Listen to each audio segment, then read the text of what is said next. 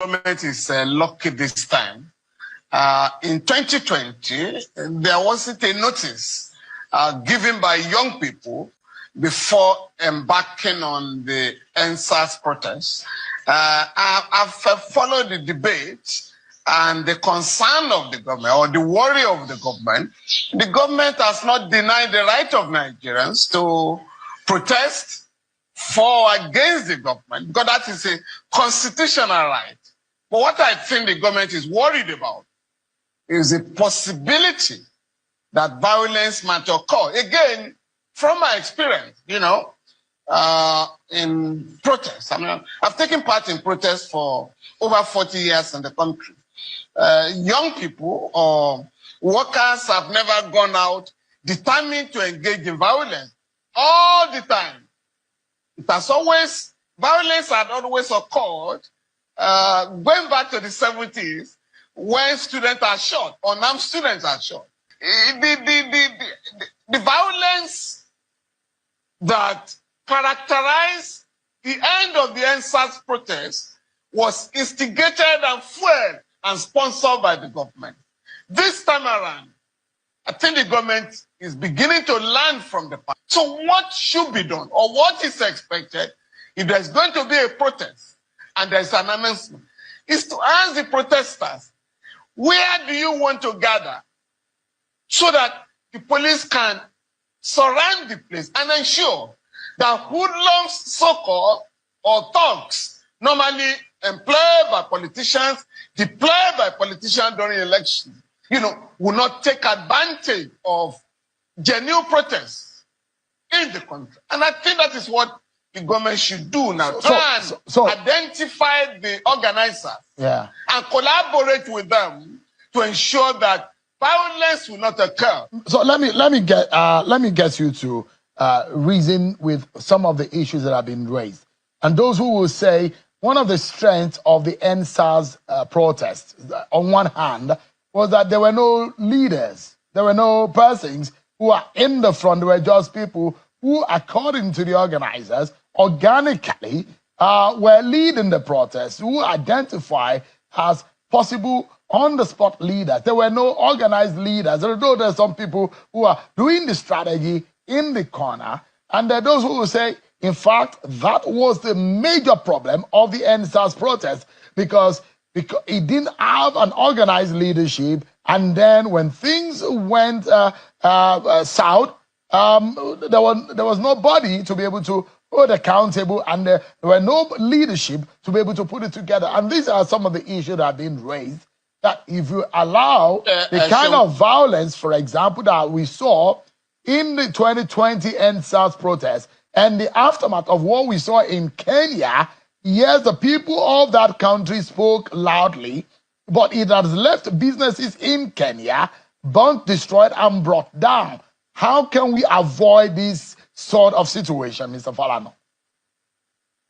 Yeah, number one, what they call it, young people call it leaderless revolution. And I mean, we know those who, the government, officials of the government, know that their children participated in the protests of 2020. I know my own children participated in the protests of 2020. And when you ask the young people, why don't you have leaders that the government can talk to? Say, no, this is a sudden protest. We are compelled to have this protest. Once they know our leaders, the government can easily call them and bribe them or intimidate them and stop the protest. So, but they had a way of contacting themselves. And I think that is the lesson the government can draw some lesson from that experience. How do you identify those who are using statements, those who are planning the protest, and then engage with them productively? But threats will not work. In fact, on some occasions, the desperation of government also has a way of popularizing such protest. Would you be joining that end bad governance protest, Mr. Falana? No, it's going to be difficult for me to say that. No, Sheung, I do not know the organizers. And I'm a political person. So if I'm going to take part in a program or an event, I must know what it's about. Who are the people behind it?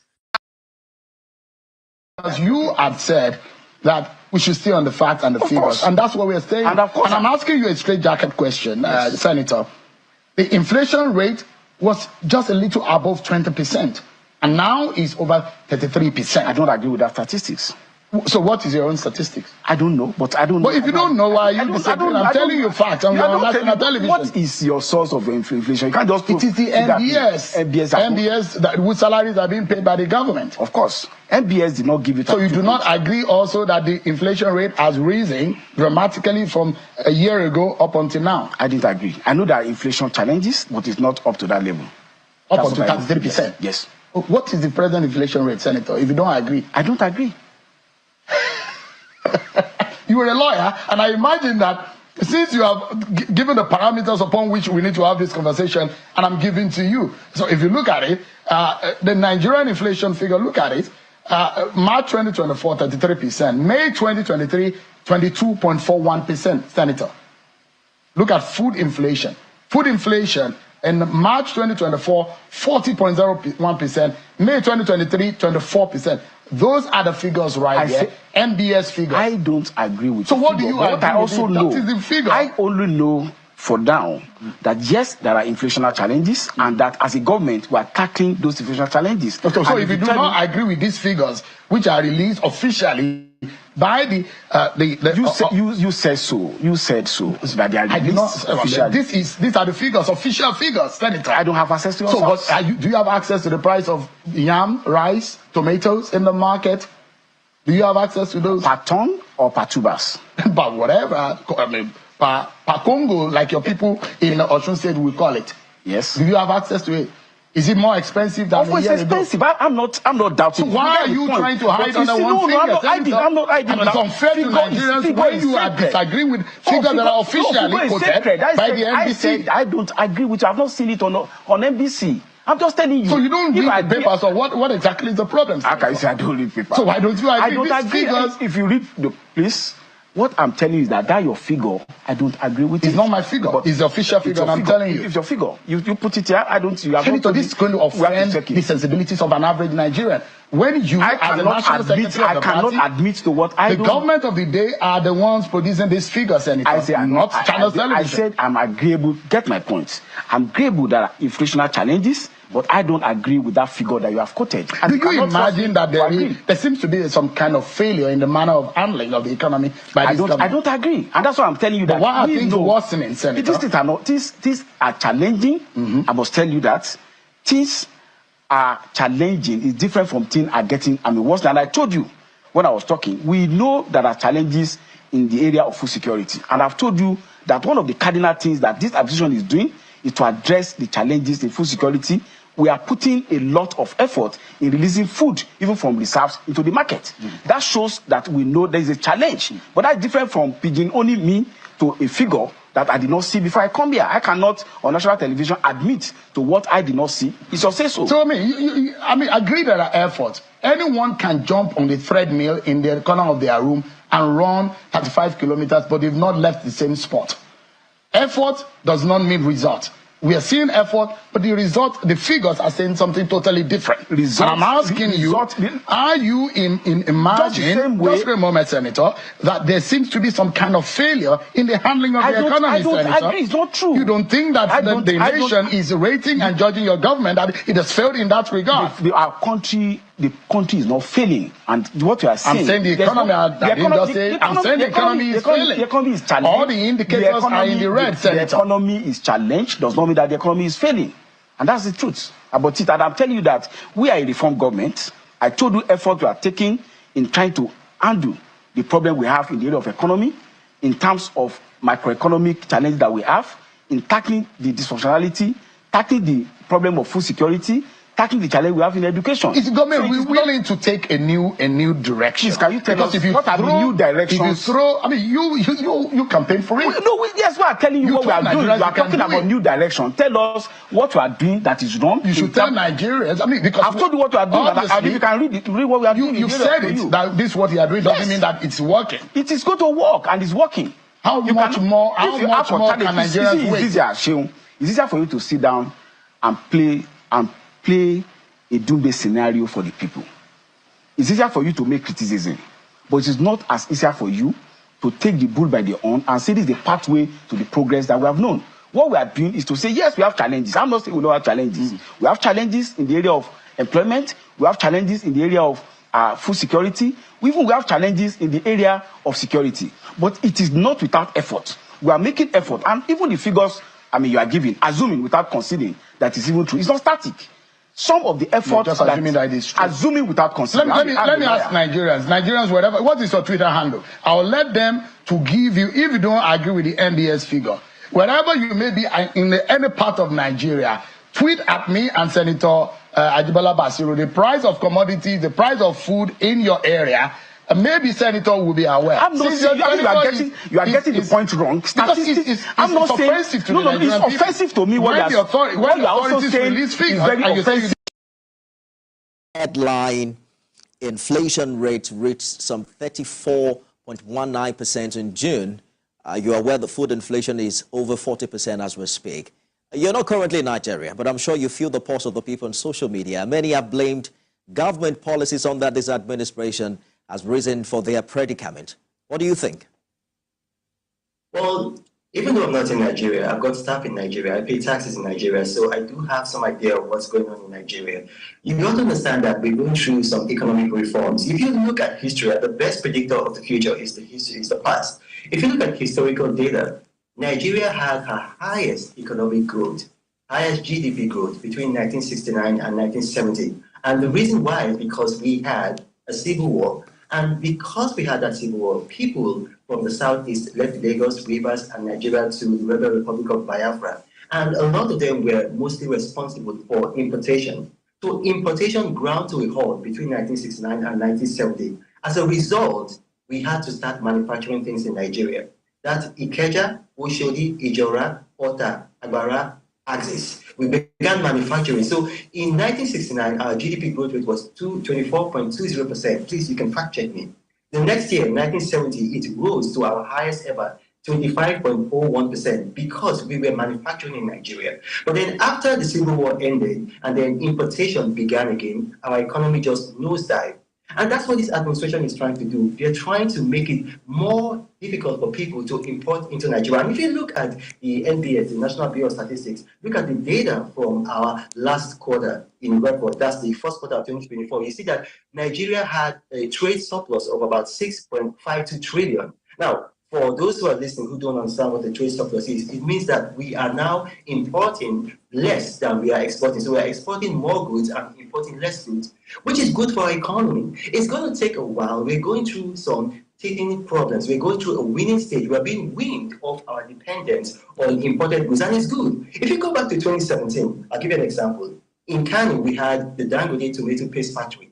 It had to close down. Why did it close down? Peter Obi was importing cheaper tomato paste from Europe, flooding the Nigerian market. And then because imported goods were cheaper, it led to a destruction of the Dangote tomato paste factory. Now, we're going to be seeing the reverse, whereby imported goods are going to be more expensive because of the currency reforms by the administration. And that is actually a good thing. Look, short-term pains are going to lead to long-term gains. Well, I like the historical perspectives you brought to it, but let's talk about what's happening now. Peter Obi and Dele Momodu have raised concerns about this current administration's handling of the economy.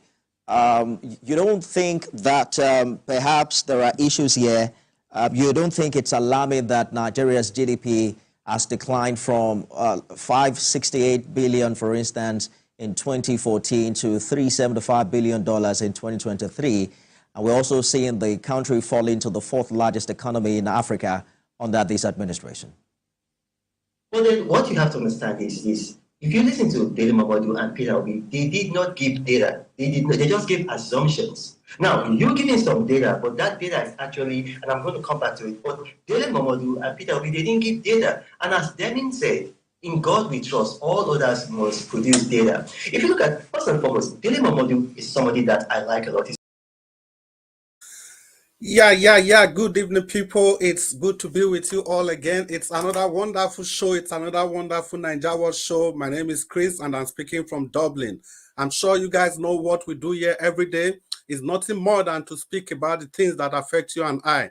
the issues that have been bedeviling the nations, the way Nigeria Watch wants to make sure these issues are discussed and totally exorcise the spirits and the demon behind the problems in Nigeria. We are here to exorcise the spirits, to expose these issues, and that is why we come here every evening. That is why you leave whatever you are doing every evening. That is why you leave your exercises, you leave your past play, you leave all your freedom, but only to come here to speak to your people. And we are only able to do this before Nigeria Watch. Before we continue, I say once again, good evening, everybody, from wherever you are joining us from. It is good to be with you all again, Nigerians. Let's do this together. In the next 2, 3, 4, 5 hours, 6 hours, till Mama call, we are going to be here discussing those issues that affect you and I, the issues that are ensure that Nigeria has not been able to succeed in anything it does. So today, we'll just continue along that trajectory, like Nigeria was said 2, 3 days ago, that with things we discuss here every day, they are almost the same thing. And that is because the nation is the way it is. Good evening, people. And the next part of this broadcast is to read 1 or 2 articles to you guys. And from there, we invite people to come into the show. And then we begin to talk. So before we go any further, let me quickly say good evening to you, Mommy Diaspora, for all you do. There's no way we start this station, this broadcast, without giving you your flowers. We thank you so much for being there every time for us on the show, behind the scene, Mondays to Saturdays, weekend, holidays, and every time you've always been there. Never have you failed to be part of this broadcast. And all of you on the comment section, Abuazi, those are the things we are going to be discussing. Those will be the things the article will be talking about, the problems facing the nation. So while we are waiting for that, I'd just like to engage you further to let you know that the planned protest for next month is still going to hold from the feelers we are getting. And you can see the naysayers and the yes-sayers on different sides. The people that are proposing the protest, they are doing what they can. And we can see the government officials, they have engaged their propaganda work. They have engaged all of them, oil all the propaganda machine, to ensure that they do everything to make sure that this protest doesn't work. It is your right, people. It is your right. That is why you see Dangote lamenting. It is the proper thing to do. It is your duty. It is your responsibility.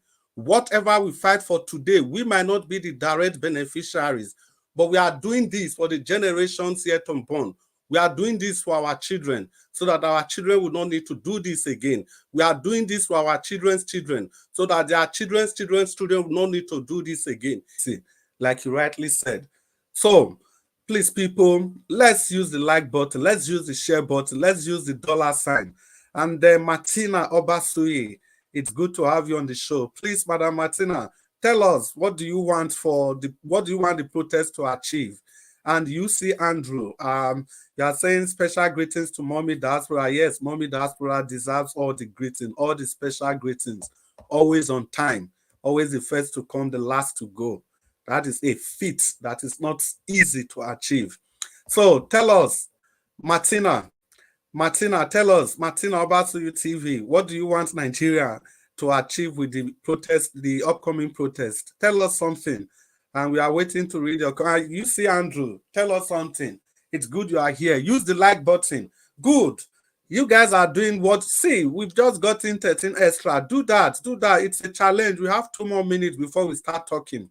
7 to go. We can do this. We can do this. This is exactly what YouTube wants. YouTube wants to see people engaging, because in so doing, they just understand that it is real people that are doing the broadcast. They know that the broadcast is not a scam broadcast. So if you use the engagement buttons, you know, the YouTube algorithms, they tend to suggest these videos to other people.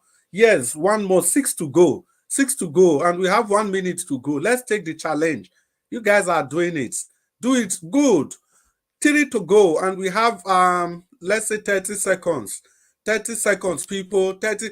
Patient Osaseri Oriaki, I want Nigeria where you can sleep. Good, you guys did it. 121. Is it not why I call you guys Nigeria Watch people? Is it not why I call you guys one good, great family? Imagine a simple challenge. Look at. Even 10 seconds to go. You beat me to my challenge. It only shows one thing. It shows your dedication to this channel. It shows that you believe in whatever Nigeria Watch is doing. It shows you believe in him. And that is why every sacrifices he makes to make sure he's out every day. Look at you guys, 127. And we still have time. We still have time. We've not hit the half-hour mark. Look at this to show that you believe in what Nigeria Watch is doing. And if you keep doing things like this, you know, you are gingering him to come out every day to engage with Nigerians.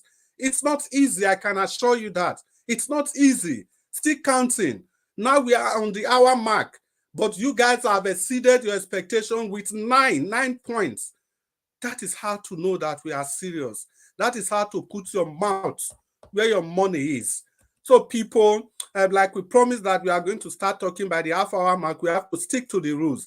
Director, thank you so much. Yeah, the first person on the panel today, like we have it, is Mr. Onsu Destiny. So, Onsu Destiny, it's really good to have you. Thank you for being here with us today. And yes, you have the floor. Talk to us. Greet Nigerians. Talk to Nigerians. Tell them how you feel. Talk to us. Thank you. Thank you. Thank you so much, my brother. I greet Mr. Nigeria Watch and the Mommy Diaspora and everybody where they listen to us. I really appreciate. Like my brother said, you guys should please help us and like, subscribe, comment, share. Please, we need it. And it's very important so that right now, every Nigerian and every African need to see whatever we are doing so that that continent will go far and will make it better for each and every one of us. So I greet all the commenters and the followers, the listeners, and my panelists. Good morning, good afternoon, good evening, depend on your location. My brother Wanyang, rest in peace. He's not even my brother, say my father, because he is old enough to be my father. I really appreciate Femi Falana. When that man, sometimes it's not good to. It's because we are in a social media arena and we don't want to spoil this platform. If not, that other senator, that man deserves some kind of comments.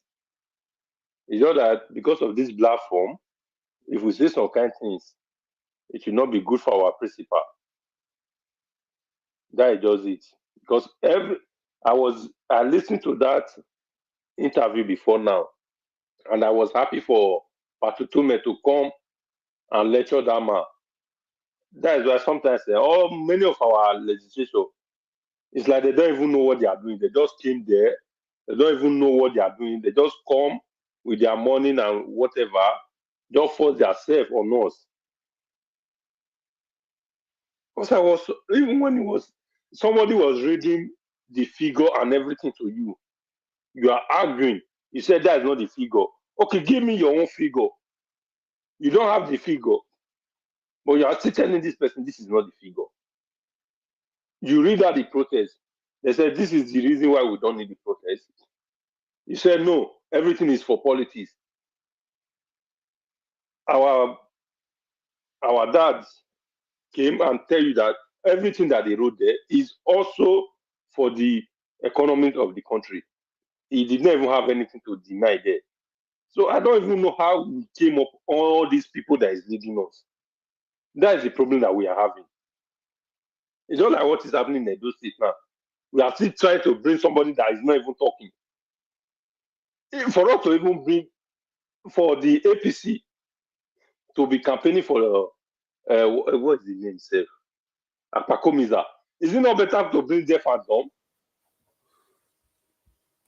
It's better. How will you bring someone that is campaigning to be a governor of a whole state? Nobody has ever seen that man in any of that television station. No any television station. Even if he's doing rally, he cannot speak. He will be a conductor. Other person will be the one speaking for him. Even conductor, they talk safe. He will be driver. The other man will be conductor. APC is supposed to just give those states deaf and dumb. Because even deaf and dumb, sometimes they will make sound with their hand or their mouth. Because this one cannot even make sense, cannot even do anything, cannot talk to the Edo State. I don't even know where, I don't even understand. That's why I can never agree that anybody that is campaigning for APC is campaigning with free mind, without nothing. Because none of us will do that. How can my son or my daughter come and say, this man is my role model? Yeah. That very day I will even drive you away from my house. You will never come to that house again. I don't understand. Then some people will come here because of what they are giving you, because of what you achieve. You come here to be telling us, vote for APC. APC is okay. The candidate. Let's forget. Okay, now let's just say, okay, let's forget about the party. Let's forget about the party. Let's forget about the party. We are talking of the person that cannot even say this is what he wants. If your son or your daughter, anybody, is taking this person as a role model, will you accept it? Seriously, I don't understand. And you come and tell us this is going on. Now everybody is planning for the protest. This is protest that APC did when the country was even more better, 100% better than now. All of them, each and every one of them, came out to support the protest. Now, they are telling us not to support, not to protest. They are telling us to abandon protest and be fine with the country the way it is. Most of all these, I can never even call them our leader. Most of all these dealers, they are wicked, 100% wicked. This one is not that any other thing, because they are wicked. Because how can you, that man that is talking, the problem I only have sometimes is that if the after finish speaking in media, they go back home and their children will still look at them, their wife will still look at them and say, my daddy speak well or what. I don't know why they always have that mind to speak what they are speaking. Because seriously, how can someone that has son or daughter come on national television to say what they said? I always get confused sometimes. And you expect your son or your daughter to come and respect you, your friends and everybody. They will take you serious. And they will be proud of their father, that my father said something like this. I don't know. Maybe somebody will tell me, why it's always like that? Why? Seriously, I listened to them, I was confused. I don't even know what to say. If this man have a son or a daughter. So definitely, is he what he's always preaching to his daughter, that to say the truth is wrong? Because I don't know. At least even if you are in that party, if as Shane was telling you, this is the figure. Isn't it for you to say, I don't notice it's bad like this? You say you don't read. I will in Nigeria always pay some millions of naira for your newspaper. As a senator or as a friend, I don't even know what he belongs to. We pay millions of naira. Are you not the first person to always see the newspaper every day because of the money we pay? You say you have never read it. And they are telling you this is what is happening. You are still arguing. You are still arguing because you are from the party. Not to just say, sorry, Nigeria, we'll try to make this better. And they want, the worst part of it is that when they want to start, they'll say in the whole world. In the whole world where I am living, if they want to increase anything, so it always starts from cents. It does not start from. But Nigeria, if Nigeria want to start, it starts from thousands. They will just come, bamboozle our brothers and sisters because there's no light. They make all those people not to have light. They make them not to have internet for them to know what is happening in other countries.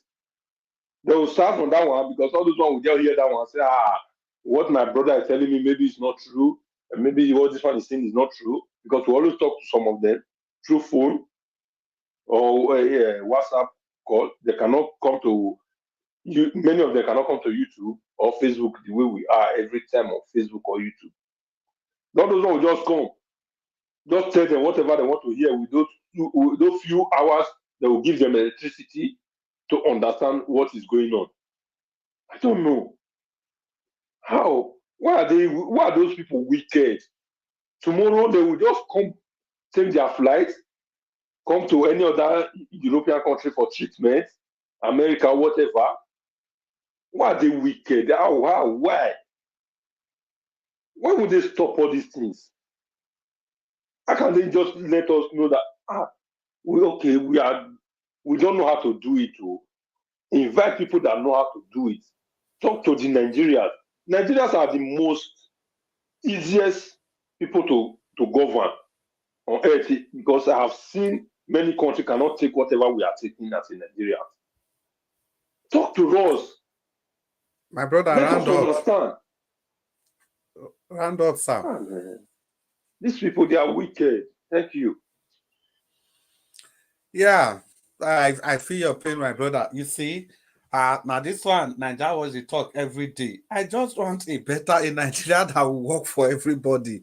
But this is not the mind of these people. That is the sad part of it all. You asked one question just now, my brother. You say these people, when they talk, they not get children for house. How their children go feel? The simple truth, and they not care. You see that minister of a new media during Buhari time, that man, you see he and the Pikin, then they fight openly. The Pikin go drag the papa go newspaper. See, all these things you are saying because of Buhari, they are all wrong. Because you are support that man and the Pikin, and so then fight. So then the Pikin even disowned the man self. That was how bad it was. Shitu, yeah, I don't remember his name now. That Shitu man. So now, so we say, my brother, this thing, they not just smooth like that too. These people, most of them, their mind then are stone now. So they don't care. They respect anybody. And again, thank you, my brother, because from the beginning, you talk about respecting the rules of the platform. If I tell you where that word hits me, because we need to understand any association, any group we belong to, as long as we are there, we have to respect the rules in that place. That is what Nigeria will say every time. If you come to this channel, there are simple rules that you must follow. You said there are things that you would have wanted to say about a certain person, but because of the rules of the station, because of the rules of Nigeria Watch TV, you have to just let it go, and that's how it ought to be. Because like I keep saying every time, in the Supreme Court of Denmark, it is written, med law skal man land bygge. What it means, it is only with law that you can build a nation. It is only with law you can do anything you want to do. Thank you for respecting the rules of the platform and sticking to the things that you ought to discuss, even without having to use any harsh words on any person, or let me say any unacceptable word. Let me use the opportunity to welcome Black Panther. Black Panther, you are welcome to the show, and good evening to you. Good evening. Yeah, and Black Panther, you go know say Nigeria Watch, you know day and I mean day here now. Me, I not day fair like Nigeria Watch. If you do any you go see. I beg you, go hide voice house. See, I don't be Nigeria Watch, I don't day fair at all. I don't be gentleman. I just say me, I tell you, if you do anyhow, you go see anyhow. We be democracy for now. You could just day fair with you now. Me, I don't get that time. We be gentleman now. I be gentleman. Let the show continue. Mr. Wonsu, you ask another question. You say, how do we come about the leaders that we have today? The story began in 1999. We'll come back to that again. So for now, before we talk about that 1999 story, let's talk. Yes, let's talk to Mama Hecho. Mama Hecho, you know, it's so good to have you today after some time. How are you doing? Please talk to us. The floor is yours. The mic is yours. Thank you. Greeting everybody, and thank you. And greetings to all Nigeria, home and abroad. The thing is, all these people, I don't have their time.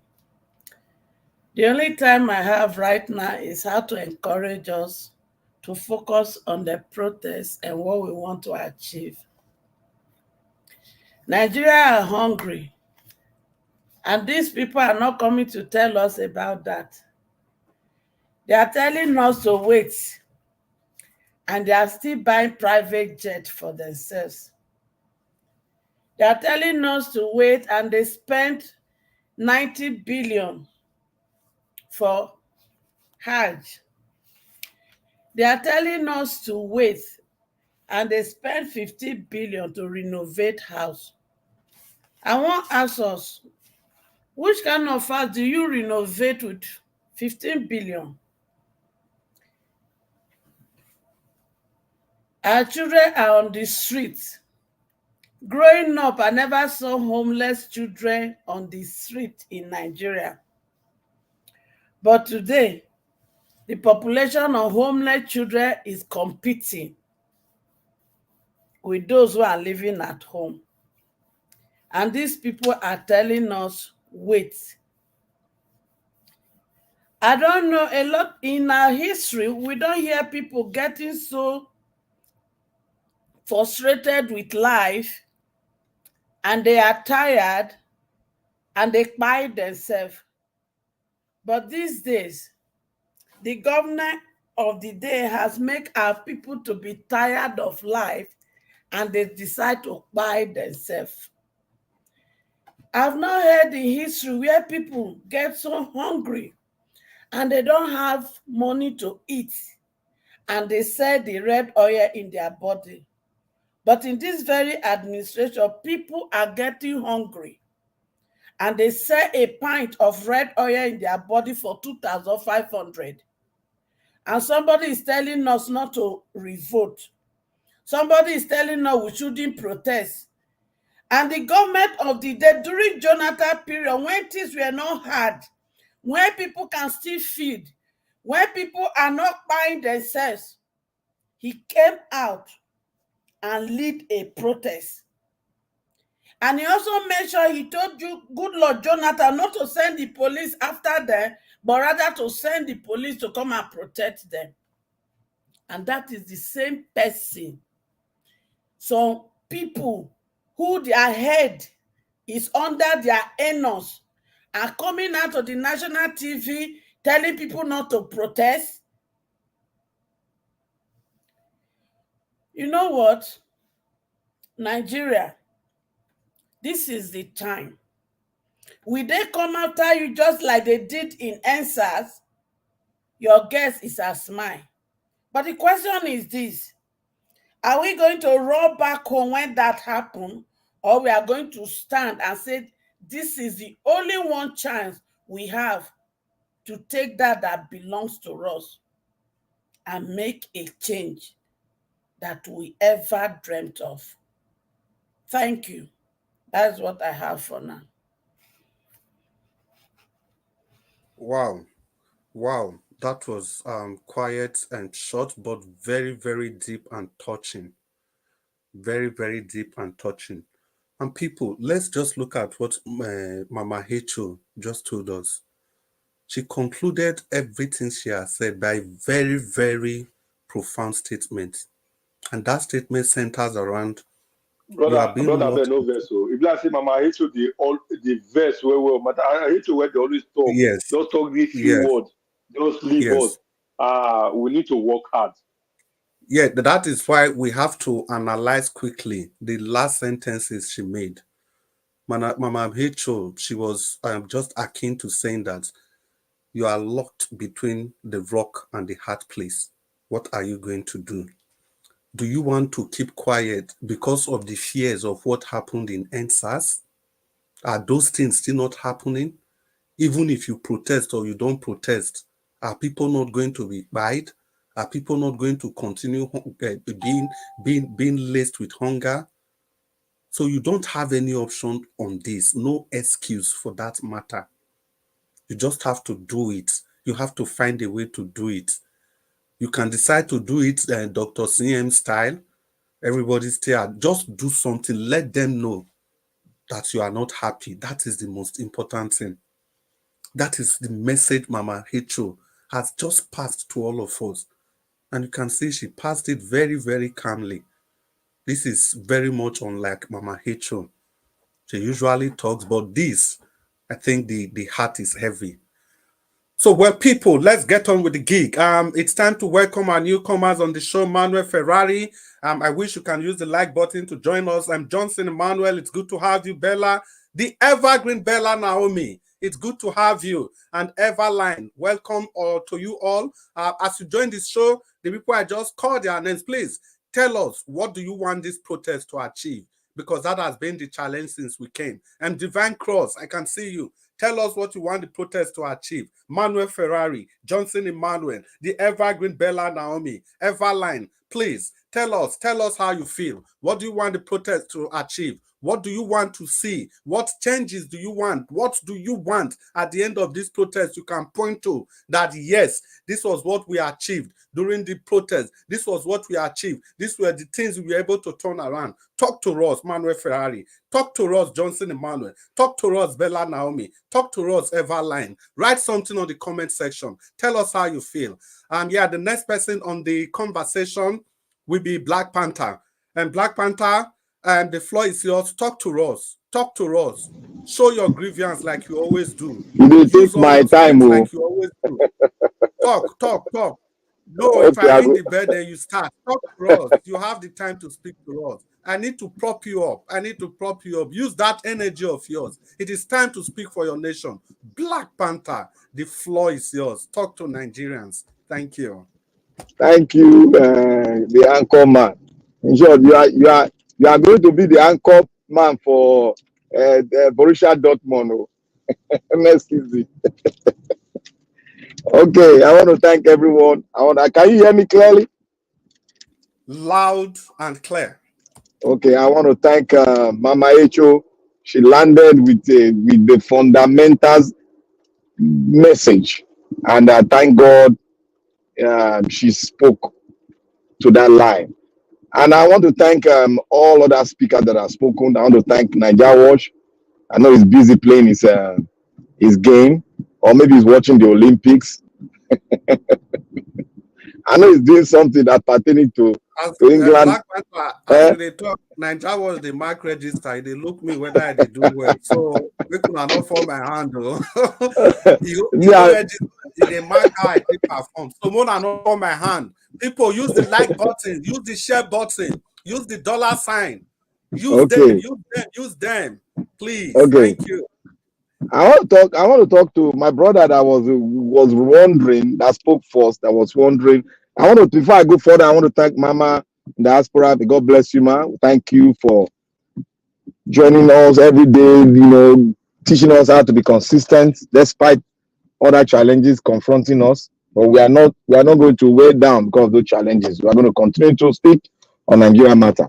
I want to thank the commenters, top notch to every one of you. You see, my brother spoke earlier on concerning one thing. It's like the pressure is on him. You see, don't allow the pressure, my brother, Nigerians in totality, don't allow any of this negative talk to pressure you or to make your decision turn. Rather, be focused on the rally.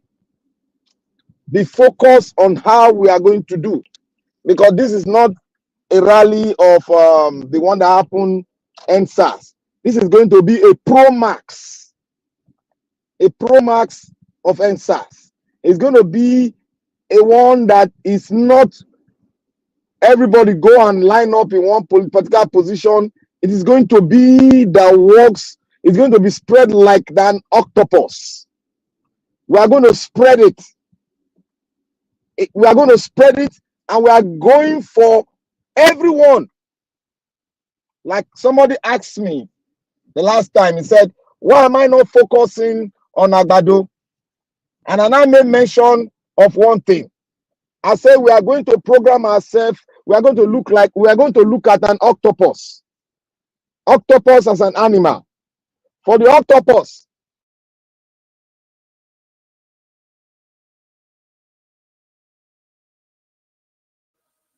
Black Panther, you did there. he has to have them. Yeah. Okay. Continue. We lost you for a second. Continue. Okay, my network is trying to change. The octopus itself, we have to, for the octopus not to be mobile, we have to cut off the legs and take hold of the legs. When we take hold of the legs, he will not be begging and and he will not listen to us, and everything we put forward, he will concur to it, because he cannot function without the leg.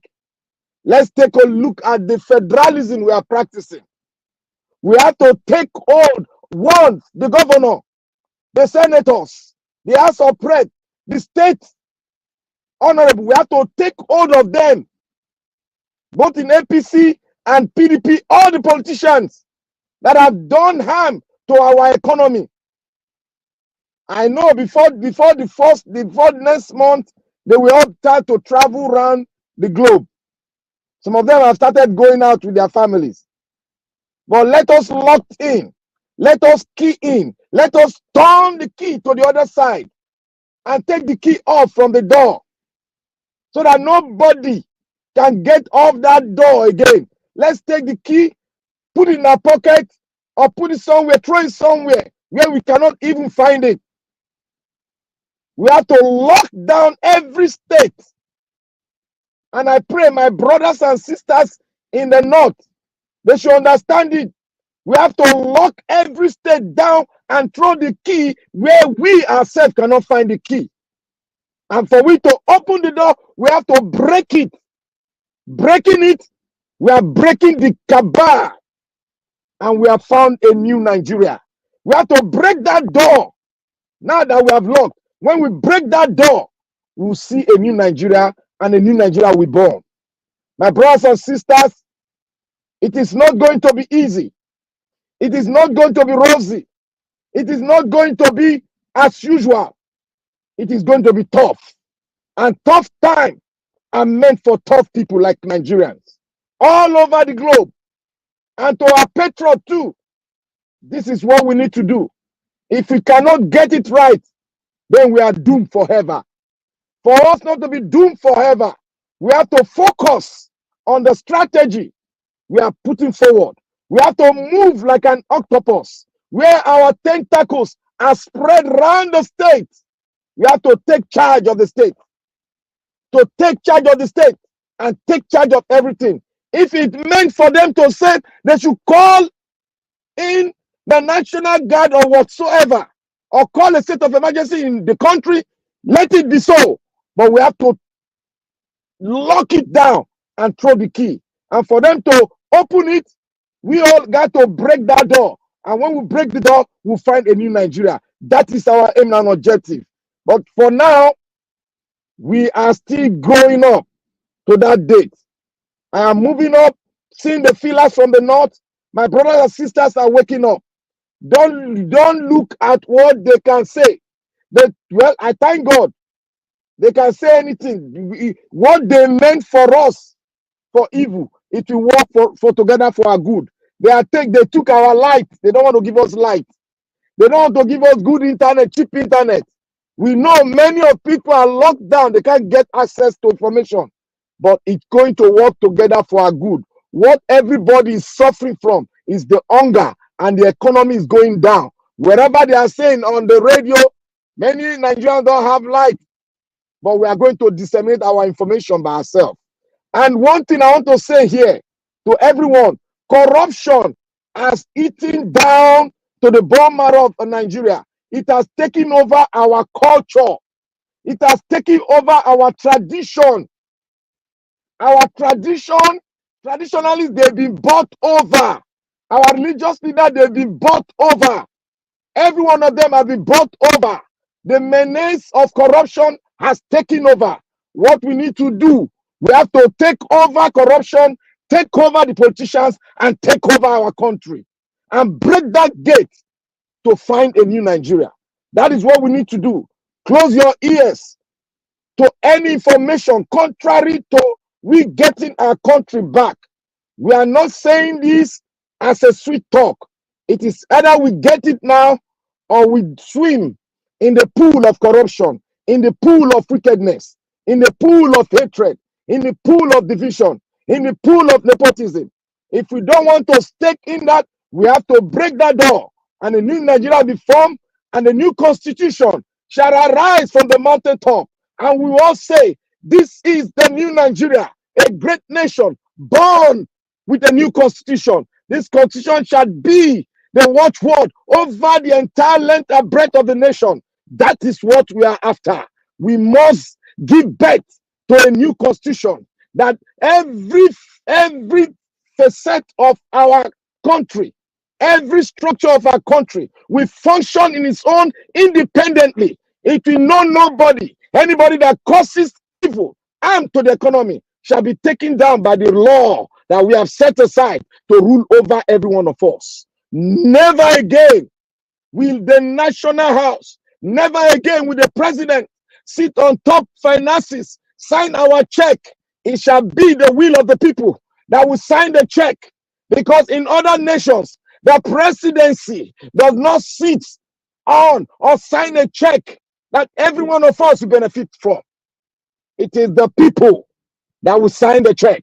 We are going to create a new Nigeria where the people will be respected, where we travel everywhere, length and breadth of the world, will be respected. If we want that nation, let every one of us come out and fight a true just cause. It is going to be a promax of the NSAS. Let everybody rise up from the village, from the interland, wherever you hear the voice of the people, the mass of Nigeria, rise up, focus, and take your state, your country back. That is what we need to do. And as we do it, God be on our side. We are going to get victory. For now, let us continue to educate them. Let us continue to lift their heart up. Let us continue to lift the hope of Nigeria up. It is never too late until we get it. We must get it. Yes, thank you, Nigeria Watch. And I want to give one story. One of our brethren, and I thank God Nigerians are working together. He wanted to take his life right in Lekki, but our brethren, our patriot went there. You ain't going anywhere. We are going to fight this together. We are going to get a new Nigeria together. You must be alive to see that those that have made have made you about to do this evil to yourself, we are going to get them, and you will see the new Nigeria, and the new Nigeria will be born. Come and join us. That brethren was saved from committing suicide, and I thank every Nigerians that were there that day. They were up to that task. They went there and took him down and make sure life does not come out of that patriot. And I want to say to everybody in Nigeria, let us be our brother's keeper. Whatever you have, bring it together so that we can make sure that none of among us that are coming out be famished. None among us will be hungry as we are doing that protest. Let us gather ourselves together. Let us share love. Let us appreciate ourselves from the north, from the east, whether you are Hausa, whether you are Igbo, whether you are Kanuri, whether you are Calabar, whether you are Isha, whether you are Benin, wherever you are, we are one body. We can be a formidable force. Don't listen to the distractors. They want to divide us using religions and tribe, but we refuse it. We focus on it. And by God's grace, we are going to get our country back. May God bless Nigeria, bless the patriot, and may God bless every members of Nigeria Watch, and God bless our Oba of Benin. Thank you. Oba Otokpe, he said. Wow, that was quite passionate. Give us a Black Panther. That was really passionate and that was deep. I wish I have the proper adjectives to qualify those speech that those aspects of speech that you just delivered. You know, it was really deep. Yeah, and that is why this is Nigeria Watch Station, because and the quality of panelists we have here, they are just second to none, simply second to none. You guys rock. You guys are the best. And because you guys rock, you guys are the best. Let me quickly give a shout out to Bella Naomi, who just did it for us. She has put her money where her mouth is. That was why earlier on I said, but the evergreen Bella Naomi, there was a reason for that, and she has bread to type. Bella Naomi, one, thank you so much for all you do for this station. Thank you, Lord. Thank you, Bella Naomi, for believing in what we do here. May God continue to bless you. May your pockets never run dry. And while Black Panther was delivering his speech, that speech that was like a speech that Martin Luther King gave in the 70s, two people came to the station. And they are Austin Osamoyi. Osamoyi, you are welcome to the station. You want to tell us, what do you expect the protest to bring for Nigeria? What are you expecting? What changes do you want? And Leonard Anoze, you are welcome also. Tell us your views. What do you think the protest should achieve for us? Yeah, tell us. And even as I welcome you guys, please use the like button, use the share button, and use the $sign. It is your station. It is your country. It is a fight for your generations yet unborn. Nobody, I repeat, nobody can do that for you. It's only you that can do that yourself. It is only you that can emancipate yourself. It is you that wear the shoes. It is you that know where it pinches. Please do it. Share, and keep sharing. Keep sharing. As for the like button, just use it once, and that will be that. Yeah, thank you, people. Yeah, you see, earlier on, I wanted to comment on something, but I just decided to hold on and allow Black Panther to speak first. You know, Mama Esho, she talked about the homeless children. She said the homeless kids, they are competing with the children at home. The number of people, the number of children you have in the streets. And she is perfectly right. It is not even any kind of, what is it called competition at all. The number of children we have on the streets is shamefully becoming more than those in the home. And remember, not every home is a home. Not every roof, not every building is a home. We have to remember that. If we take a section of the country, for example, I don't even want to call any region because this is just about Nigeria, where you have over 18 million kids that are out of school. Now, let's do the statistics. Let's say the northern and the southern part of Nigeria, they have 100 million people each. Out of these 100 million people, let's even use 1/3. Let's say male, 35, elderly male, elderly female, 35 million. Then you have how many millions remaining? The youth, let's say another 15 million. So we have already 85 million. So if you look at the number of out of school, 18 million of these children, they are out of school. I believe you understand the pains where Mommy does, Mama H.O. was speaking from. It hurts. I can't even say this with my full mouth. That's why I'm using hush voices to re-echo this, so that I can sink deep to know the level of decadence that we are facing in our country. It is sad. It is bitter. It ought not be. I can't sincerely remember the last time I saw children hawking things. I cannot remember. Children on school uniform. Are these the leaders that you expect to take your nation to the next level? We really have to wake up. We really have to wake up. Nobody, I repeat, nobody is going to do this for any of us. Nobody is going to do it for any of us, no matter how many passports you have. Remember, Nigeria is your home. Nigeria is your true home. That is the only place you can claim your lineage to the 20th generation, to thousands of years back. That is the only place. That is why we must do everything. There's problem in the land, people. Let's wake up. Let's do something. There are so many ways we can contribute to the upliftment of the Nigerian people, to the upliftment of the nation. There are 1,001 ways. Do you know one of them that will not even cost you anything? Is just using the share button. Use the like button only if you have not used it before. Because if you use it the second time, you are going to unlike what you already liked before. Use the share button, use the $sign. This is the way you can contribute to the upliftment of your nation. Use this as a mark of your protest. Use this as a way to send your voice far and wide. Use this as a way to reach other people that you don't know from anywhere. But just by sharing, just by liking, the YouTube algorithm will begin to suggest this to people on your contact list, the people you've made contact with. You call somebody on the phone. That is what the media is all about.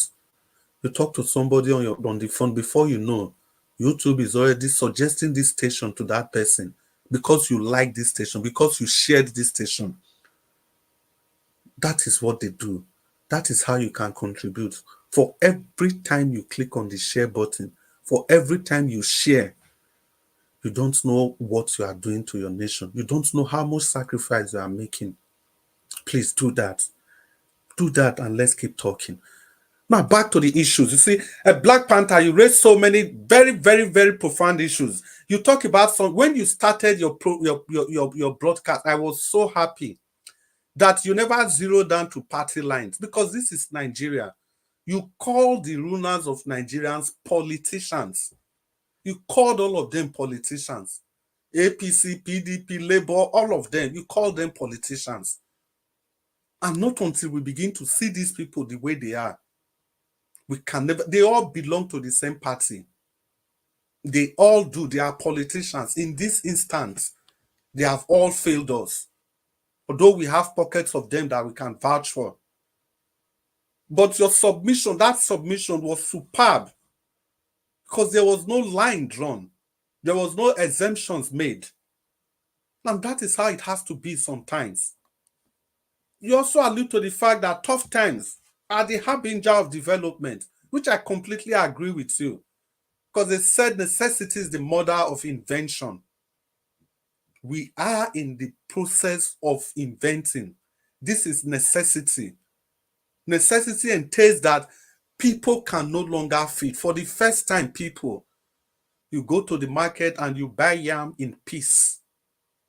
You cannot pay for a full tuber of yam. Tomatoes are counted in seeds.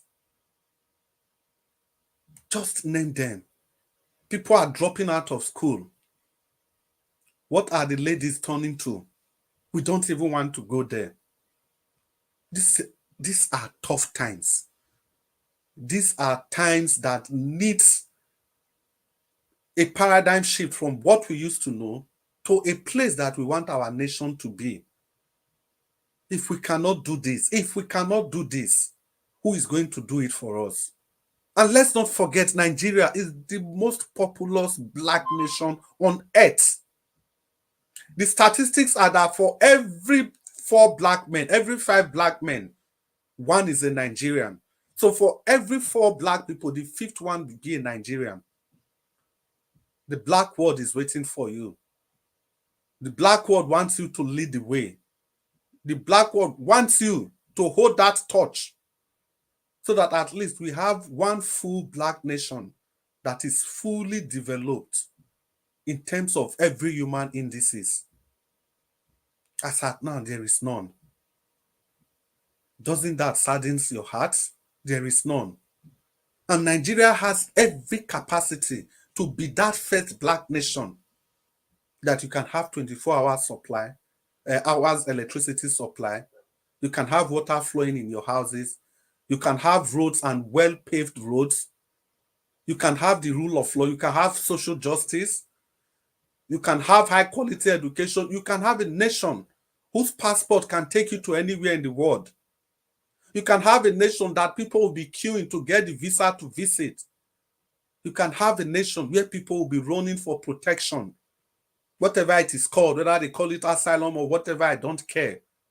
But at least let's have that one black nation. Nigeria has all the resources. We have the human capacity. We have everything necessary. We have the numbers. But the only thing we lack are the leaders to take us to that El Dorado. That is why you must keep talking. That is why we must keep talking. That is why we must show that this protest is necessary. No matter how we are going to do it. It doesn't have to be everybody today. No, it doesn't have to be. I don't know how it is, but we must register our grievances. The government must listen. Because if you guys remember, this was all the excuses they were making for Buhari, that people are blocking whatever is going on. Buhari doesn't know. He doesn't know. He doesn't know. He was feigning ignorance. So it is only through protest that the people in power can no longer deny that they are not aware. So that is one importance of protest. In that way, they don't need to get any information from protocol officers, because those officers, they will whitewash information and give the ones that will gladden the heart of the heart of the Oga. So that is why the protest is important. By so doing, nobody can regulate the news. Nobody can regulate the grievances of the people. And it becomes an open wound. It becomes conscience that it's only truth that can heal. And don't forget, if you protest, it also sends signals to the Western world, and they will call your president. Because this Western world, they want stability. Because if there's no stability in your country, it will impact on their economy. It will impact on everything in their country. It will impact. I don't even want to go into details, but I know a lot of people understand what I'm saying. So if you protest, they see there's problem, they will call your president to order. You have to do something, because you have to keep your nation safe. You have to keep your nation together, because they cannot face the backlash. They can't face the backlash. Over 200 million people and still counting. Which African nation can accommodate Nigeria the way it is? That is why it is very important that we rescue this nation. We have to rescue this nation no matter what.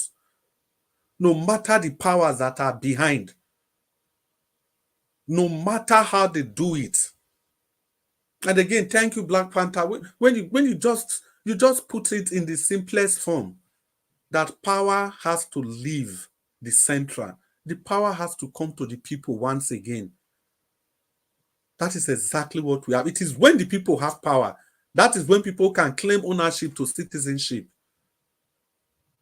There's a difference between being a Nigerian and actually being a citizen of Nigeria.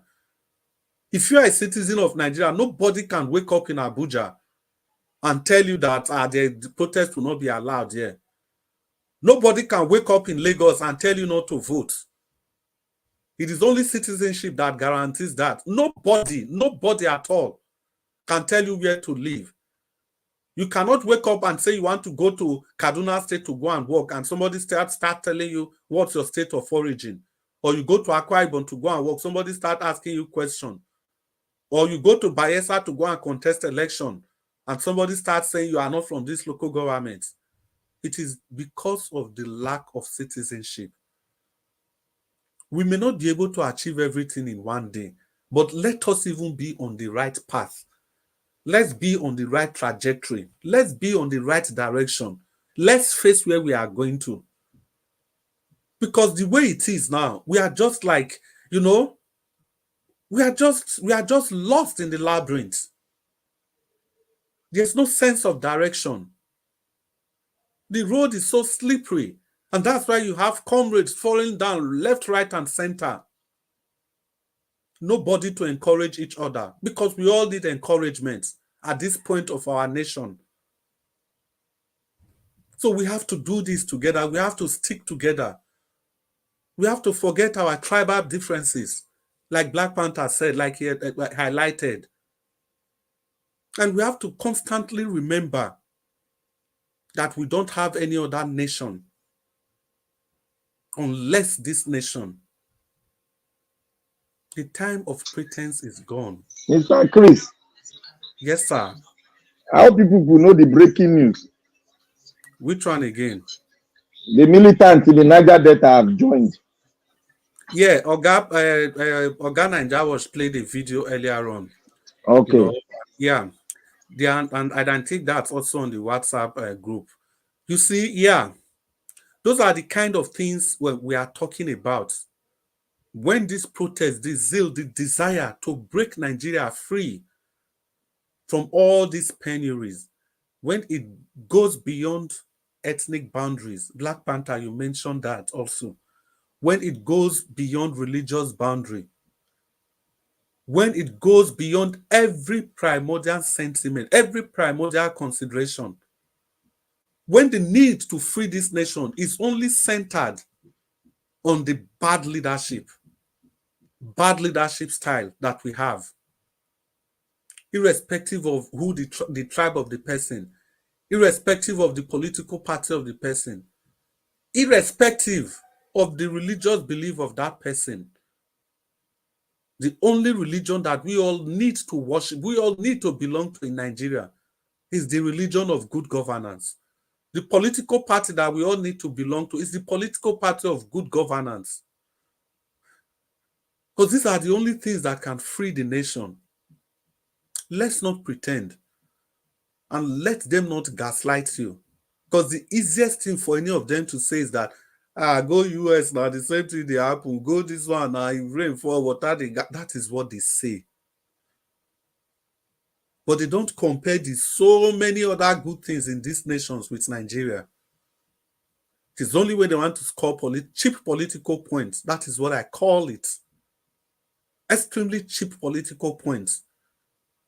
Are we going to fold our hands like this? Are we going to continue like this? There's something they used to say in those days. Now so we go the day. Now so we go the day. It doesn't make sense. Just look at this caption, the one by Charly Boy. Protest, it's a season of lies. Don't back down. That's exactly what we are talking about. It's truth has been thrown out of the window. The truth has been thrown out of the window.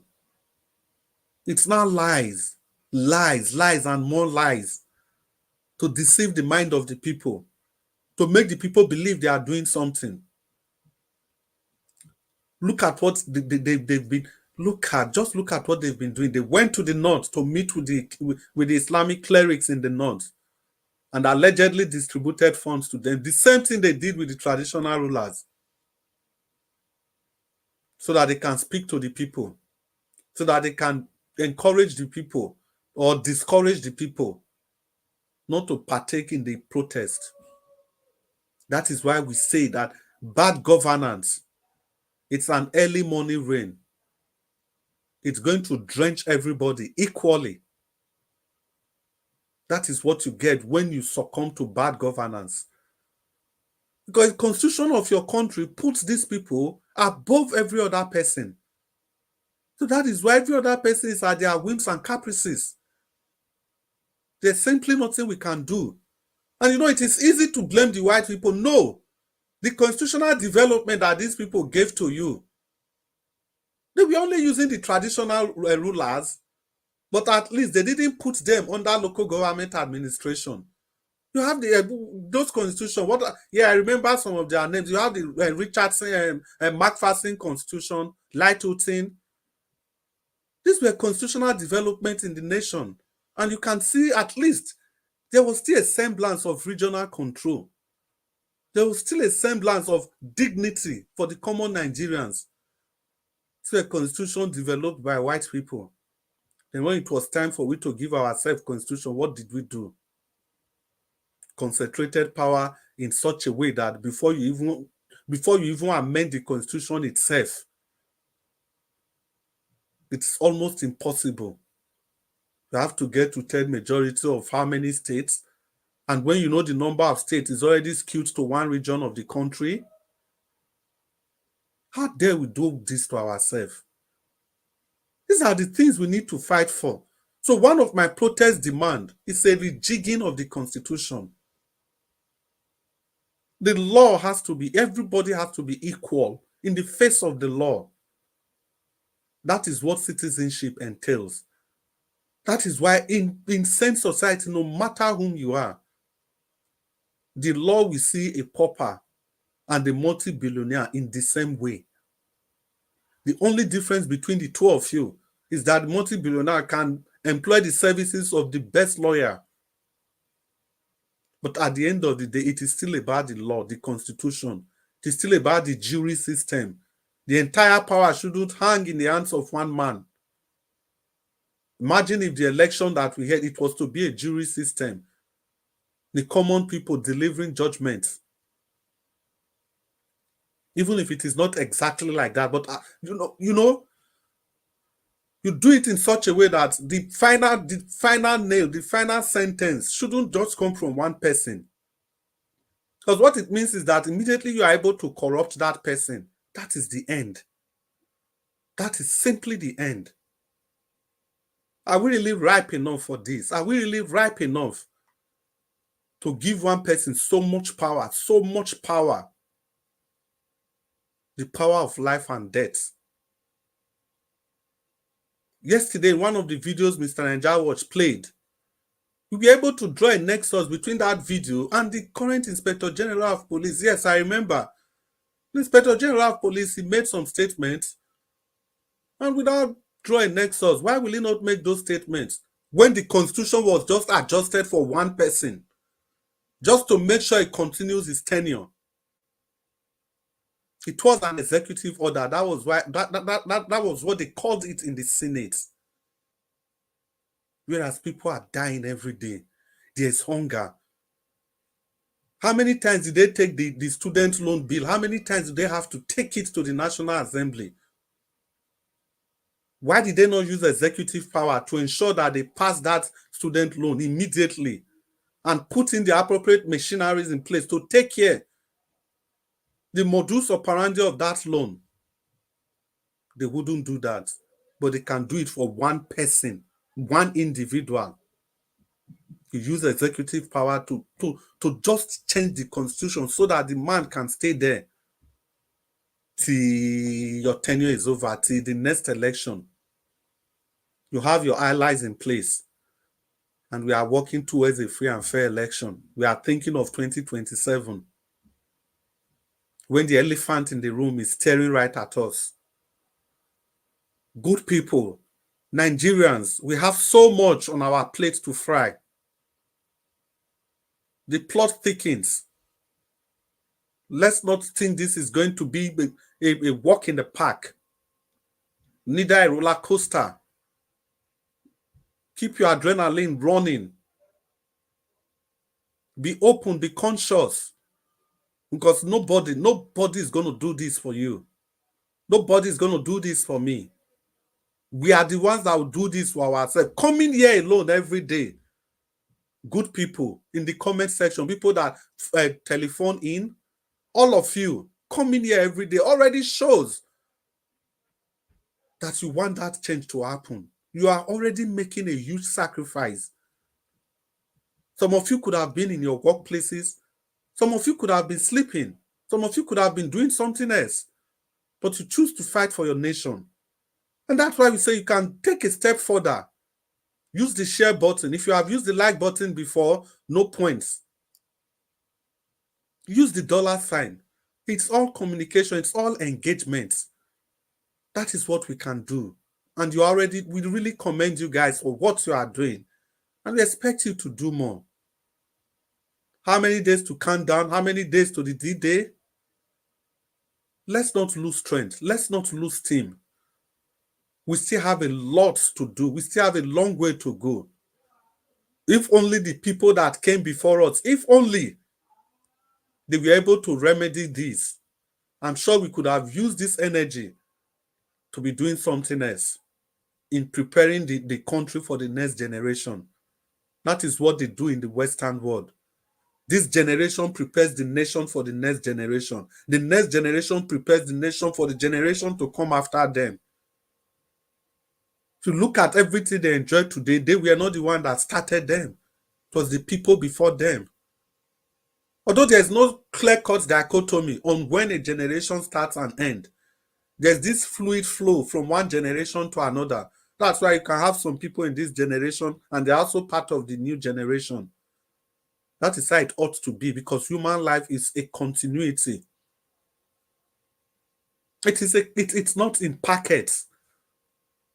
It is photon of light. It is continuous. So please, people, whatever sacrifice you are making, don't think of what you are going to get from it. Think of what the generation yet to come, what they are going to benefit from it. Take, for example, was it your generation that developed the internet? Remember the generation before us, they never had the opportunity of broadcasting themselves using the YouTube. But today, we have that opportunity. We have to create that opportunity. Yes, sir. Please, is it possible for me to quickly say something? Yes, sir. The floor is yours, sir. Thank you very much. Thank you. Good morning, good afternoon, good evening to every one of you, my people.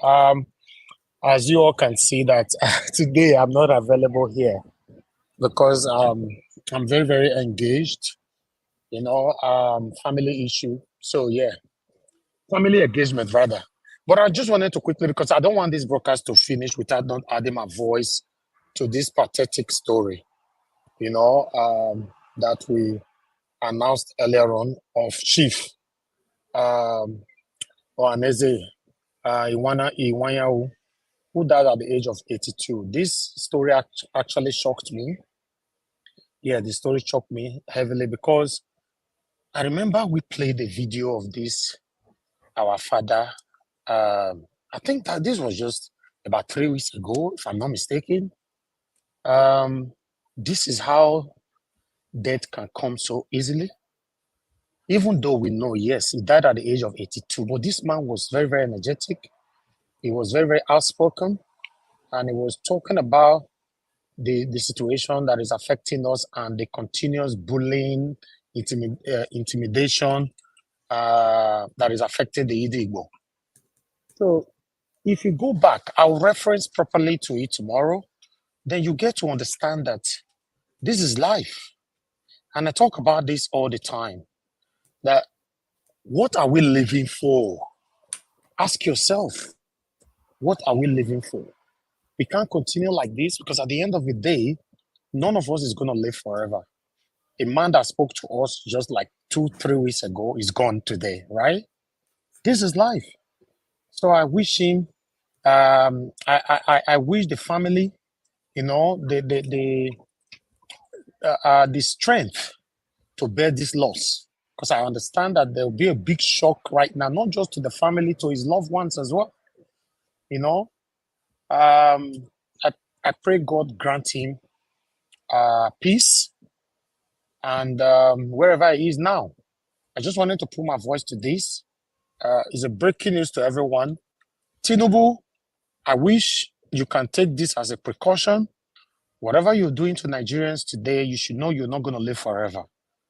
Every person's individuals that have ruled Nigeria, that is still ruling Nigeria today, and you're still alive, I don't know if you take this as a precaution to say, okay, I'm not going to live forever. Let's do what is right. Nigerians are suffering, but the leaders don't care. They are only pretentiously showcasing their satanic cry, but they are not interested. It's very, very sad. We can't continue like this. There is a heartbreak. To me, personally, I don't have any personal relationship with this man, Iwanyahu, but his death shocked me. It means that I was having this deep love for him all this while. That's what it means. His death shocked me, and I asked myself, I was like, God, because it was not part of the broadcast. We only brought it in during the broadcast. So the thing shocked me. Let's live well. Let's live a good life. I just thought I should bring this in. Thank you very much, my people. We have a family engagement. One of my family member is, in fact, I can say it, my wife is graduating. Let me just say it, there's no need to hide it. So my wife graduated today from the university. So, and the whole time was 6 p.m., which you and I know that I cannot, be on our normal broadcast start at 6 p.m. you know, so I cannot be on the broadcast at that time. So, Oga Chris, I want to thank you very much. My God, God bless you. Mother Rita, I can see you already. Thank you, man.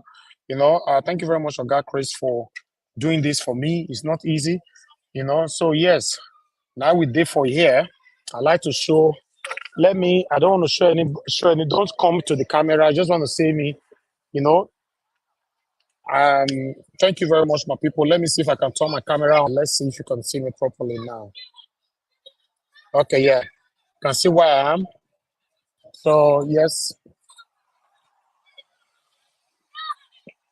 So we're on the street. We are still on the field of graduation right now. So I just thought I should let you guys know that I would have been on the broadcast, but unfortunately, I could not because of this engagement. Understand with us. God bless every one of you.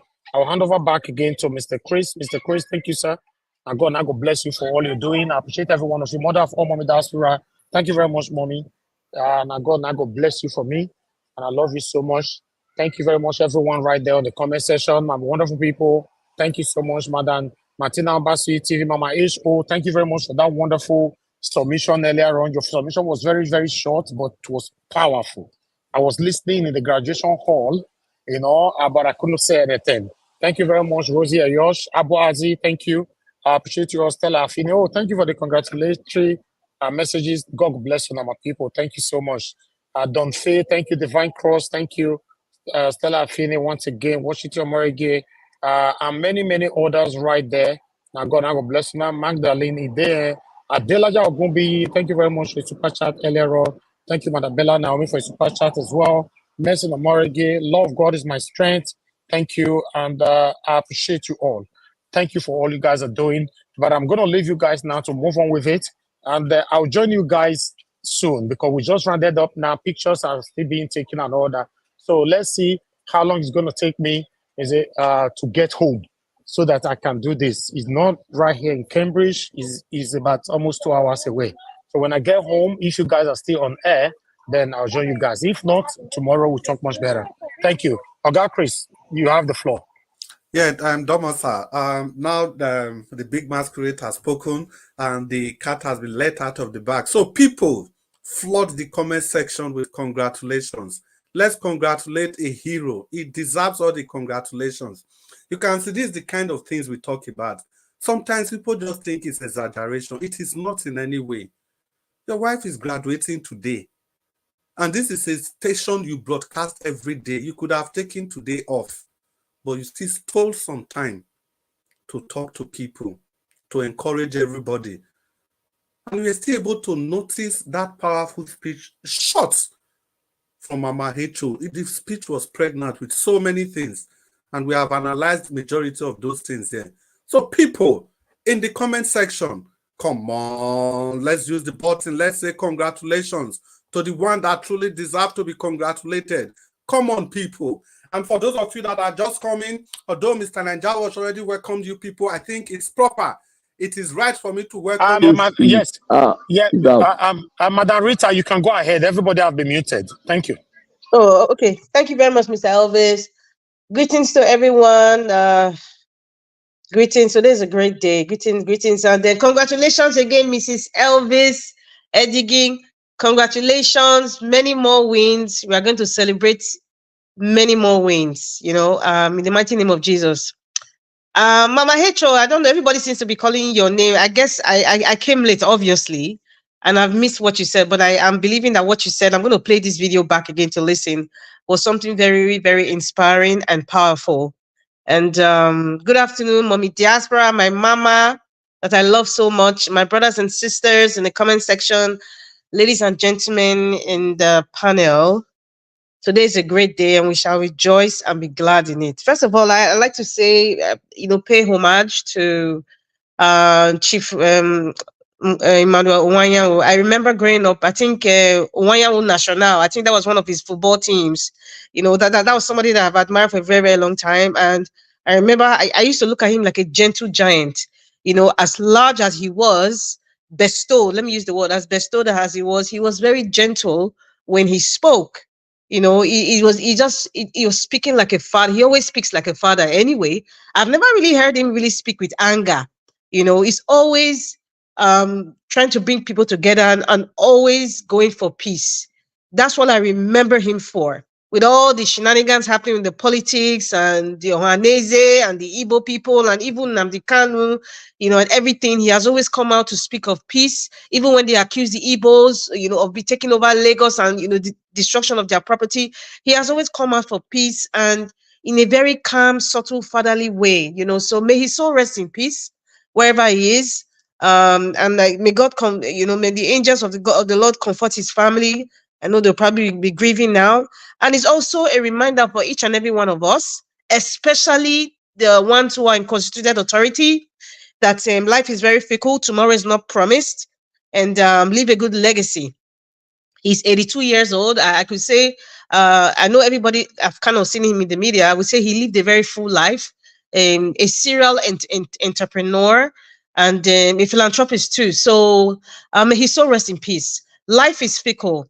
Everybody, your money cannot take you anywhere. You're only going to end up in one little box and just one little plot of land, and you're there. In some countries, they even bury people on top of people. So what are we fighting for? The best thing you can do is to leave a good legacy. Money is not everything, and trying to have political power or influence, all those things are just a mirage. It amounts to nothing at the end of the day. It amounts to nothing. Having titles amounts to nothing at the end of the day. So live a good life, live a good legacy, be kind. If anything at all, be kind to people, be kind to each other.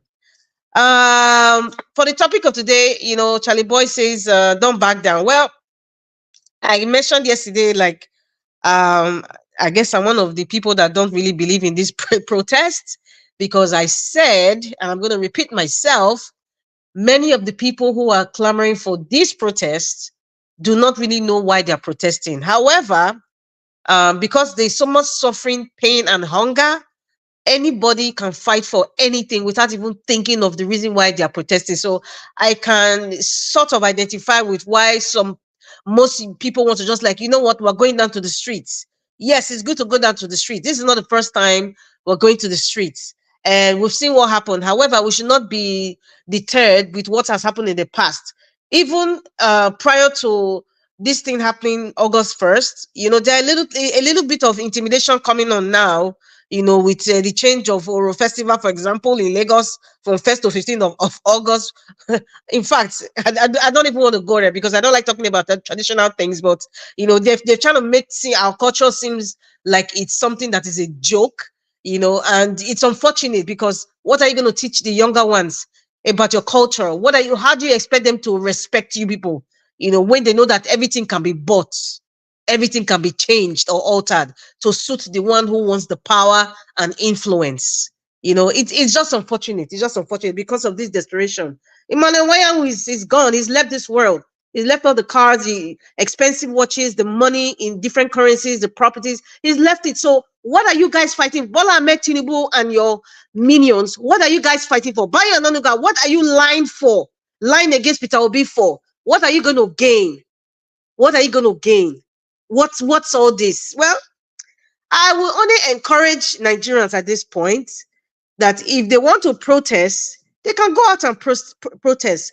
But going forward, I would advise that if they're protesting for something, they should protest for something that is deep-rooted in Nigeria. For example, the Constitution. For example, electoral reforms. This Beavers issue. They should, these are the pains of the people. It's a pyramid. It's a pyramid. You go to the bottom of the pyramid, not the top, the bottom, because if you touch the top, you're only going to shake the top. The root is still there. While we are in this mess, this quagmire, the root is still there. There's a lot of things that needs to be changed. Demand for the change of the Constitution. What are the problems? So I will urge our youths now. I'm going to encourage all of you. From Edo State, if you're in Ekawa Road, Ugbowo, Ovia, Kubahil, Okpila, Uzaire, Auchi, Agbede, Ibilo, anywhere you are, come out. If you're in Kogi State, if you're in Adavi, Kaba, Otukpo, Makodi, Kwara State, if you're in Gwagwalada, Jabi, anywhere you are, Charlie Boy area, everybody come out, Mina, Lafia, Kafanchan. If you're in Kanu, Kastina, Sokoto, Birin Kebbi. If you're in Lagos State, Lekki, Ekpe, Oju Elegba, Ketu, Apapa, Yanakpaja, all of you, please come out. Ogun State, Osun State, Ekiti, Akure, Enugu, Achara layout. If you are there, just come out and protest to Mero, Abia State. You know, if you're in Ishalanga, Bende, local government, Olu, Inewi, Oka, Ukpo, Abakaleke, everybody, please come out. Yenogwa, Rumola, Rumukurushi, Bakasi, Uyo, Calabar, Ugeli, you know, Okpe, everybody come out. Bauchi, Kanu, Potiskum, you know, from the beautiful hills of Gombe State, Potiskum, please come out. Jigawa State, Molete in Ibadan, everybody come out. Plateau State, Jos, Jalingo, if you're in Gusau, you know, everybody please come out. It's very, very important for this youth to come out. Even if you feel that we're not going to achieve anything, you know, but just come out and to send a message. However, we need to educate them more on the things to go for, because I don't want to be a prophet of doom in any way or any shape or any form, because I am not physically in Nigeria. But however, we really need to make the youth, we have a duty to teach the youth that this is what you should be fighting for. Talk about, for example, the National Assembly. Tell them that to return all that vehicles. I start asking questions. Who are the people that have lifetime signatures as used as an SPV to purchase vehicles every 4 years? Why are they getting clothing allowance, newspaper allowance? Those are the things you fight for. If you are fighting for good governance, what is that? It's vague. It is vague. Or you're protesting for hardship. It's vague. They're only going to laugh at us. That's what they do. Tomorrow, Atiku will say everybody go for their states. That's ridiculous. It's not about going to your state. Every Nigerian come out. Those are the words. Those adjectives are very important to the psyche of every average Nigerian. You don't say people from Edo State, or if you are Muslim, if you are Christian, or if you are Hare Krishna, come out. No, Nigerians come out. That is the word to use. Nigerians come out wherever you are. Come out from your hole. Come out from your forest. It's unfortunate that, you know, we don't even have radio station. Mr. Elvis, if you're listening out there, this is something that we have to work on. If we have Nigeria Watch Radio, because we have most people who are in the villages, most people who are in the north, they can listen to it, because some of them don't have internet, they don't have a television, but at least they have a radio, that's the radio frequency in which they can connect to messages like this. We know we are going to the future, because the future right now is we're going to go to the deepest forest of the Sahel, where people can listen to our messages through radio, because communication can come in different forms, you know. And so that's what we should also be thinking. It's not just the internet or, you know, WhatsApp. It's not everybody that has an Android phone. That's our reality in Nigeria today. It's not every, so radio. I am praying and prophesying that Nigeria Watch will also have a radio station that can go across from the north to the deepest part of the caliphate, all the way down to Bakassi land. Everybody will hear Nigeria Watch Radio and listen to the message and get educated about how to transform Nigeria to where it ought to be. Thank you very much. Wow. You see, that's the spirit of Nigeria Watch. Madam Rita, let me quickly welcome you properly. And when you came in, I had a snag with my connection.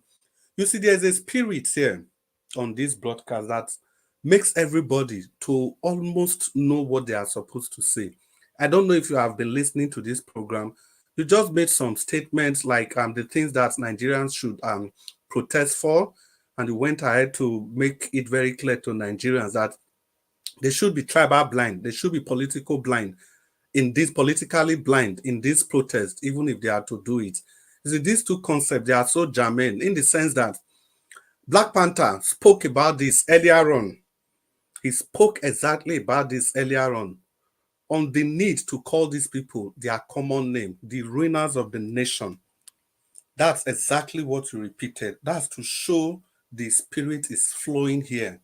And again, you also talked about electoral reforms, the rule of law. Those were the things that were discussed earlier on before you came. And welcome, madam. Welcome for being in the floor. And then let me use this opportunity to welcome, give us our mandate. It's good to have you here.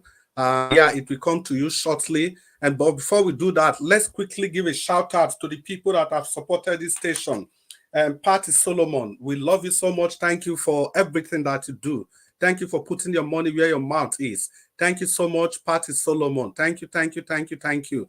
And the love of God is my strength. Wow, thank you so much. You wrote, Nigerians, this is time for freedom. Freedom is taken by force and freedom is not given. Yes, like they usually say, if you hold the word by its truth, the word will vomit to you what you want from it.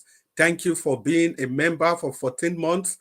We are proud of you. We appreciate you. Love of God is my strength. And we hope you continue to be with us here. Use the share button, use the like button, suggest this session to your friend. Thank you so much. And our brothers and sisters that are just joining us, we will urge you to write. Yeah, Madam Rita, let me also say this again. You see, before you came, there was this challenge we were doing. We were telling people to write what they want to achieve with this protest. And so people have been writing different things. And so in that connection, let me ask the people that are just coming, what do you want to achieve with this protest? Write in the comment section. And Washington Omorige, welcome. Write something. Don Faye, you are welcome. Write something. Magdalene Idehen, it's good to have you on the show. Write something. Tell us what you want to achieve with the protest. And Stella Affini, the same thing, please. You are welcome. Write something. Who is next? Nnenna Ogbonna. Thank you so much for joining us. Thank you for your time with us. Write something. Tell us what you want with the protest. And the last but not the least, Don Anthony Aloha. It's good to have you. Right. Say something. Put your mouth where your money is. Say something. Tell us what you want to achieve with the protest. And before we continue, I don't know. Okay, maybe I'll do this later. Give us our mandate. The floor is yours. You want to speak to us. You want to speak to Nigerians. Give us our mandate. Well, okay, thank you very much. Can you hear me clearly? Loud and clear. Thank you very much. Greetings to the house. Greetings to Mr. Elvis, and congratulations. I guess your wife is graduating today. Greetings to you and your family, and congrats to you and your family. Panelists, I greet you all. Comment section, I greet you. Mommy Diaspora, I greet you. Thank you all for all that you do. Thank you so much for your time. Thank you for the energy. Well, the protest, there should be no going back on the protest. Every time I make my comments here, I still refer you guys back to the last election. And I said it here constantly, how that the Oro worshippers had to defy their God. The people that worship Oro, they defy their God. Because what? A criminal drug baron has to be a president. Well, if you just suppose that together, I don't know who those people are. I'm not against their tradition, but you can see the handwriting on the wall. The last time someone who gave 100,000 naira to youth corps members and said he was going to, and I said here, if he likes, let him give them 1 million. He has done nothing. And we're like, oh no, now even if they do that, hey, have you seen the handwriting on the wall? Oro will be Oro worshippers. They forgot that they were supposed to have their Oro festival.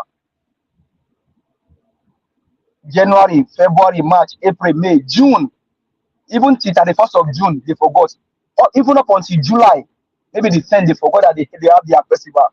All of a sudden now, they now remember that, oh, they have a festival in August, from August 1st to August 15th.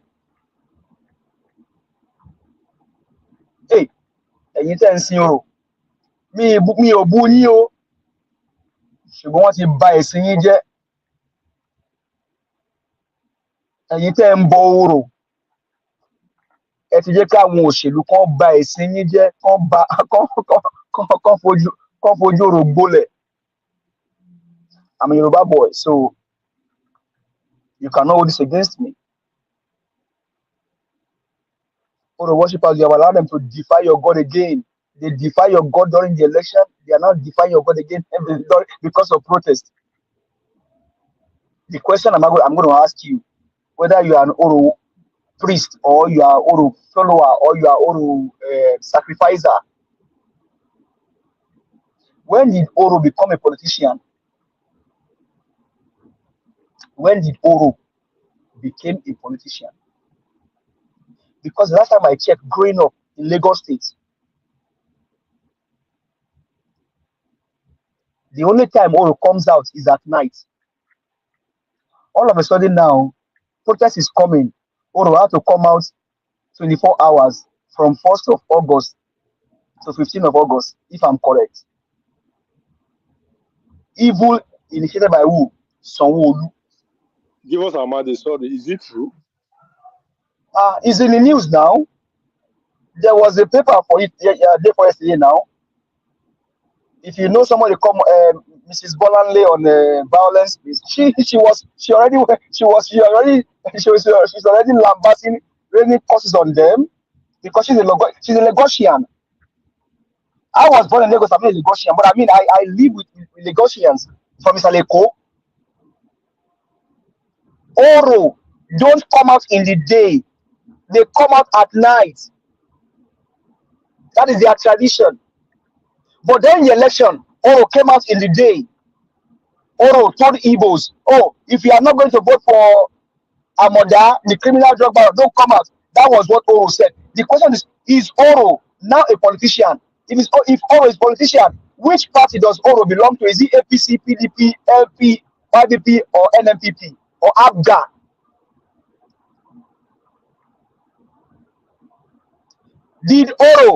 Is Oro also against protest? Sanwo-Olu. Well, I'm not surprised. Most of them they have monk shots in America. The current governor of Ogun State has a monk shot in America. So Sanwo-Olu, you all know his history. So now top it all, Amoda, Bola Ahmed Tinubu, Adekunle from Eragbeji is a criminal drug baron. Andrew Lee died in the ring of criminal drug baron. So when I speak and Black Panther tells you how the mind of an average criminal looks like, this is the mind of an average criminal. More so, a criminal drug baron. But don't be surprised. They've got fake bishop now during the election. So Oro is even, hey, they will soon get fake imam. In fact, they can even tell you that allegedly they can even tell that from 1st to 15th of August there is emergency Ramadan fasting. So you cannot protest. My people, Nigeria is a crime scene. They can also you heard about Oro. They can tell you again tomorrow, the Sultan of Sokoto just remember that in August there is an emergency Ramadan. So Muslims, because it's emergency Ramadan, you cannot go and protest. They can wake up and tell you tomorrow. They can tell you tomorrow. So Nigerians, whether they like it or not, the protest must go on. You know, see that if you do good, you'll be happy. You'll be delighted to want to say it. But if you have done evil, you'll be scared. These politicians, they have done evil. In fact, they continue their evil, and that's why they are afraid. Hey, this protest is beyond answers. Because from the north, the south, the east, and the west, everywhere, everybody is waking up. Both women, they are waking up. In fact, there is one I saw. What's that guy's name? Did a skit where one politician is asking to go and disrupt the protest. He lambasted the politician. People are waking up. Nigerians, arise.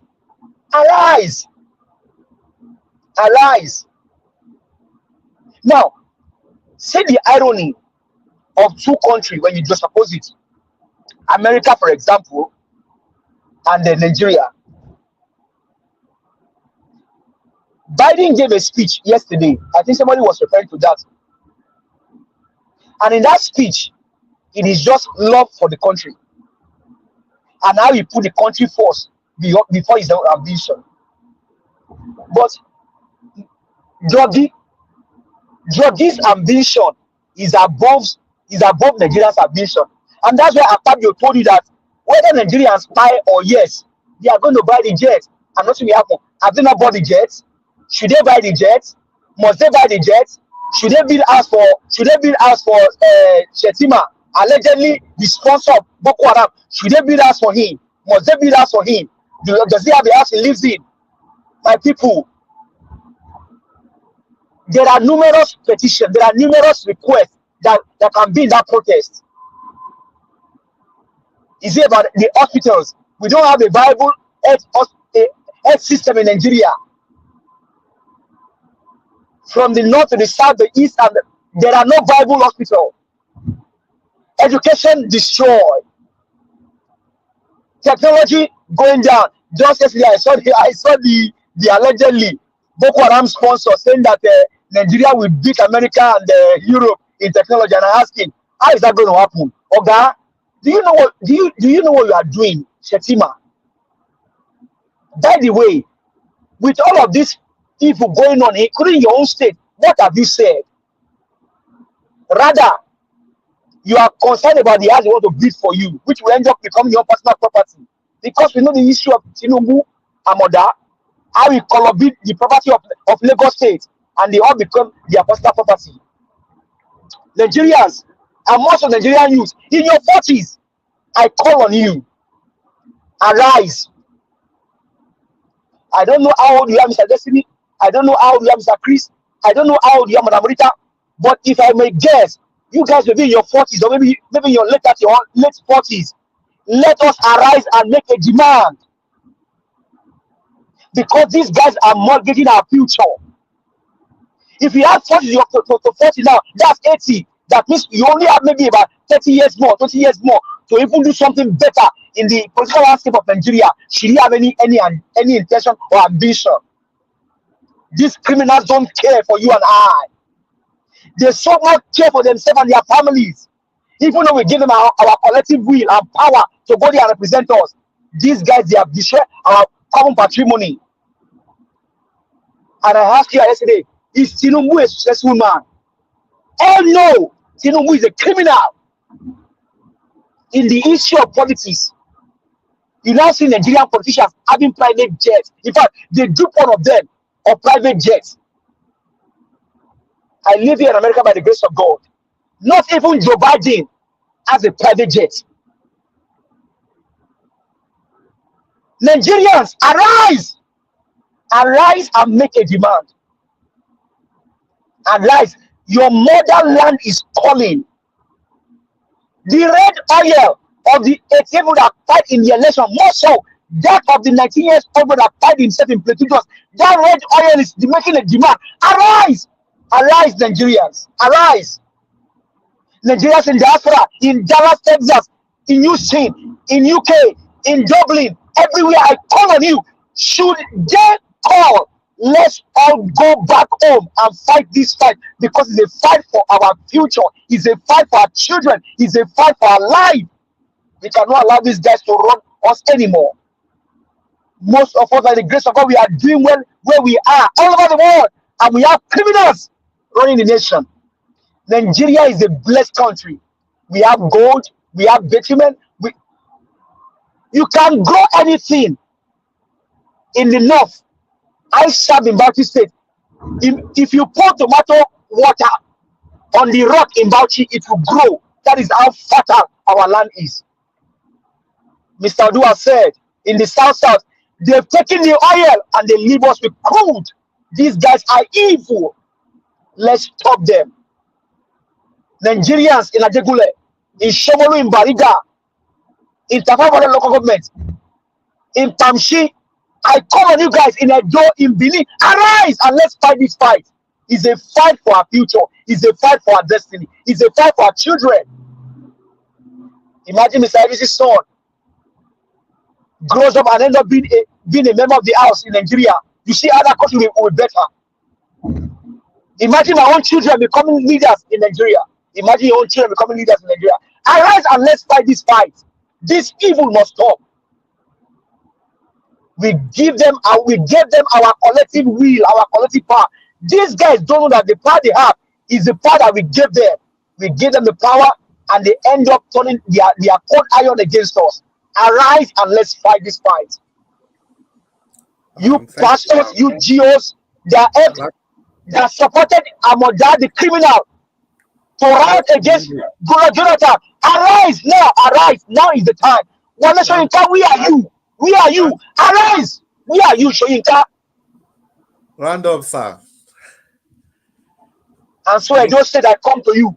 Let's make this election of Edo State a protest against bad governance, against your Vaseki's roots. Let's make this election a fight, a protest against Aswe. Let's make this election a fight against Oshomole. Let's make this fight a fight against Okoro, against Okobua, and whoever they call themselves. Let's make this fight a protest. Let's make this election in Edo State a protest against bad governance.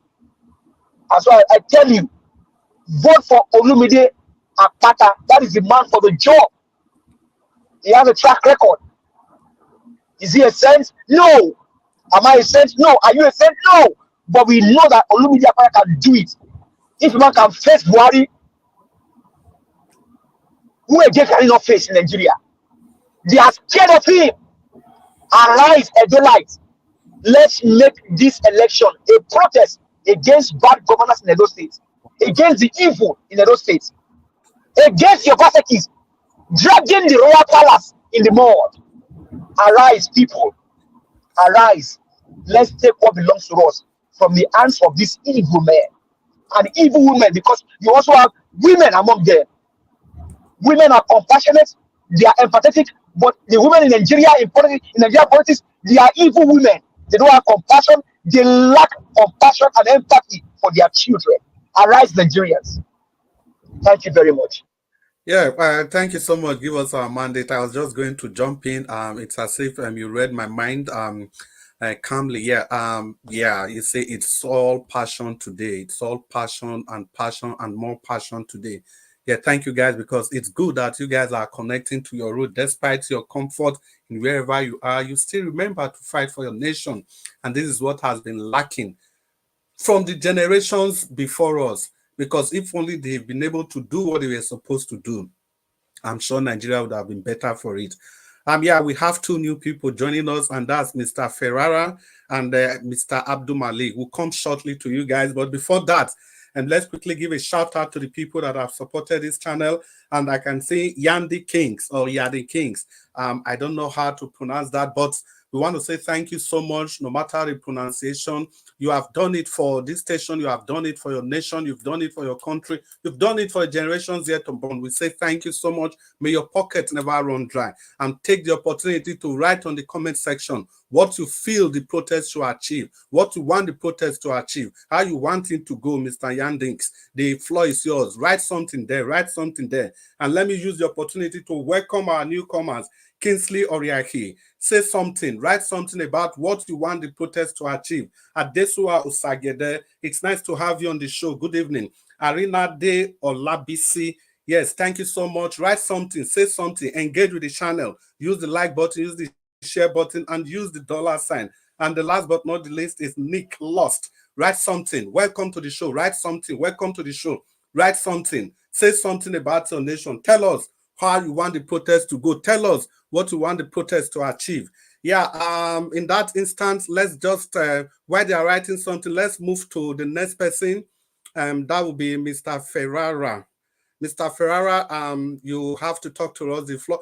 Well, yeah, let me just quickly do this, because maybe more people will come to the show. Yeah, I'm not a literary giant, but I just want to make recite a little poem to Mr. and Mrs. Nigerian on the occasion of our graduation.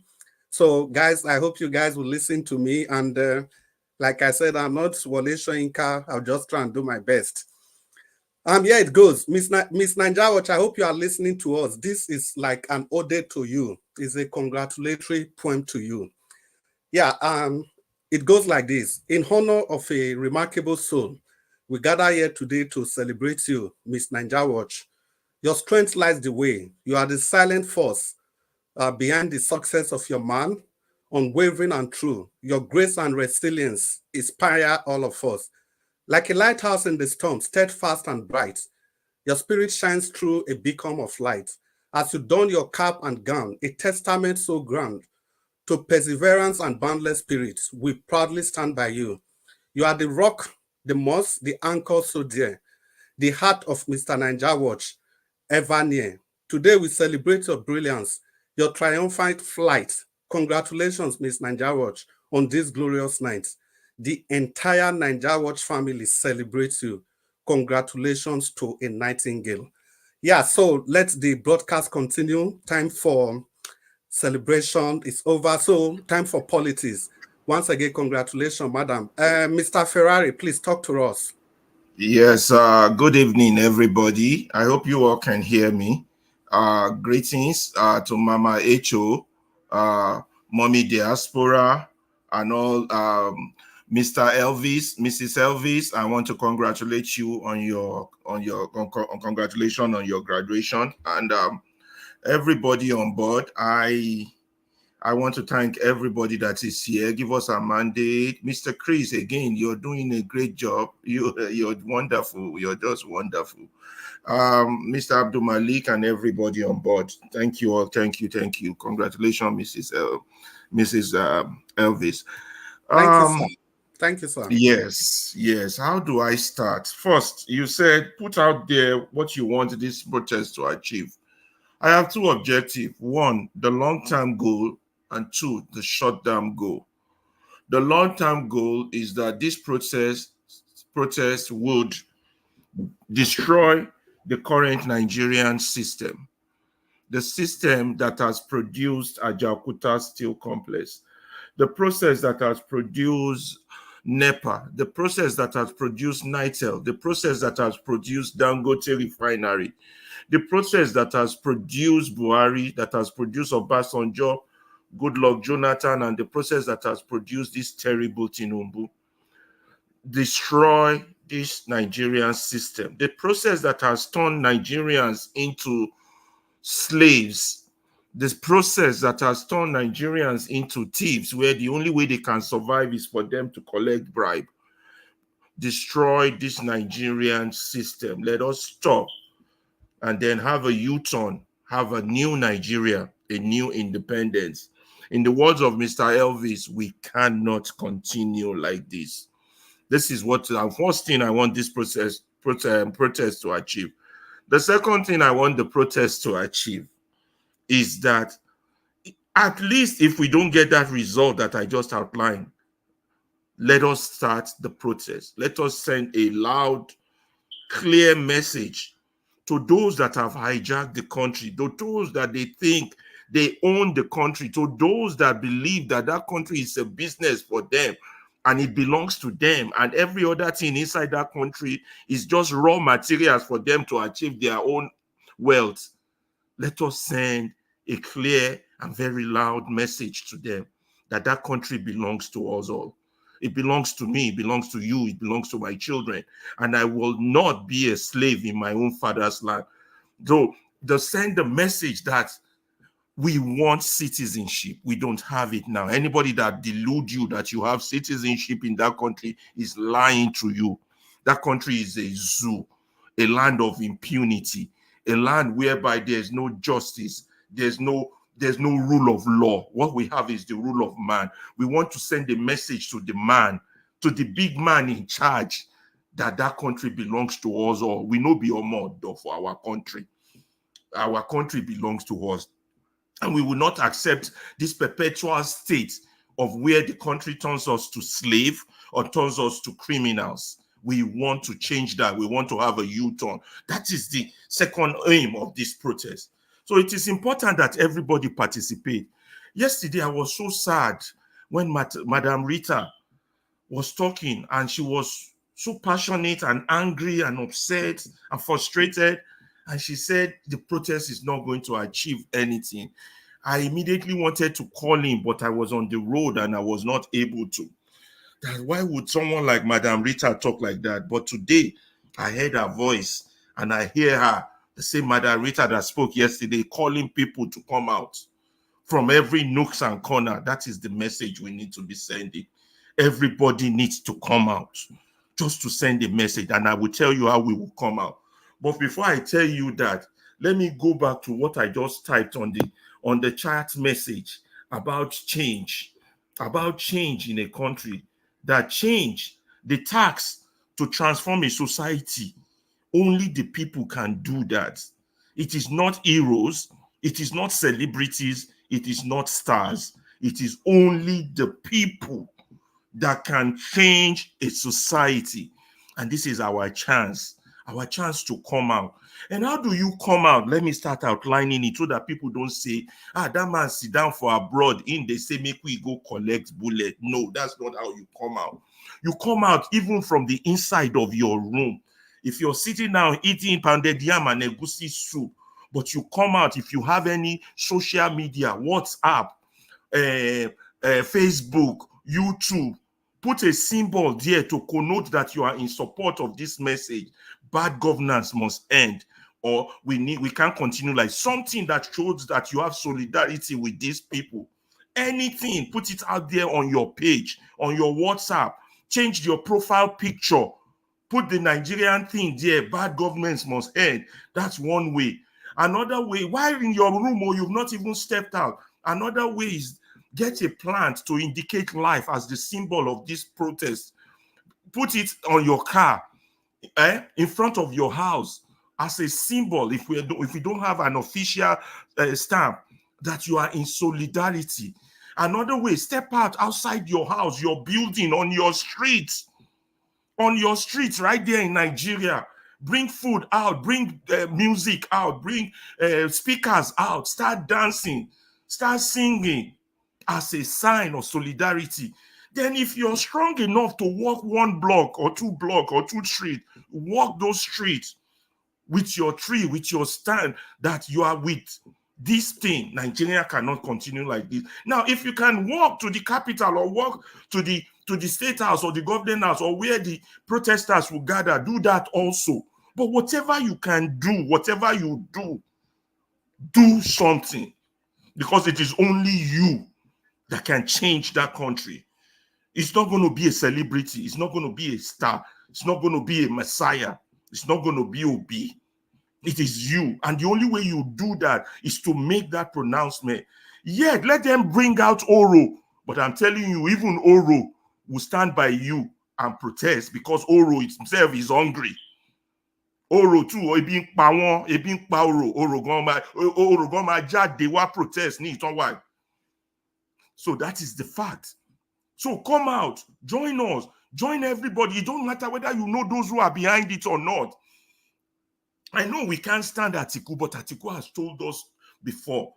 And he told you people, he said, this monster that has befallen us, we all have to join hands to get rid of it. So he has thrown his own weight into it. Tell the others.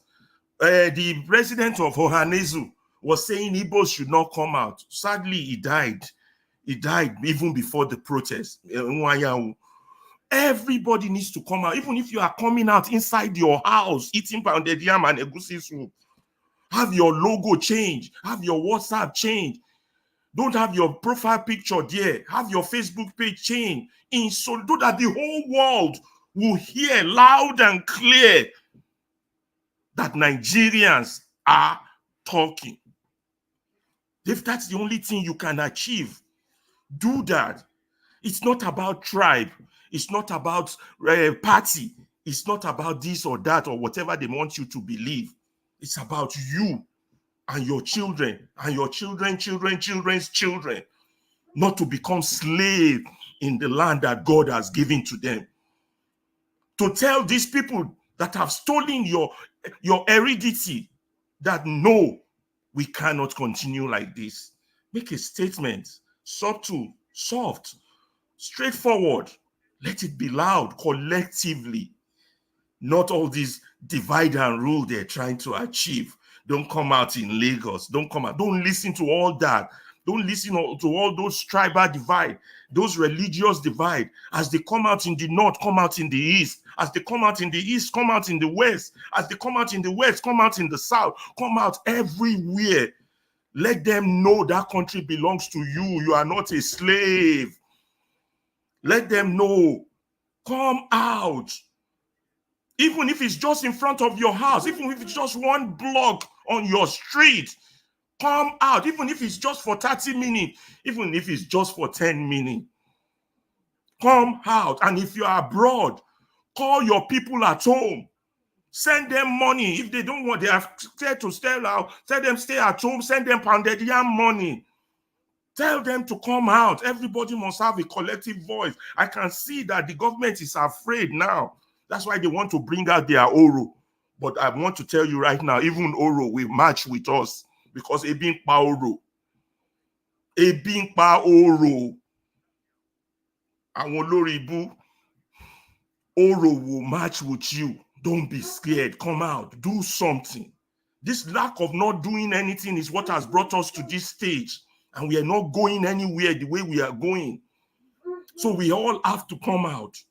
We want to, we all have to. There's no cutting it back. There's no one person this, one person that, this, that, all that Natori story. Whether this thing is a success or not, what is important is that we try. And the only way you can try is to partake. Don't say, they have too many demands. Yes, they need to have so many. They have a million problem in that country.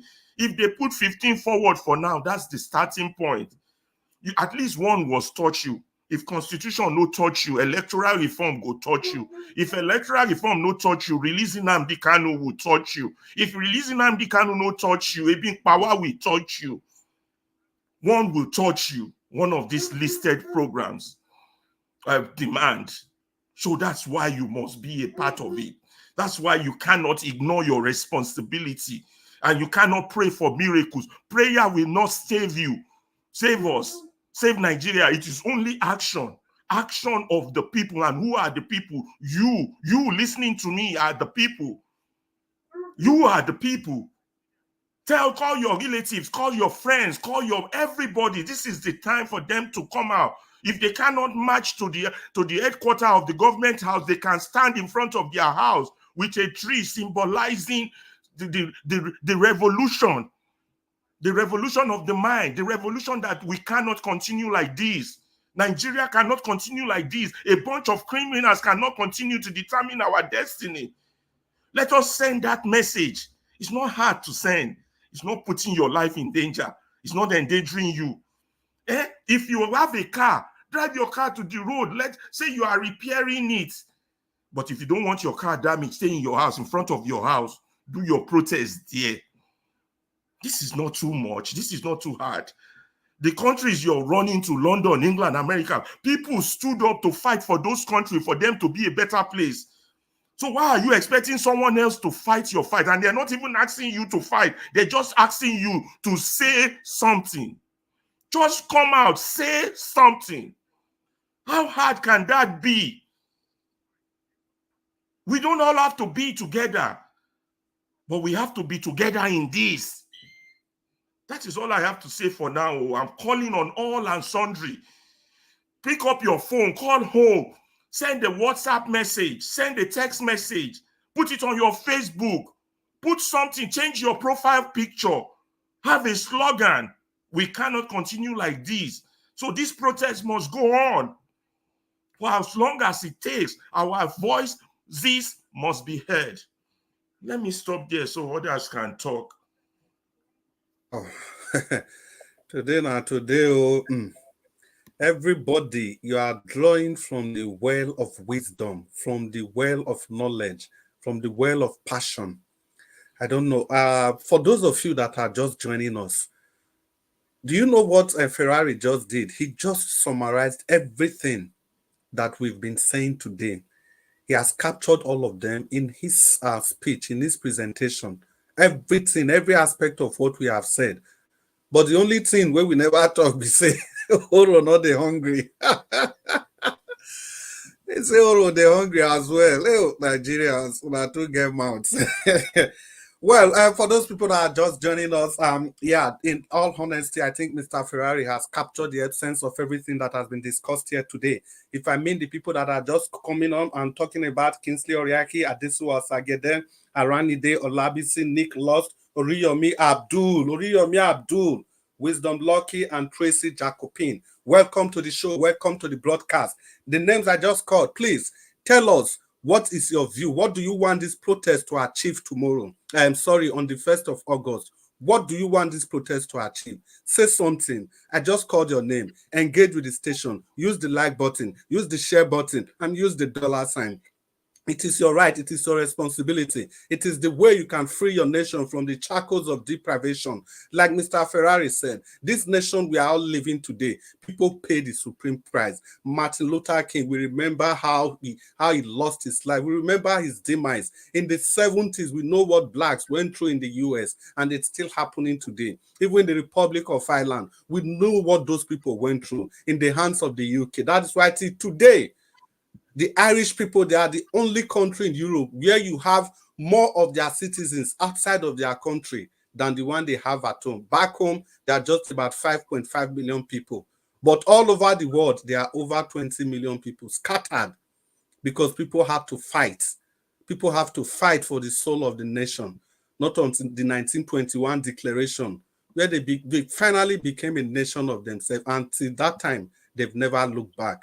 Let's have a turning point in Nigeria. Let's create that turning point. We almost got it right during the EndSARS, but now it's another golden opportunity. And the funny thing with this protest is that you see people that have been unequivocal, that didn't want to say anything, or you cannot, they've been very skeptical. But today they have become unequivocal on what they want from the protest. Everybody is in line. I think Mr. Fari, we are the one that said the list should be as much as it is, so that you cannot have any excuse why you will not protest. If you are looking for good governance, it is there. If you are IPOB, the only thing that concerns you is free Nnamdi Kanu. You don't care about Nigeria. It is there. If your own is about hungry, stomach infrastructure, belly infrastructure, it is there. If your own is electoral reforms, Black Panther, Mr. Constitution, if that is your own, it is there. Anything you are thinking about, anything, what your thoughts are, they are all there. So Mr. Ferreira said you don't have any reason why you are not going to be part of this. There's no way. If you are talking about good governance, it is there. If you don't care about Nigeria at all, if you are only concerned about free Nnamdi Kanu, it is there. They are all there. So you don't have any reason, you don't have any excuse. And the protest, it doesn't have to be everybody on you can do it. Say something. It can be from your house. It can be by your kitchen window. Say something. Light a candle. Use the palm front. Whatever it is, make that day significant. The most important thing, make that day different from every other day. So people, let's go to the next person on the show, and that will be Abdul Malik. Yes, Abdul Malik, it's good to have you on the show. Talk to us. And I'm sorry for the long wait. The broadcast can be like this sometimes. Abdul Malik, you are welcome. The floor is yours. Yeah, good evening, Chris, Mr. Chris. Thank you, sir. Good evening, Nigerian. And congrats for your wife graduation. Good evening, everybody in the panel. Good evening, Nigeria. This Ora festival that's coming up in Lagos State on the 1st of August to 16th to 15th, it's just like the distraction to distract protester. Now, who is causing anarchy? Is it the government or the protester? When protester came up the street and the Ora festival is coming up, now the state will jackpot. Now, who is causing anarchy? Is it the protester or the government? The way I know, there is a time, there is a schedule for traditional festival. It's not because of something is coming out, just they want to protest by August 1st. Now they are staging a Oro festival in Lagos. We see the government, they want to cause anarchy. It's not protester. That is how they want to start it, understand? Because now Nigerian, it's not only Lagos is in Nigeria. We have 36 states in Nigeria. Yeah, that one will not stop, even for the Lagos. That Oro festival will not stop protesters to rampart the street. Yeah, they must come to the street. You see, this government, instead of for you to find solution, how Nigerian people, how your citizens will be okay, you are just finding way to distract peaceful protests. Now they want to protest August 1st. That very day, you went to go and stage Oro Festival in Lagos. Now, who is causing anarchy? Is it the people or the government? Well, I see no reason why Nigeria people, this protest is for everybody. You people should protest for everything in Nigeria because there's nothing is working. One, light, road, inflation, food, water, no government water to drink. Everything you talk about, there is nothing is working. You should protest for everything, good governance, everything. Now, what are you going to do? It's not that to go there and go and consume nuisance, because there is some of them now, they will try to extort people like private sector, private business. Go direct to the government institution. Don't deal with private institution. Go direct to the government institution and protest there, not private institution, because private, sorry, private, they are people like you. They want good governor like you. Go just face government and protest, not face private sector. Go to the government institution. Yeah, it will be better, because this protest is a protest that we will know if something will change in that country. Because now everything is getting worse every day. What are we going to do? You guys, you need to come out and see if things will change. Because now, you look at now, how many days now this protest will be, they have been planning this protest, but the president, they don't even care to come out to address the nation. Even though, look at the people that's around him. What are they trying to do? Just to fabricate spread false lies to people that they are not willing to talk about the protest, but they are fabricating lies against those people. But the people that are saying something about the protest, they don't fabricate lies against them. Nigerian, you guys should protest. Don't let anything to distract you. This Oro festival in Lagos is just to distract you guys. But I believe you guys should come out in that state and protest. Apart from that, we have 36 states in Nigeria, which is not only Lagos in Nigeria. Other states, there is no festival there. You guys should come out and protest and know what to do in that country, because now there is nothing is going on in that country. When you take a look now, they give you guys 70,000 minimum wage. What is it going to do with you guys?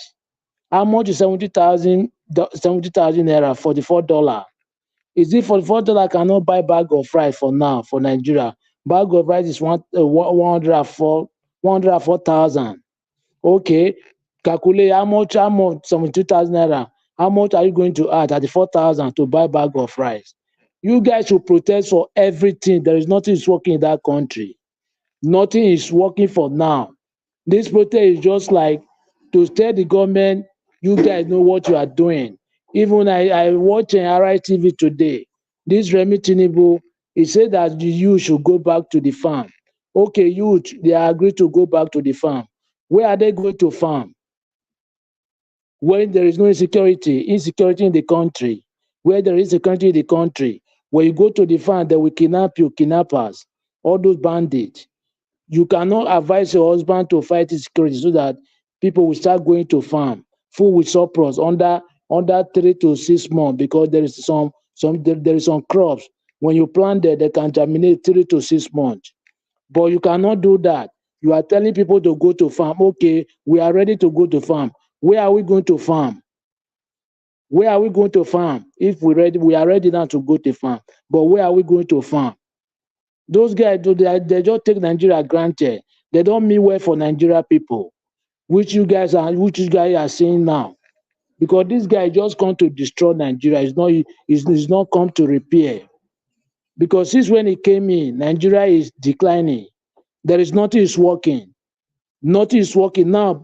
There are people are trying to protest for their right to exercise their right. Now, instead of for you to come out and address them as a president, as a number one country of the man, but now you are still trying to fabricate another distraction for the people not to protest. Who does that? And you are the one that protests against Jonathan, and you don't want somebody to protest against you. They must protest against you, because when you did against Jonathan, no one stop you. We are in democracy. There is nothing you can do. We will protest against you by peacefully, not violent. Yeah, we need our country back, because enough is enough. Those people, we don't need them anymore. Look at Nigeria today. There is no light, no water, nothing. Youth don't have access for anything. What are they benefiting from the government? Nothing. Still, they say they should not protest against you. Since when you take administration from Buhari, look at how dollar depreciate. Look at how cost of living came into the country. Okay, what are you doing? What are you doing? There is nothing to show that you are working. You guys are just saying patient. Patient for what? How long are you going to patient? You patient for 1 year. There is nothing to show. You want to patient for another year? It's not possible. That is a lie. You can't patient for 1 year. There is nothing come up. You will patient another year again. You want people to die. So how are they going to feed? They cannot feed. Look at now, currently now, some people they cannot eat 3 square meat in a day. Okay, you want them to patient more 1 year again. We don't even see the effect what you are doing. Just to borrow money and share. You cannot even fix common refinery. Common refinery, so that if fuel can go down, so that people can be able to go to their small scale business. There is nothing is working in the country. Government, they don't have water to drink. Government, you don't provide common water for your citizens to drink. Common water. No road, no light. Okay, what are you providing for your citizens? Nothing.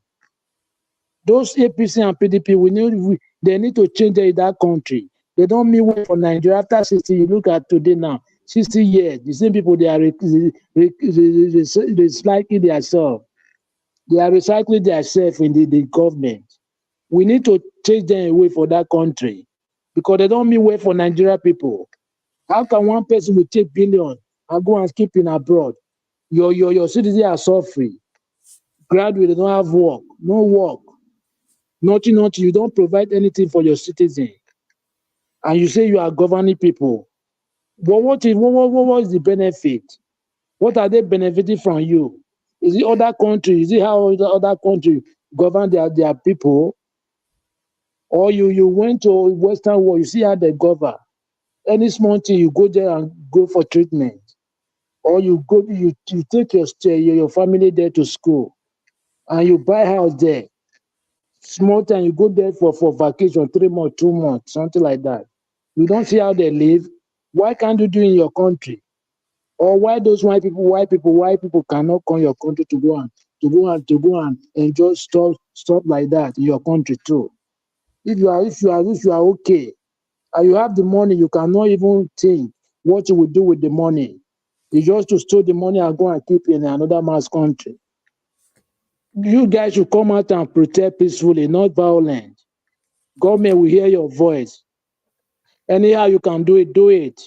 Even though your house, do it. In your home, even though you are anywhere in the road, do it. They will hear your voice. It's your right. You understand? You are looking for a good living. Because without that, there is nothing will change. You guys, Nigeria is a patient. They are the most patient people in the world. Every day things are getting hard, but there is no there is no attempt that they will protest. Every day there is nothing that is not increasing every day in Nigeria. Look at dollar, 10 naira, 20 naira must drop to must add to dollar every day. 10 naira, 20 naira, 5 naira. Every day Nigeria is declining.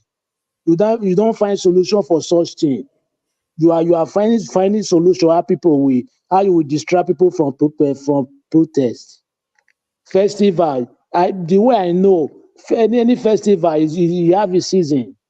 There is a season for festival. Why can't you stage it for the season? Just because of protest, you stage it for August 30, August 15th.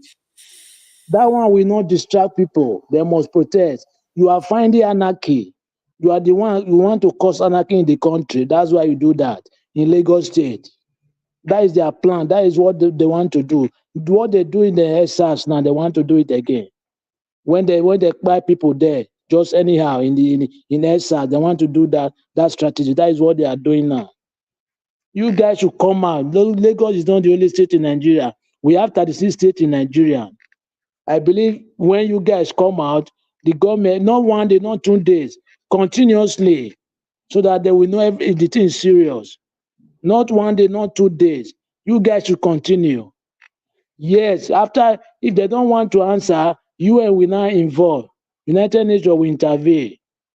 They must intervene to ask. You guys will now explain your feeling. Because Nigeria is not working. There's nothing is working. Your citizens are suffering every day. Nothing is working in the country. Still, people want to protest for their right. You say they should not protest.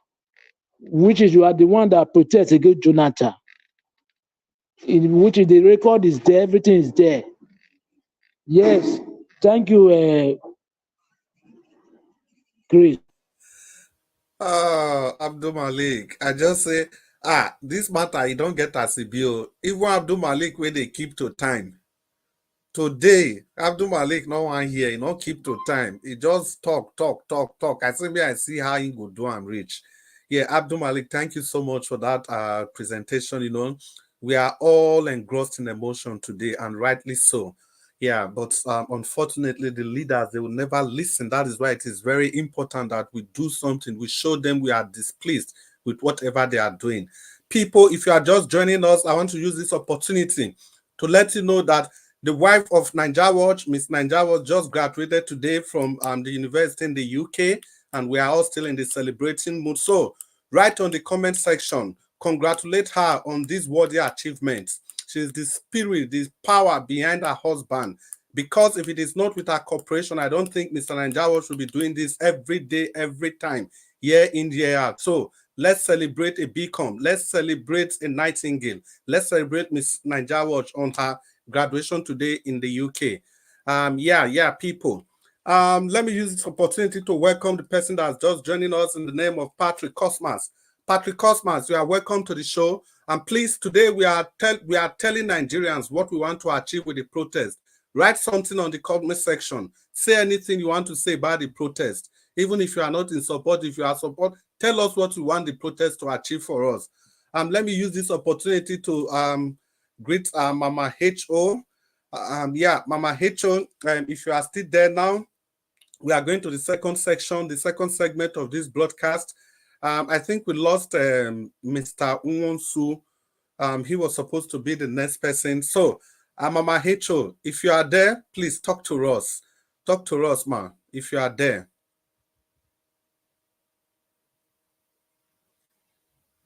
Okay, can we move on to Black Panther? Black Panther, if you are there, you want to talk to us?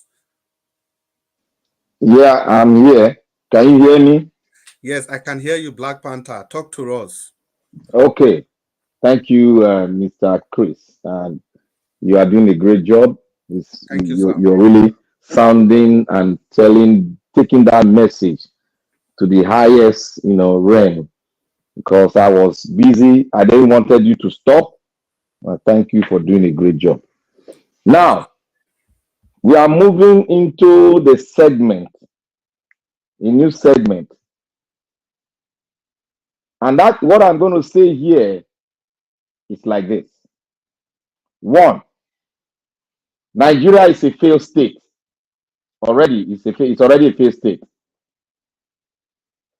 Nigeria is already a failed state. We should know every yardstick to define a failed state. It's already there. It's already there. Go and check the international yardstick. It's already there. Nigeria is already a failed state. But the question now, why is it that the international world has not declared that?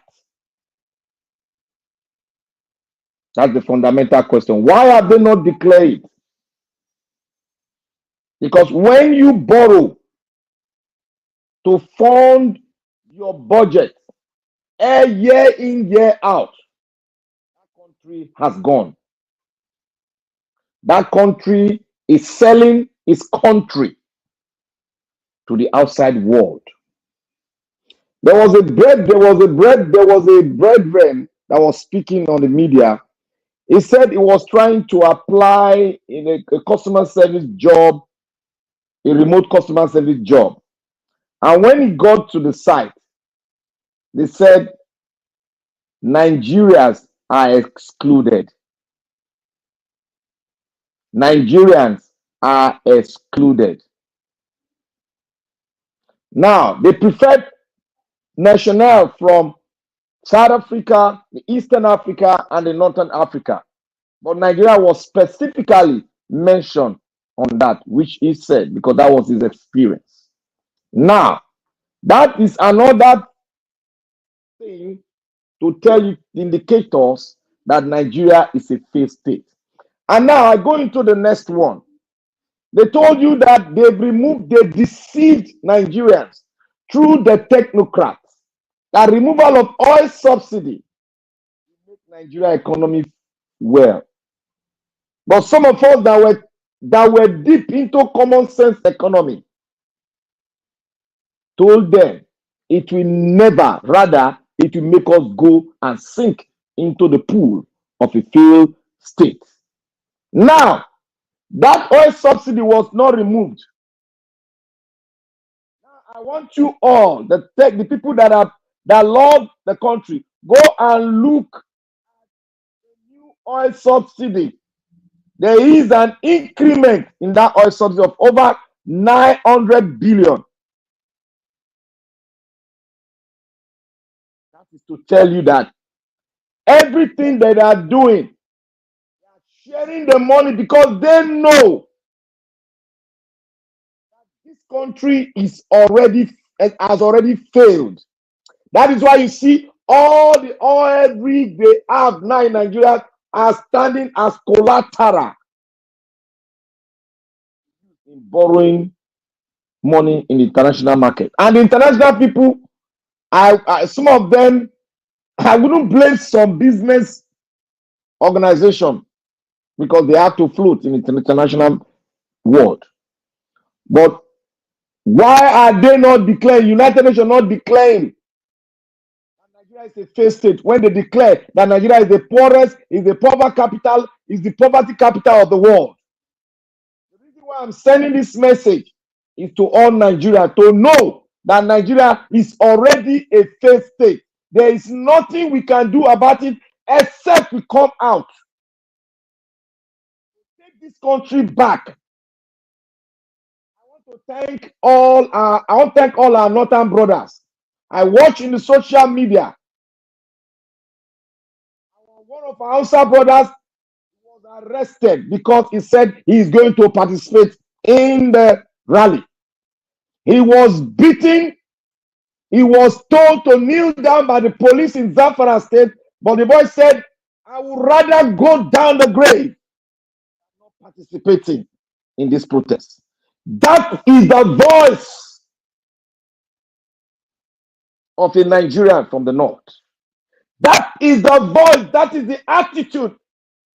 The entire nation, the youth, the Gen Z, will take the mantle of leadership, of Nigeria shift to the next level, you would rather see yourself down there to give up that rally.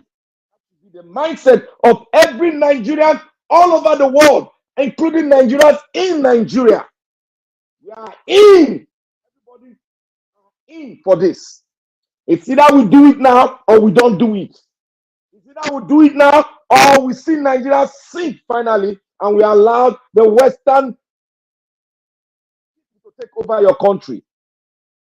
Go back to the slave days where our people are sold in coins to the Western world. But if we want to refuse that, we must all come out, fight for a common goal. Whether you are from the north, the east, and the south, we are fighting for our survival. Something brought us together. It's not like the Bible said, all things shall work together for our good. Something brought us together. Many thought it was meant for evil, but it was meant for our good. We collectively, let's rise up. It's either we do this or we go down. Momentum is going up, shifting from 45% now to 55%. 5% in terms of we are getting ready. Continue, we should meet the deadline that we should rise to 90% where the momentum is there. As I was told, they said ministers, some governors, I'm running on some governors, are moving out of the country right now as we are speaking. The momentum is rising. Let's keep that mark from 55% to 90%. Then we are ready to take it back. The Oro Festival will join us in this rally because we are out there. They stand before us. We are going to march them through and get to that door and break the door and see the new Nigeria and take it back. To all Nigeria, the patriots, we are ready. Let's send the message out. We are ready. In any way we can do, we will contribute to every dime that we have. We will contribute. Let them open the channels. We do the right thing as we did it in NSAS. We will do it. What I said, this is Pro Max, the next level of the time where we take this country back and there's no looking back. Nigerians, rise up. May God bless every one of you. May God bless every Nigerian. May God bless Nigeria Watch. May God bless our Oba Obini. Oba Atokpe, he said. He said. Yeah, a Black Panther. The truth is that we could have allowed you to still talk to us, but I think your connection was a bit frosty. So that was why, because it was coming off and on, off and on. So okay, maybe sorry. you spend some time to fix that. You may have opportunity to talk again.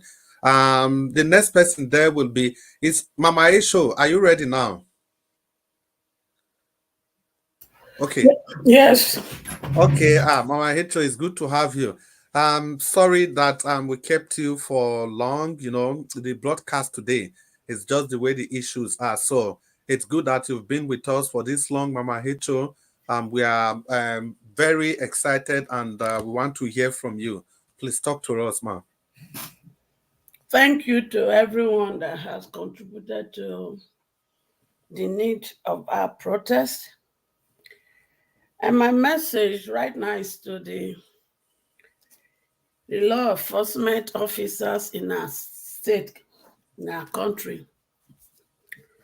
To the DSS, over 10 years now, you've not been able to figure out who is behind the banditry, the Boko Haram, and be able to give us security. But you are there parading yourself, looking for those who are organizing this protest, and you are arresting them. My question to you guys is that, is your wife buying garri cheaper than the other, or are they buying bread cheaper than the average Nigerian? Or your family members? Are you not ashamed of yourself that you are using your position for the wrong reason? Is the people behind the organized protest, or is the Nigerian youth? Are they because of the insecurity in Nigeria? You are not ashamed of yourself. What you are doing, is that what your fellow counterparts, the FBI, are doing in US? Because when it favors you people, you use US to compare yourself. And to the policeman who is gearing up to enter the street to look for my children to buy, be warned, because you have family. And to the soldier, military officers that are collecting Ghana must go and giving peanut to their counterpart to go into the street to go and disturb my children who have desire to protest peacefully according to their constitutional right. Go to Sambisa Forest on that day. Because the story is going to be peaceful. But when you trigger the trigger, like what you did in Ensize, I don't know what will happen, no, but don't think we will leave the street for you people. Because hunger is already buying people. Hunger is buying people. And hunger is making some people to buy themselves. We want to stop this. And if Tinubu, you say you understand the pain of the people. If you really understand that pain, you guys wouldn't have buy another jet for you. If you understand that pain, you won't be spending billions of Nigerians' money to renovate a house for your vice president yourself. If you understand that pain, you won't be telling us that you have decided to release student loan to applicants and you are giving 37 billion to only 112 applicants. Because we know that is a lie. So, make una allow my children to protest peacefully. But if you buy one,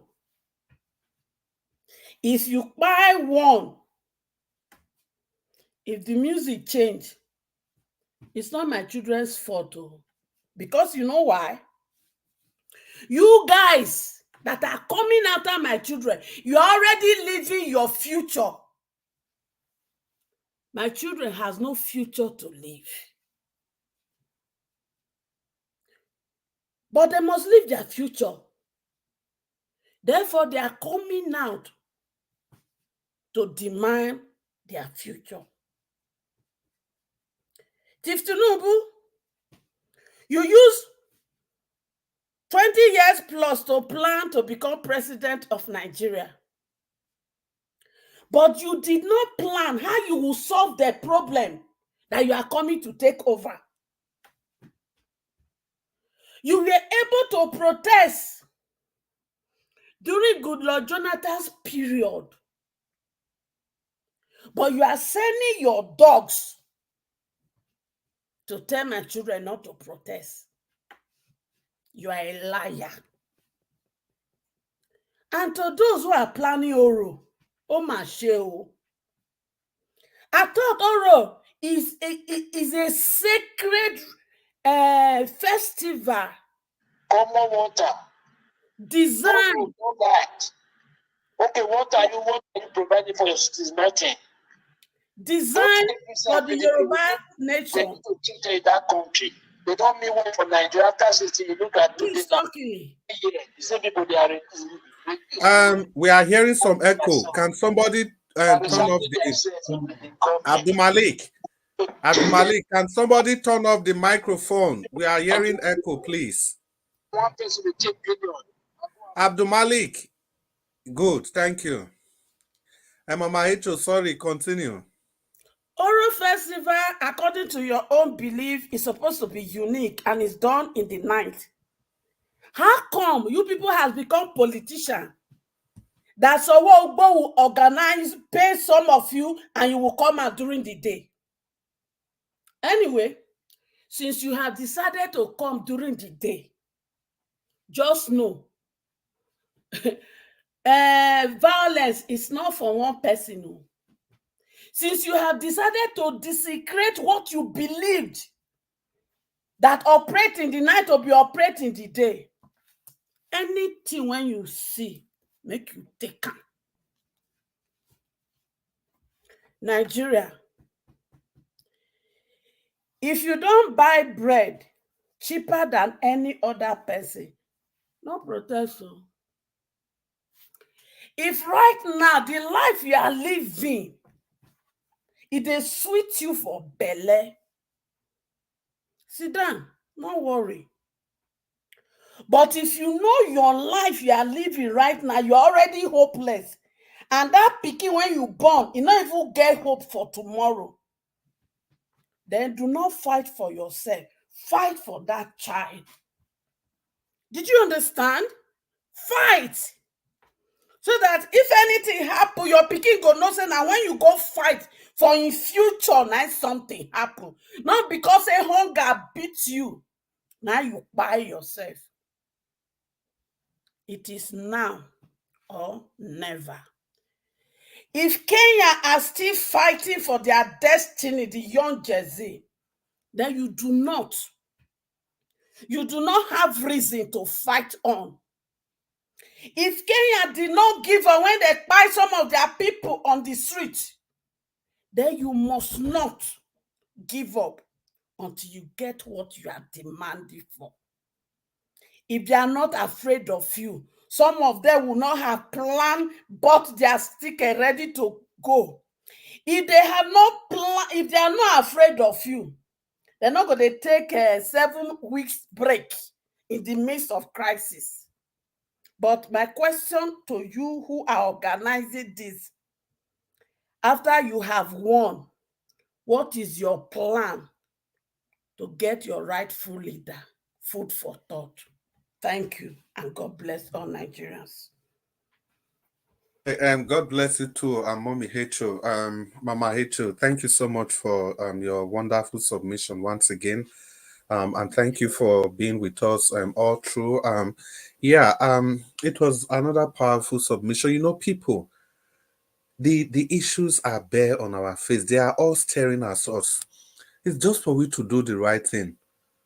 Mama Hecho just really saying that if you feel that you don't have a chance any longer, why not do this for the generation yet unborn? Why not do this for your children so that your children can do for their children? And by like so doing, the transference will flow from one generation to another. It is the present generation that built the nation for the next generation, just like the generation past built the nation for this present generation. We don't need to benefit from what we are doing because we are benefiting from the fights of other people. And thank you once again, Mommy Diaspora, for that. Sorry, Mama Hecho, for that presentation. And the people that are just joining us, although I called you before, let me quickly give a shout out to you. It's good to have you all on the show. We value your presence here. There are so many of you. We have Patrick Cosmas, Ife, Edward Eguavon, UC Andrew, Thomas Omoreje, and Eunice Okorefebe, Everline, and Madu Aburu Chuku Uche. It's good to have you all on the show. If you have not used the share button, use the share button, use the like button, use the $sign. That's the way you can engage with the program. That's the way you can engage with the broadcast. It's your broadcast, it's your nation, it's your life, it's the life of your children, life of your generation yet unborn. Nobody's going to do this fight for you. We have to do it for ourselves. That is how the West developed their nation. The West, they had nobody to look onto, but we even have people to look onto. That is why we must fight. All we need to do is to copy what these people have done. That's exactly what China have been doing. They closed their economy for 30 years. And what did they do? They copied the technology of the West and they bettered this technology. That is how China freed itself from the shackles of poverty, lifting over 250 million people from poverty, creating over 50 millionaires every 5 years. That is China for you. We can do that if China can do it. They are not superior to us. Our genes are better. The gene of the black man is the most resilient gene in the world. We can adapt to any environment. We are blessed.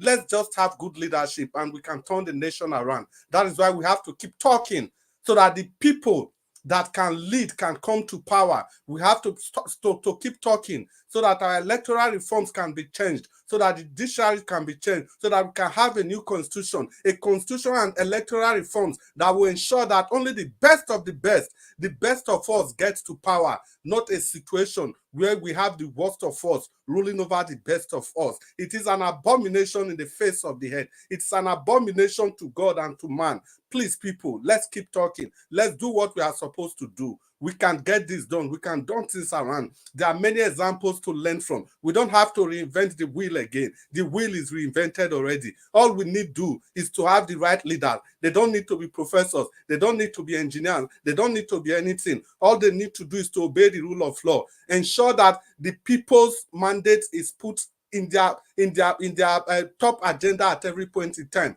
Ensure that they rule with empathy. Ensure that they care for the people. Ensure that they treat their own immediate family and they treat the people like the way they treat their own immediate family. Create facilities for the people. Immediately you get a leader that is people-focused, people-oriented. Guess what? All these problems that we have in the country, they will all be a thing of the past. The difference between civilized societies and our society is that in civilized societies, they carry everybody along. That is why these children of the rich, the children of the politician, everybody, they all attend the same public school. Of course, there are exceptions. Some people still take their children to private school, but it doesn't necessarily mean that the public schools are not okay. So that is what is lacking in African society. That is what is lacking in every country that is not developed, because they have created a strata where you have the rich and the super rich in one strata and the poor and the downtrodden in another strata. And what happens to the poor and the downtrodden? In the stratum of the poor and the downtrodden, nobody cares. Nobody simply cares. They keep promising you, be patient. Tinubu is just coming. Don't worry, be patient. And if you are patient, let me tell you, after 1-2 years, the next thing you'll be hearing, it's already election. Let's just give him the mandate so that if he comes the second time, he will be able to fulfill and complete all his promises. You are patient, you give him the second time to come to power, you give him the ticket again. And when the second time, if he's in the second tenure, what you'll be hearing from the people would be, oh, let's just be patient. Since he has failed, let's just allow him to do his 8 years and let him go. That was exactly what they did to Buhari. That exactly is what is playing out. Because I remember when Buhari completed his first 100 days in office, and the people were saying this man has not performed. This man is a daft. But his praise singers, his Hallelujah band, what did they keep saying? They said he was not voted to rule for 100 days. Now you cannot judge him with 100 days in office. Let's give him some time. Some time was given to Buhari. Before you know it, he started preparing for the second term. Before you know it, people started saying, make we just leave Buhari, may carry Wahala go. Before you know it, will be 8 years. That is what they do to us because they don't really care. So people, the best time to act would have been yesterday. The next best time is today. Do something today. Do something, like Mama Hecho said, if not for yourself, but for the children, the generation yet unborn. In that connection, I want to call on, give us our mandate to talk to us. Give us our mandate. Are you there? Give us our mandate. Are you there? Are you ready to speak to Nigerians?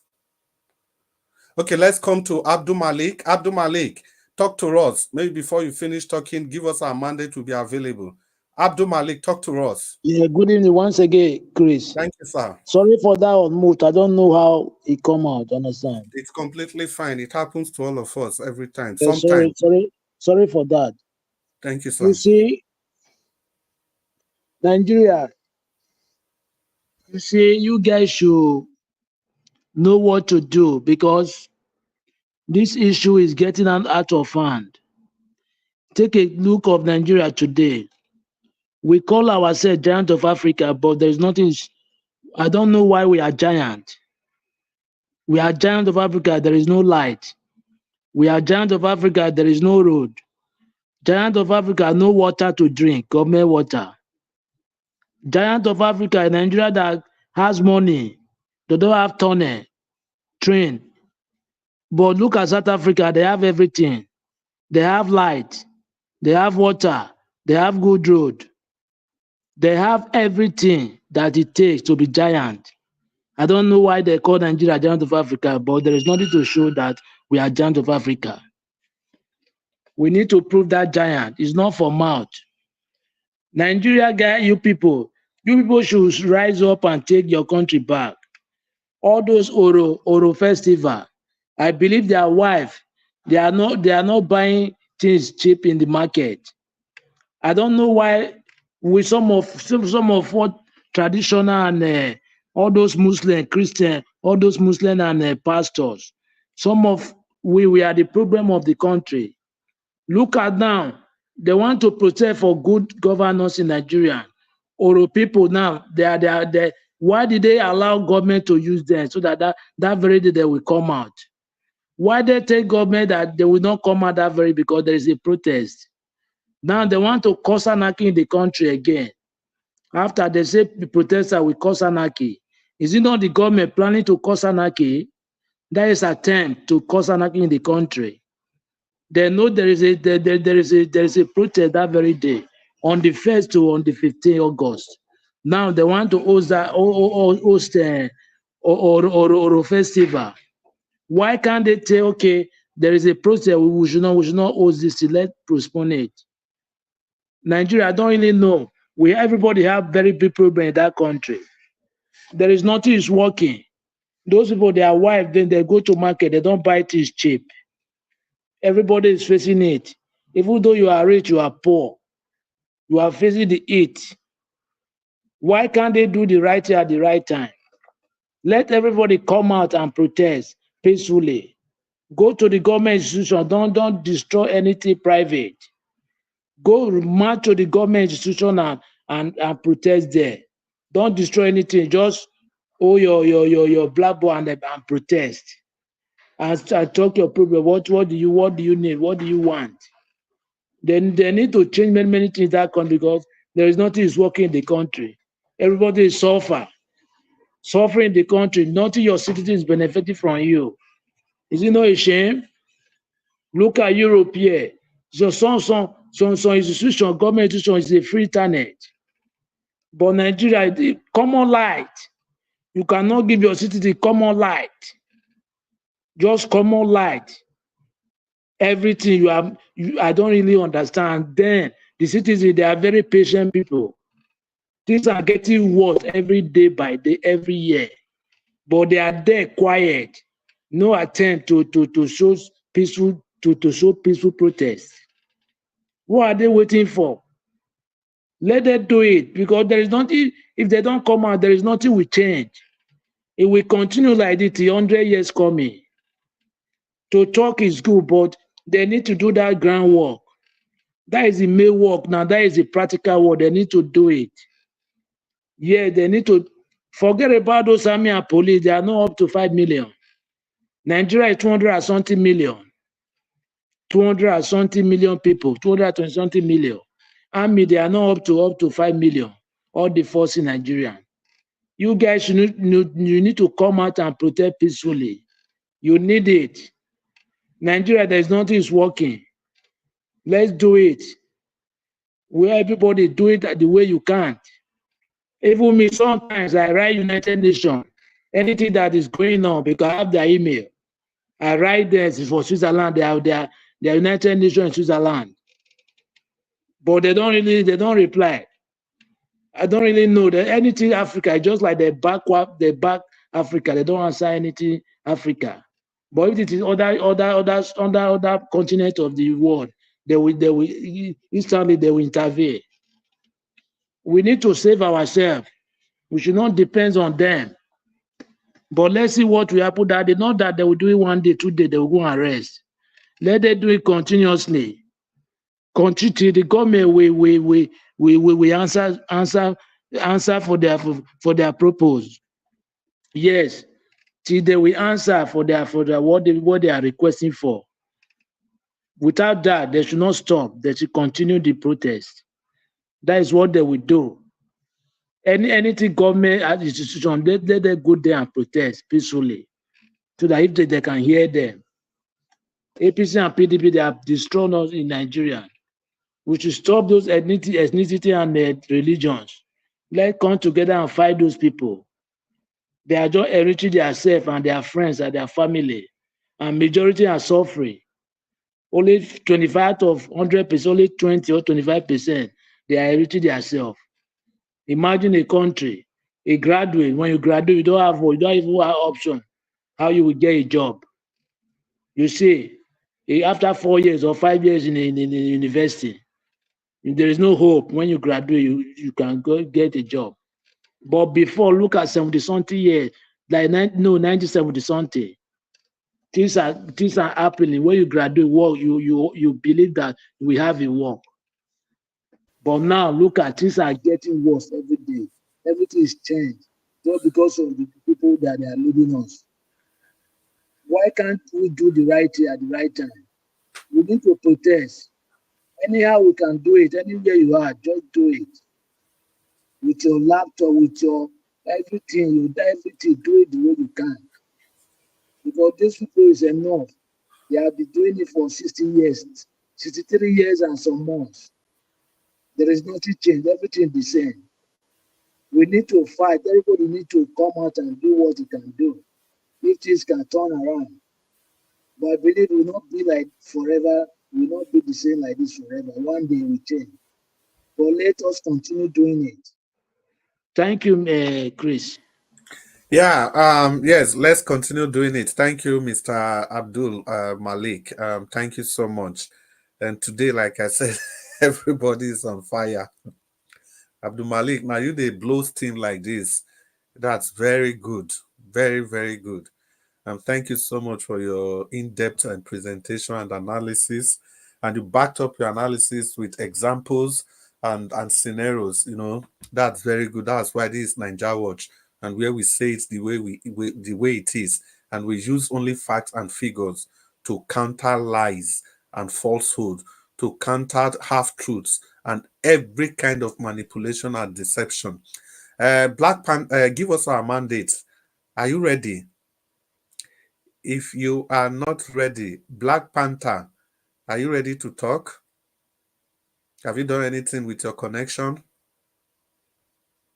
Okay, let's assume that both of you are not ready. Then I'll just go on to, give some commentary. I wish Mr. Destiny Nwonsu is still here, because there was a question he threw up before in his very first presentation.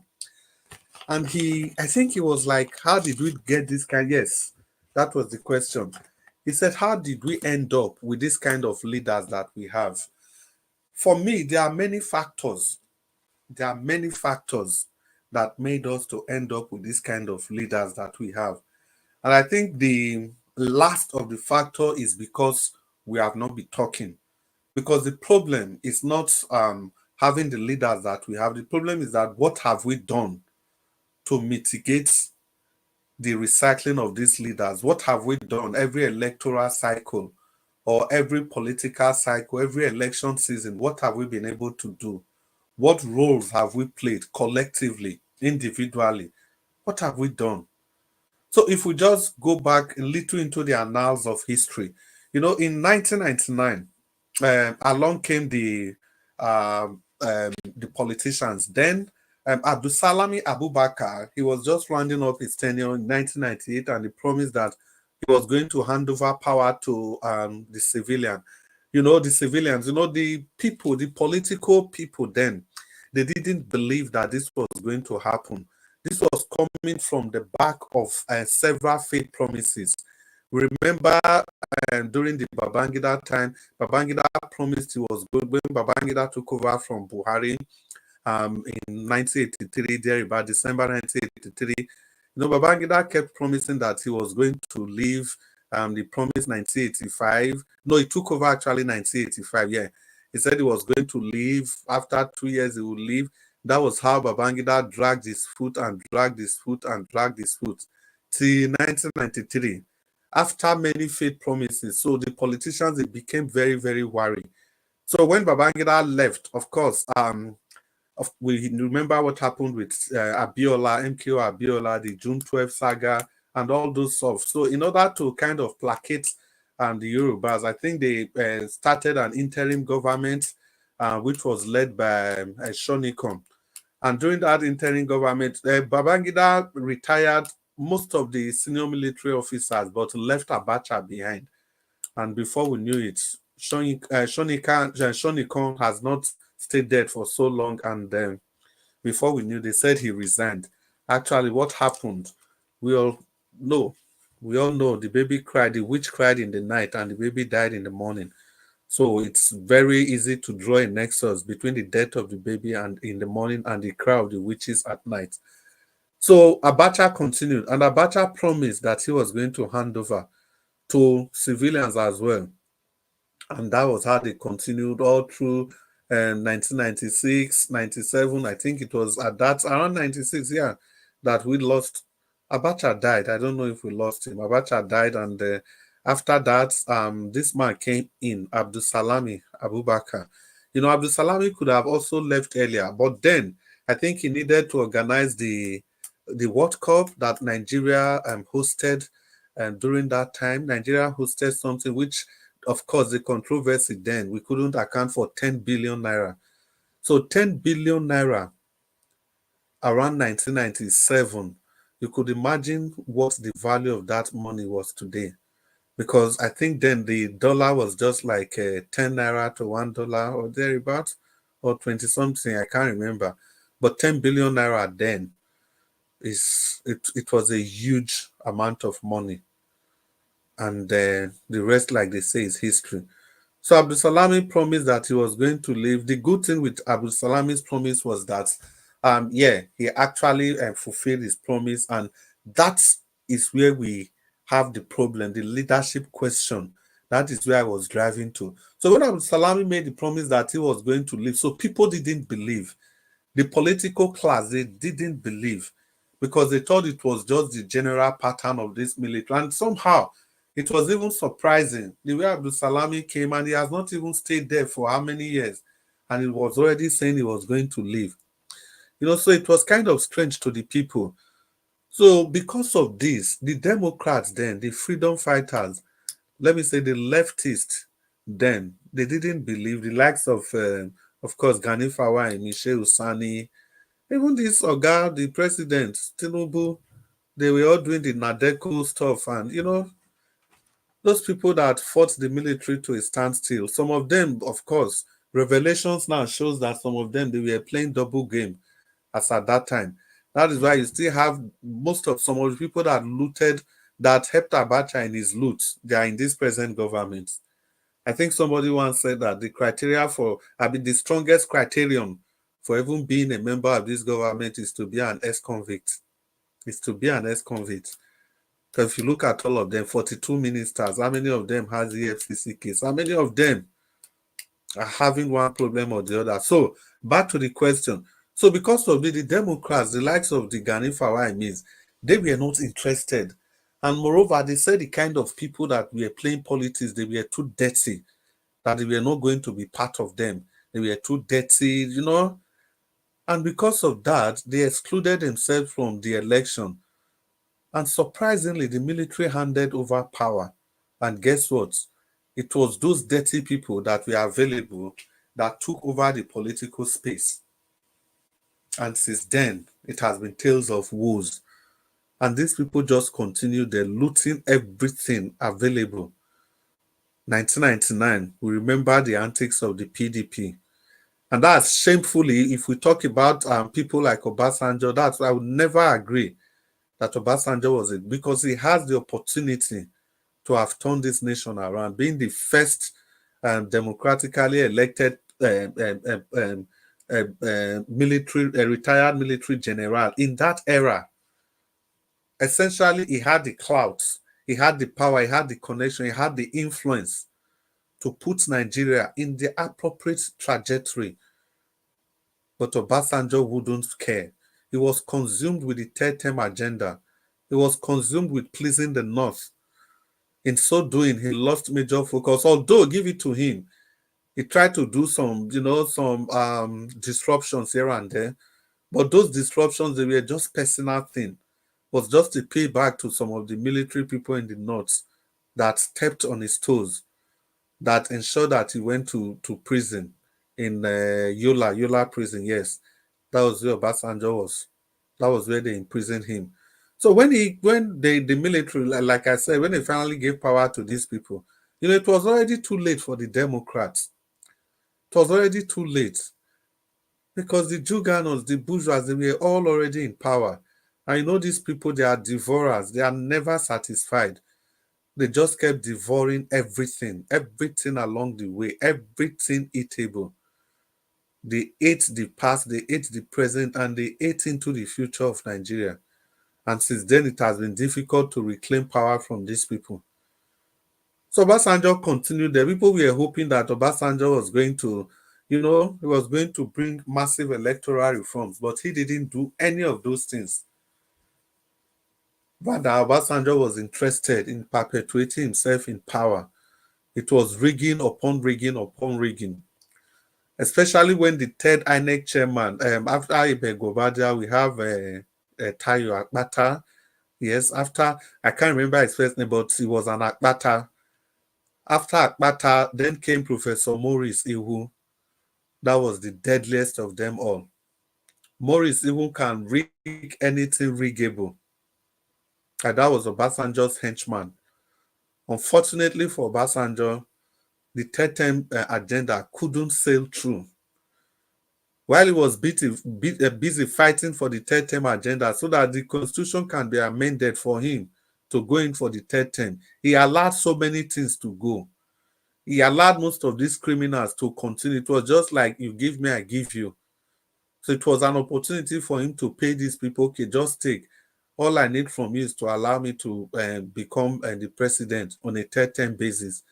But unfortunately, the third term failed. And some of these crooks, they were already in power.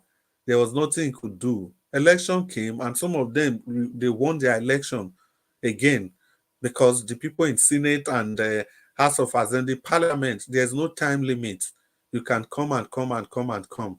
And most of those governors, most of them, they found their way into the national parliament. For example, the likes of Gabriel Suso and co of Benue State. That's how these people, I'm just laying all this because Destiny wants to ask, how did we end up with this kind of leaders? So those people, they continued in power. They continued in power and they took it to the next level. And that next level is ensuring that if they leave power, they bring in their children, they bring in their cousins, they bring in their brothers. Election and politics was no longer based on the zeal, the desire to serve. It was no longer based on merit. But it became a generational thing. That was how those people, they continued. Of course, Obasanjo has taught them the power of rigging. It was only about perfecting the plans, perfecting the stealing of mandates. That's exactly what Obasanjo bequeathed to us. Because Obasanjo failed in that third term bit. Do you know when Obasanjo was leaving? When he was leaving, imagine a president, you are leaving, another president is coming. Obasanjo increased the fuel price. He was the first person that took that fuel price to 100 naira, from I think 60 naira. But when Yar'Adua came to power, Yar'Adua immediately reduced it back to the normal fee, the normal rate. And it was this same Yar'Adua that told the whole world, shockingly, that the election that brought him to power wasn't free and fair, and that he was going to do everything possible to ensure that we get our electoral practices right. Imagine if Yar'Adua had been able to do that. Imagine the cycle of good people that would have had in politics. Because these evil people, they will never allow good people to come to politics. You have many of them in Nigeria, so many good people. But it's just that most of them have been disenfranchised. Yeah, who is that? Oh, give us a mandate. You are back. Yeah, sorry to cut you into your train of thought. But remember that Yar'Adua also, he had I think he had panel of inquiry also formed now. Was it done? Yes. We have waste reports. Yes, we are coming to that. We are coming to that. I think what we will even do, since that you are available now, and maybe I'll just pause. It's a long story. I'll pause so that you take your submission. Then if you finish, if Black Panther is not available, then I'll step in and continue the story. And Black Panther, if you are hearing us, anytime you are available, just pause me so that you can take your own submission. Yeah, give us our mandate. We'll continue from where the Yaradua, when Yaradua came to the scene, you know, when he now said that the election that brought in was not free, was not fair, was so bad for a nation like Nigeria, and he proceeded to do something about it. So we are going to talk about that, something that he did, how Jega came to this to the show, like that Uwais report we were talking about. Jega was actually a member of that Uwais report, that Uwais committee. So when Jonathan came to power after Yaradua died, so Jonathan looked at the report and he said, okay, Uwais is already old. Uwais was the chairman. Since Uwais was already old, and the next most senior person there in that committee was Atahiru Jega, that was how Jonathan handed him the position of the chairmanship of INEC. You see, that was how he handed, without any ethnic coloration. He just looked at that report. Okay, who were the people that did this report? They said it was Uwais and co. Okay, Uwais was already too old. The next person there was, the next most vibrant person there was Jega. So Jonathan didn't mind. He didn't mind at all. Said, okay, you continue with this position. The rest, they say, is history. We'll come back to that and finish that story. Give us our mandate. Please talk to us. Well, thank you very much. Thank you for that history line. I mean, it was significant and then profound that you laid that history is revisited and then laid again. And see, there is no how for them to wipe away history in Nigeria. They will either fight all of us. For them to remove history in Nigeria, they will fight everybody. Because now, if you go to the palace to go and ask to make inquiry in the palace, the Oba, they can tell you. I mean, they can tell you things that have happened centuries back. Now you just brought this one. I mean, this one happened in the thousands too. So, but like you said, and that's why Obasanjo, all of these shenanigans we are seeing today, these guys, they learn from Obasanjo.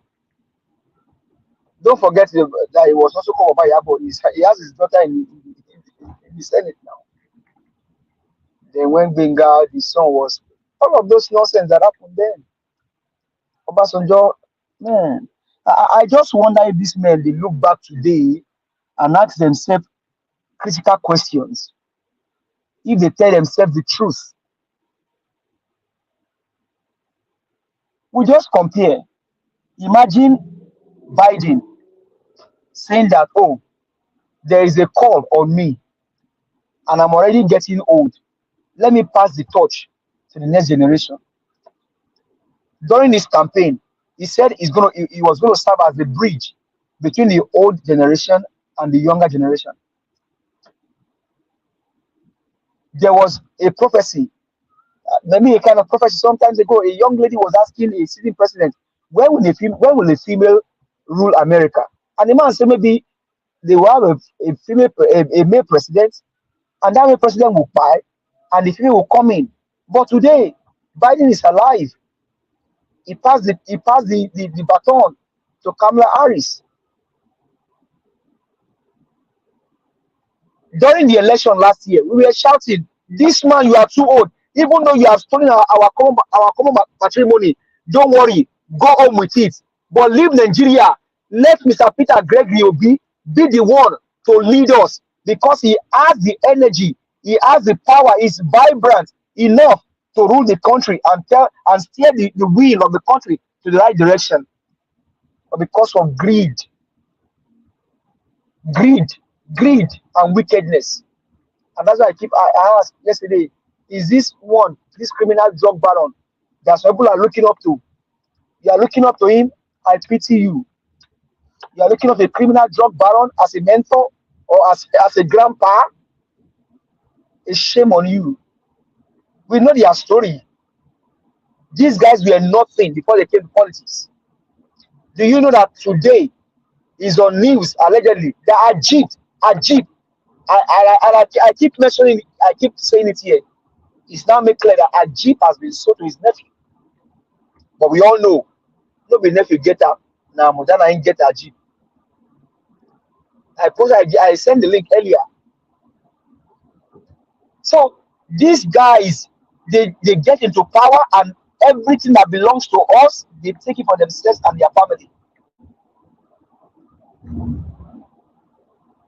And the question, the painful thing is, these men, do they think at all? Do they have head to think about the girl child, the boy child, the 16 years old boy, the 16 years old girl that has not seen anything called good governance since Nigeria got democracy?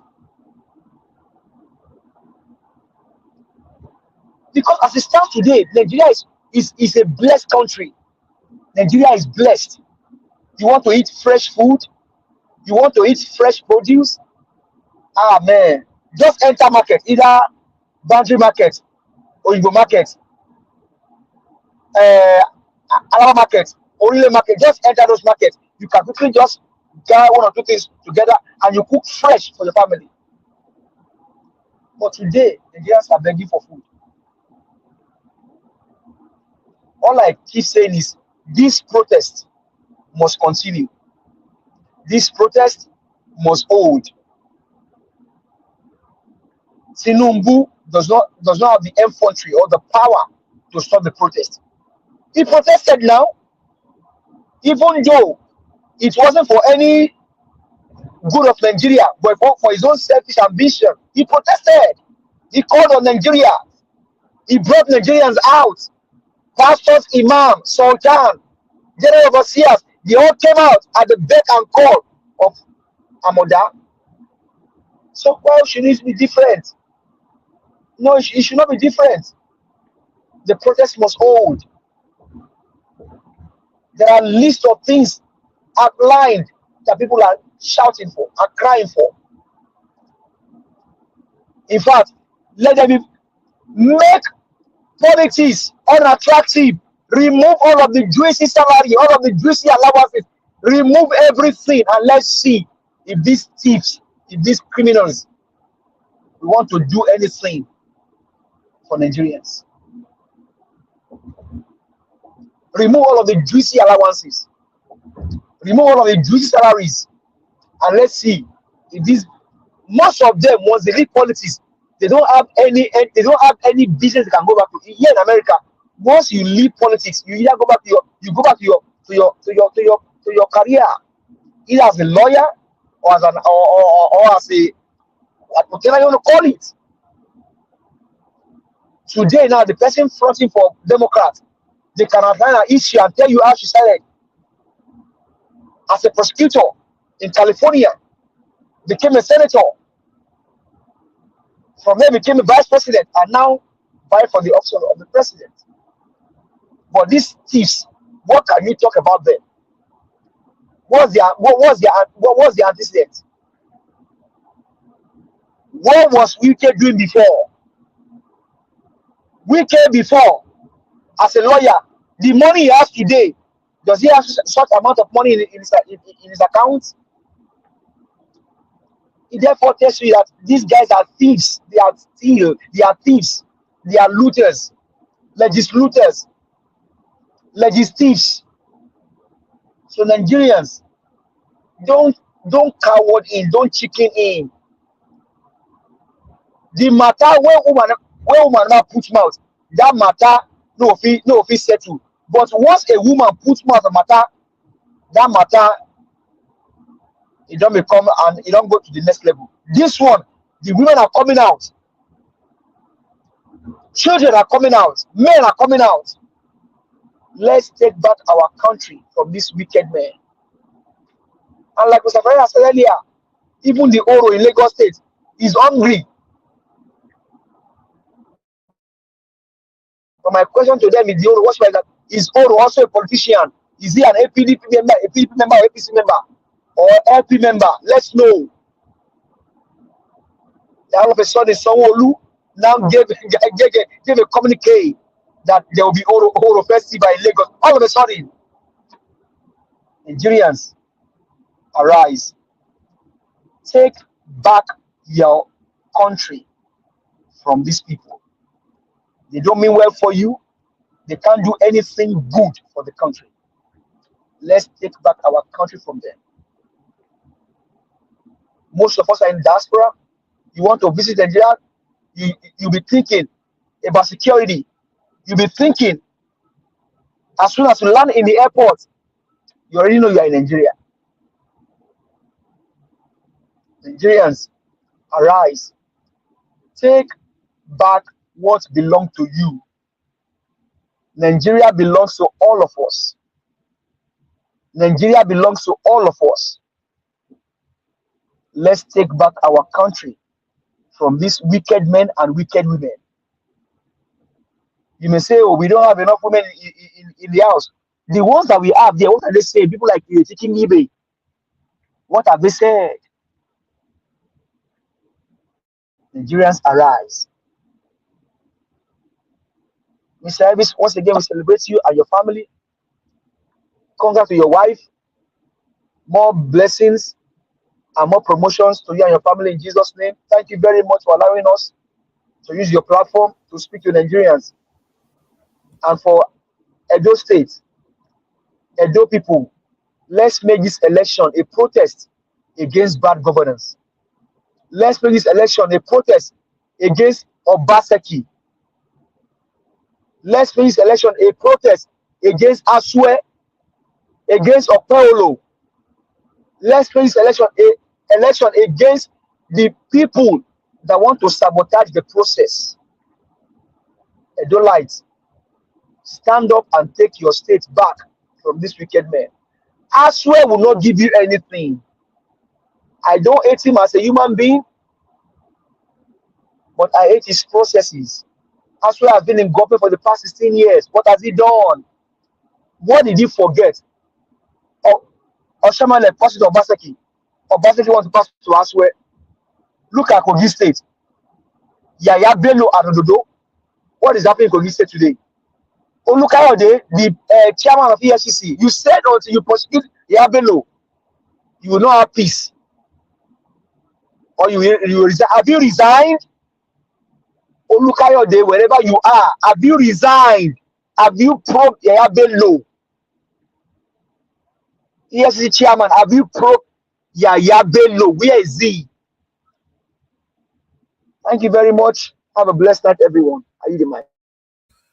My brother, thank you so much for that powerful submission. And Nigerians, I hope you guys are listening. Yes, Nigerians have been talking to you, Nigerians. Isn't that funny? Yes, Nigerians on this panel, they've been talking to you. And for those of us that are just joining us, you may be wondering, why are people saying congratulations, Mr. Naija Watch and his wife? Today, Mr. Naija Watch's wife graduated from the university in the UK. And Naija Watch was on that occasion earlier on, and we saw a short video, a clip of him in the ceremony, and we'll be able to see a little of his wife, and we just extended our congratulations to both of them as a family, because we understand that if not the cooperation of his wife, I don't think Mr. Naija Watch could have been able to do this every single day for years, and not just during this. Send us address for the Owambe. Not just only this broadcast alone, you know. Before you come to do a 4 hours broadcast like this, you spend another 4 hours preparing to come to the show, and after the show is ended, you also be doing so many things. You know, you have to make sure everything is saved, and you know, all those stuff, and people commenting, responding, and everything. So it's not just the time we spend here. The time we spend here is just a figment of what Mr. Naija Watch does to make sure that people I'm ready to keep in touch. Yes, give us our Black Panther. I'll be coming to you soon. Just in 2 minutes, I'll be coming to you. So, well, Black Panther, let's take you, because we are in the heat of his story when Give Us Our Mandate came in. So, Black Panther, Maybe we'll say a little of the story for 1 to 2 minutes, then you come in. Is that okay? Yeah. Okay. So, like we were saying, Yaradua constituted that waste panel, and the report, unfortunately, before he could implement the report, he became ill, and we knew what happened with his illness. They shielded Jonathan from being able to see him and all those stuff. And for whatever it is, Tunde Bakare, he played a role then, and the Save Nigerian group. You know, he also protested that they should allow Jonathan to come to power. And, you know, Yaradua was in Saudi after a long time before they announced that he has passed on. And for whatever it is, I think he was a good man, but the people around him will not allow him to enjoy what the statesmanship position is supposed to have enjoyed. Yeah, because no matter how you look at it, the Supreme Court judgment that gave him the election, he won that judgment by just one split vote. It was 2-3. 2-3. And funny enough, Onogen, who I don't feel laugh, Onogen that Buhari kicked out of power, actually voted for Buhari during that Supreme Court verdict. He voted for Buhari, not minding. Well, let's just leave that. So when Jonathan came to power, he looked at the report and he said, okay, and this is a very good report. Everybody knows the character of Uwais. And so in order to implement this, Jega was the most vibrant person amongst them, erudites, and Jonathan appointed him. So Jega continued as the INEC chairman. Of course, they always have a tribal agenda. They just continue like that. Funds were given to them. This electronics voting and everything, they were all supposed to be implemented by Jega. And don't forget, the last election that removed Jonathan, even the digital, the one they call Beavers today, didn't recognize Jonathan's fingerprints.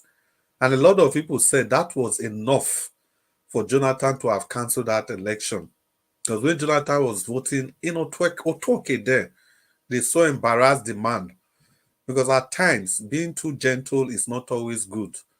Like we said some days ago, you know, if you are a student of the Bible, Jesus is described as the lion of the tribe of Judah, at the same time, the lamb upon the throne of God. So you need to have different personalities. Then after that, of course, Jonathan came and Jonathan left, and we knew what happened. Then came Buhari. When Buhari came, Jonathan was able to arrange the 2014 confab. Funny enough, he wasn't able to implement it because he was waiting for a second time. Because people told him that if you implement this confab, the North is not going to vote for you for a second time. So it's better you come to power in your second term before you can implement it. That was where Jonathan got it from. That was where the greed of our leaders usually, because they put their own greed ahead of anything. Imagine if Jonathan had done that. Imagine what it would have saved Nigeria. If Jonathan had done that, people like Buhari would never ever have been able to get near to power. And this FCT 25%, this northern votes that we cry about, millions and millions of votes will be coming from Kano. Imagine Jega sat down, the vote that came from Kano was like 2 points, about 2 million votes. Almost none of the votes were avoided. That was how bad it was. And that election was accepted. That election was accepted, and Jonathan couldn't do anything about it. So the 2014 confab, of course, he didn't sign it. He was expecting a second tenure. His second tenure failed. And when Buhari came into power, he just said the confab is not even going to touch it. Rather, he constituted another panel. Another panel, and that panel was headed by El-Rufai. El-Rufai, to talk about federal regionalism, federating it and stuff like that. El-Rufai, of all people, they constituted that panel, and after some time, El-Rufai submitted his report. The content of that report is today. Nobody knows what's in there, and it was never, ever read to the people. So before we enter the next question that give us our mandate, the question you asked about Wiki, who is Wiki, where has he worked? It's a long story. So the last part of this story is that you can see what has been happening in this political progress of Nigeria. There's always a problem with Rivers State. Rivers State has been the centerpiece. Imagine the very first election we talk about. When Yaradua was coming to power, it was Odile that was to challenge him. Yaradua wasn't even in the race. He didn't want to contest. It was the likes of Odile and co. Tinubu, all of them, they were all trying to do her. But of course, Tinubu was from the southwest, and a southwesterner was just leaving, so Tinubu couldn't contest. So when all these governors, when they were all lined up, Obasanjo opened their files, all of them, and he saw in their files, this Nuhu Ribadu saw, this Nuhu Ribadu. He saw that of all the past governors, Tinubu was the number one thief. Tinubu was the number one thief. Now, that same Nuhu Ribadu is now the National Security Advisor under Tinubu. So you can see that we are not going anywhere with these bands of thieves, with these bands of witches. So when Nasir, what's his name, Nuhu Ribadu presented the EFCC report to Obasanjo, all the governors, almost all of them, they were thieves. I think it was Yaradua and a few others that were not, that they didn't have much in their cup. So because of that, they forced Odile. He spent all the funds of Rivers State. They forced him to step down, and that was how PDP picked Yaradua. The reason I'm saying this is that there's a sequence. When that tenure, that political era expired, then came the era of Rotimi Amechi. It is also on record that Rotimi Amechi did the same thing. He was having this political ambition, but somehow, because of his fight between him and what's his name, Jonathan's wife, Patience Jonathan, Rotimi Amechi had to take Rivers money to go and ensure that Buhari came to power. He used Rivers State money to sponsor the APC election. That was how, I think it's on record, allegedly over $250 million that Rotimi invested in that, with the hope that if Yaradua Buhari finishes, he will be the next person. And the whole of those funds, they all went to fire. Nothing came out of that. Now, Rotimi has gone. Who was the next person? Wike. Wike did the same thing again. We all saw the kind of support Wike gave to Tinubu. So this is just the style. It is always in reverse. That is why I say that I'm a bit wary of Fubara. We don't know what Fubara is going to do in 8 years' time. Because then the whole Nigeria stood behind Amechi. Because Obasanjo actually deprived Amechi of becoming the governor of Rivers State in favor of Celestine Omehia. Amechi was chased out. Amechi was in Ghana. So when the court cases were going on, it was this Wike that was standing in place for Amechi during the court cases. But today, they are sworn enemies. So when the court finally declared Amechi as the governor and they removed Celestine Omehia, it was Wike that was in court fighting all the fight for Amechi. So Amechi came back from Ghana. He became the governor. Of course, Wike was rewarded with the chief of staff. So after Wike being the chief of staff, he became chief of staff to Amechi after that tenure. But prior to that time, Wike has been the chairman of Obiakpo local government. Now, give us our mandates. Your questions are being answered now. He has been the chairman of Obiakpo local government. That's the richest government in the local government in the whole Nigeria. That's where you have the vast majority of oil wells, the big corporations. Wike was there as local government chairman. Of course, he had this fallout. Excuse me, when Amechi had problem with Jonathan's wife. So they had to look for somebody that can uproot him for them from that position. But unluckily for Amechi, because he felt that Wike was becoming too powerful, when the position of Minister of State came to Rivers State, so he gave Wike that position so that Wike can go to Abuja and allow Rivers people to have peace of mind. But unfortunately, that was Amechi's greatest undoing. Because sending Wike to Abuja to be Minister of State made Wike to now be closer to Jonathan and his wife. And because of that, when Jonathan needed somebody to fight Amechi, it was Wike they used. And of course, with federal might and everything, Wike became the governor. So you can see his trajectory from the chairman of Obiakpo local government to chief of staff, or to Amechi, to Minister of State, to Jonathan, to Governor of Rivers State. And now he's the FCT minister. Those are the kind of job Wike has done. So you can imagine since 1999, one person has been the local government chairman. He has been minister of state. He has been chief of staff. He has been two-time governor. He's now the FCT minister.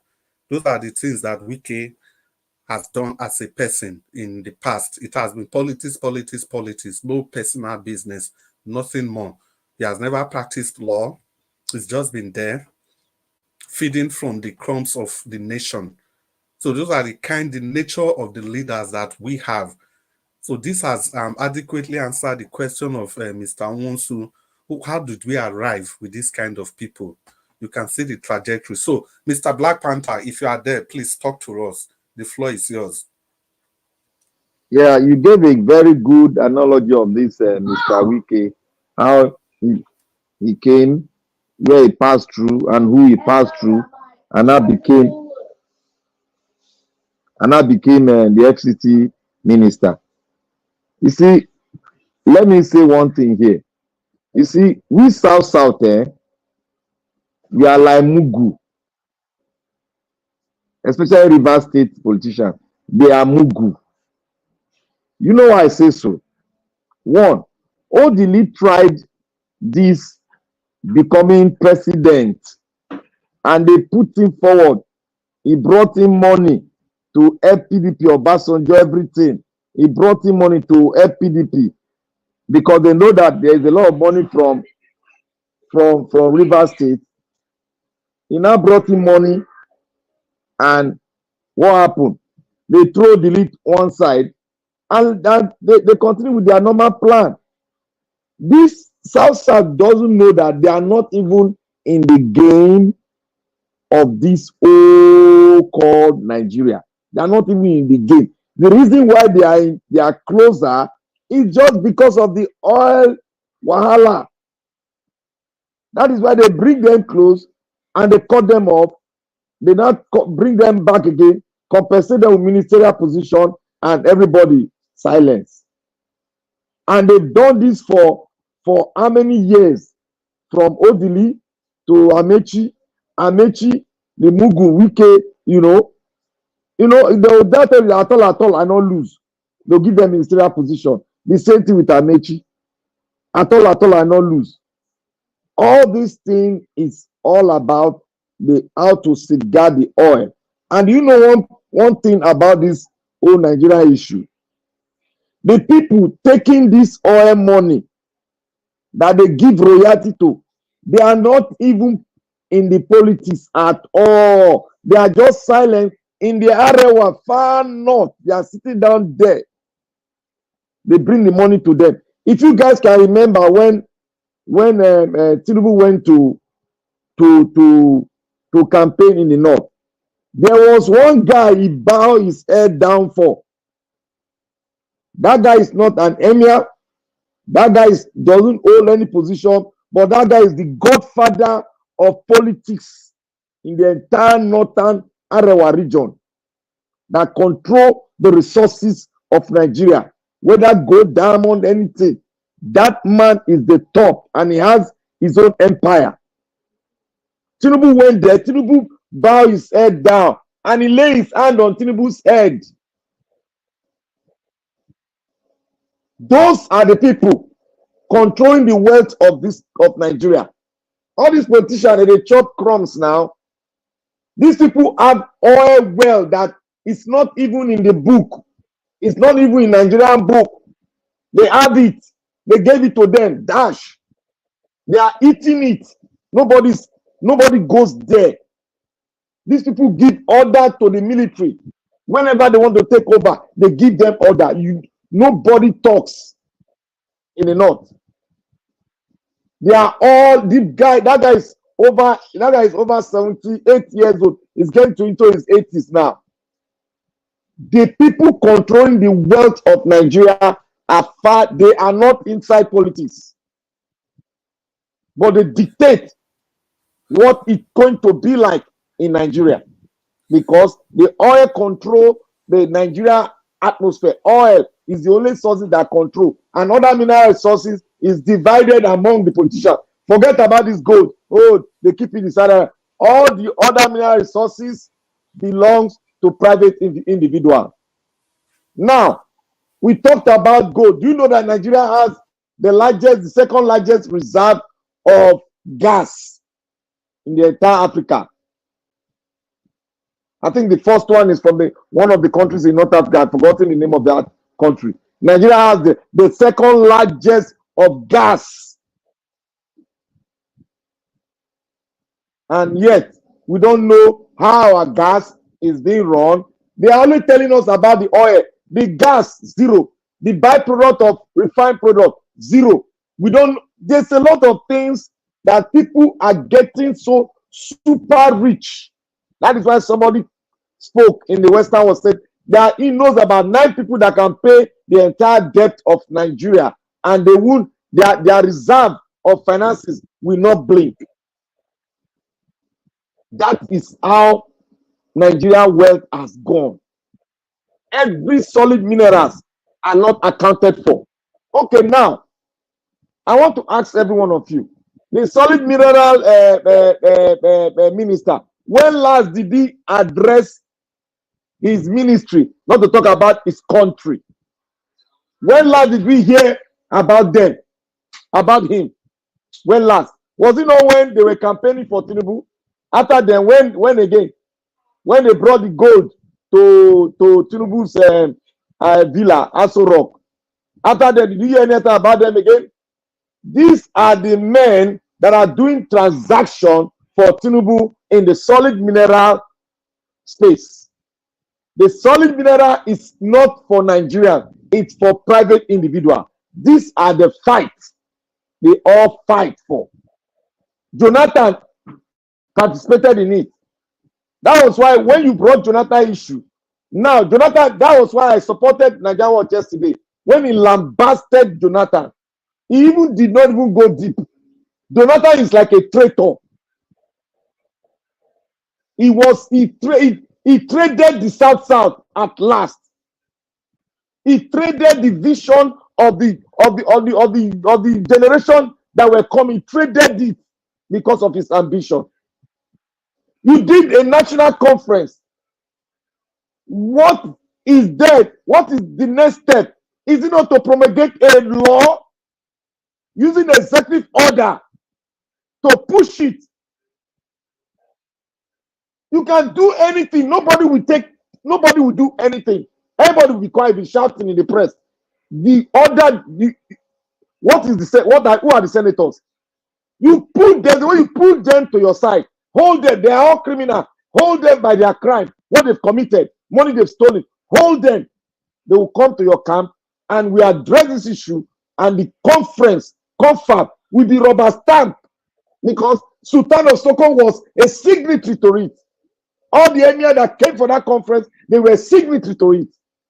Why then did Jonathan now said he is going to bargain and throw the conference aside and have his own interest forward as first in the line of things?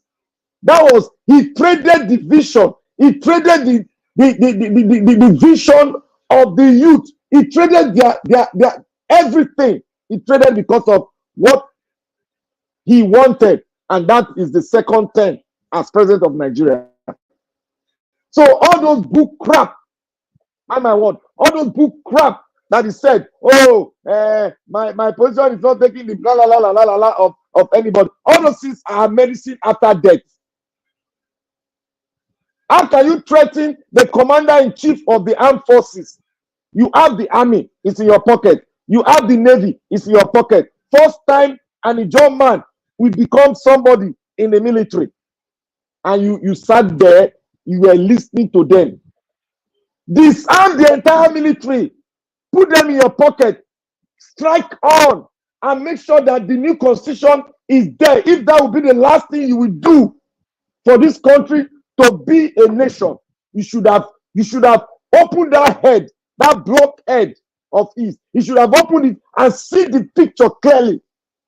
But rather, he traded the youth. He traded the youth. And look at what we are in today. Look at the damages he has caused. One stroke of the pen would have taken that decree of Abdul Salami, out thrown into the sea. One stroke of a pen by the president would have thrown that thing out into the sea. But what did he do? He said, I want to become a president in my next tenure. He now went as a Mugu and started bargaining with some northern elite. They were deceiving him. He didn't know that they were deceiving him to bring Buhari into the limelight so that they can do what? Buhari can sign another 10 for all the oil rig that they wanted to do. He would, that man failed woefully, because when we critically analyze his government, he traded us to these rogues that we have now. He traded us. If he had done the needful, we wouldn't have been talking about this rally today. We wouldn't have been talking about it. We would have been talking about federated state, making progress, developing technology. Because what will it cost our university to build electric cars? After all, our brother in the north is building a sport car using fiber material to build a sport car. Our brother in the east is building he has a manufacturing car industry. In the west, they are pulling one on too. If Jonathan have done the best, he has signed that useless decree, this decree that is putting us into the hands of the wicked ones, we would have been free today. We would have been saying, oh, what next can we do? Should we make sure that the university have a way of producing scientific stuff that we can use in our day-to-day life in Nigeria? We'll be talking about how we're going to export grains to other war-torn zones. Nigeria will be feeding a lot of countries in West Africa, because if Nigeria had gotten it right, because Nigeria is specifically well positioned in a region in Africa, is the trigger. If you look at Africa, Nigeria is the trigger of the entire African nation. That is why it is important. We are close to the Atlantic Ocean. We are close to everything that we can call, yes, this country can mount the rostrum as a leader of Africa. But what happened? Jonathan just used a pen and said, I want to reign for a second time. That was how Jonathan sold the whole generation of the youth of Nigeria. He sold us out. People, they don't want to speak about this issue, but we will bring it out. We will bring it out. If he had signed, Jonathan has all the powers in the world, as one of the most strongest president in the entire universe.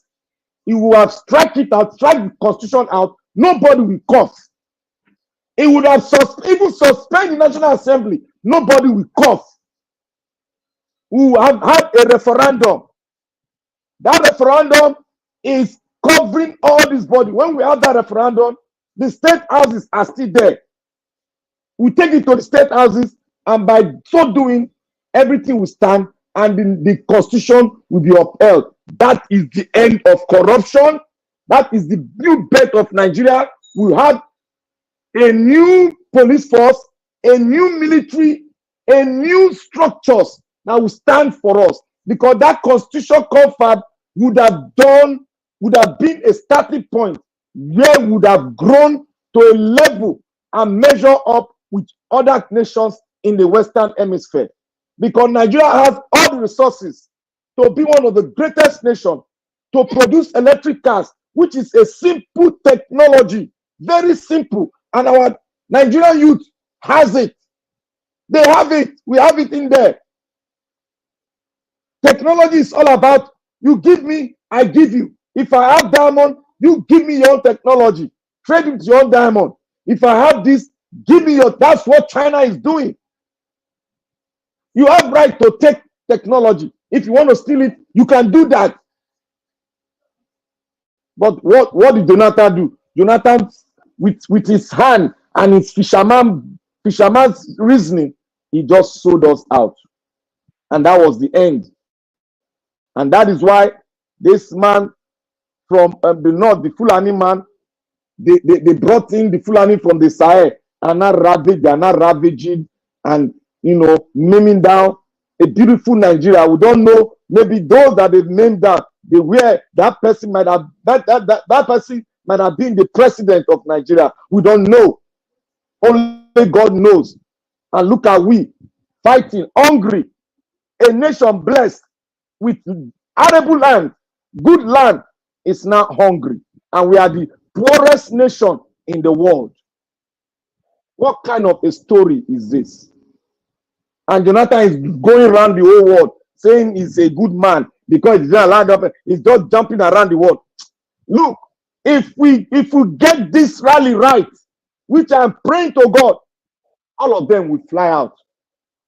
All of them, because we are going to prosecute all the presidents that have ever sat in that Asoro. All of them will be prosecuted.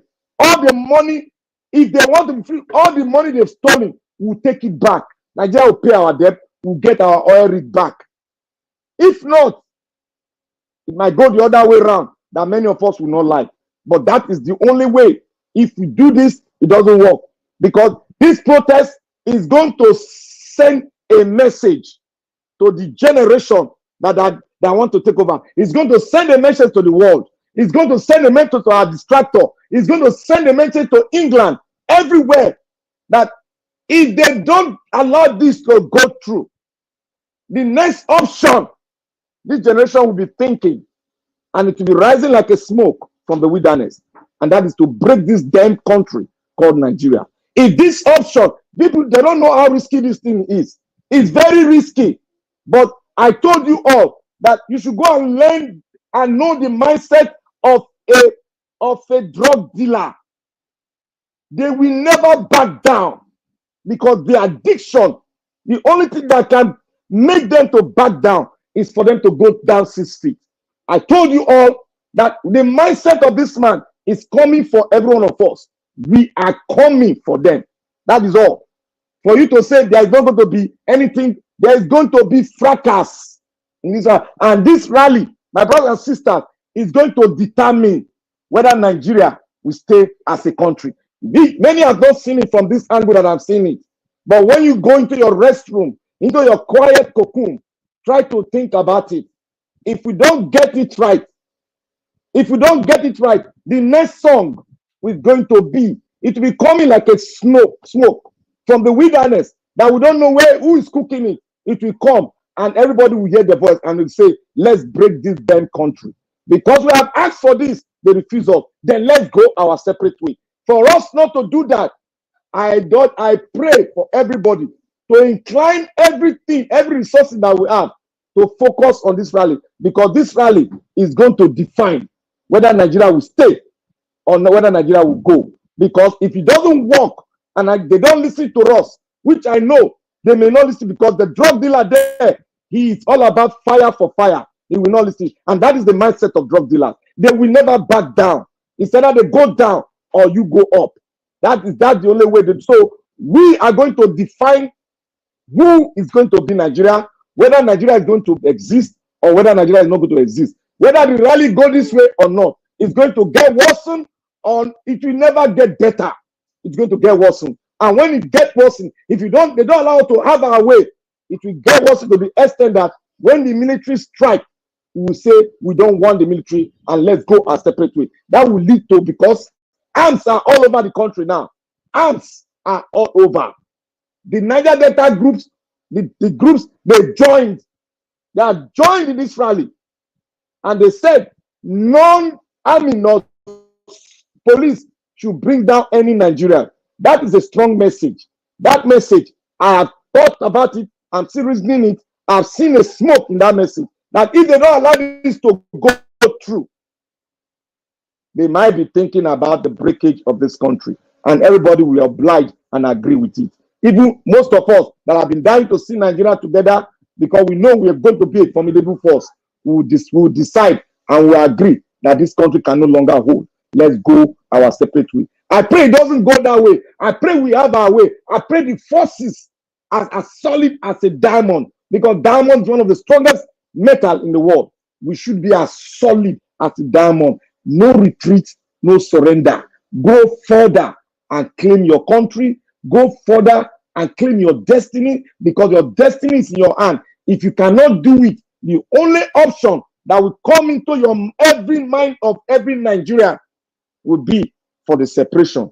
The average woman that sells gari, the average woman that sells cassava, the average woman that sells tomato, we agree to every message that will come out from the wilderness that Nigeria can no longer hold. Nigeria should separate.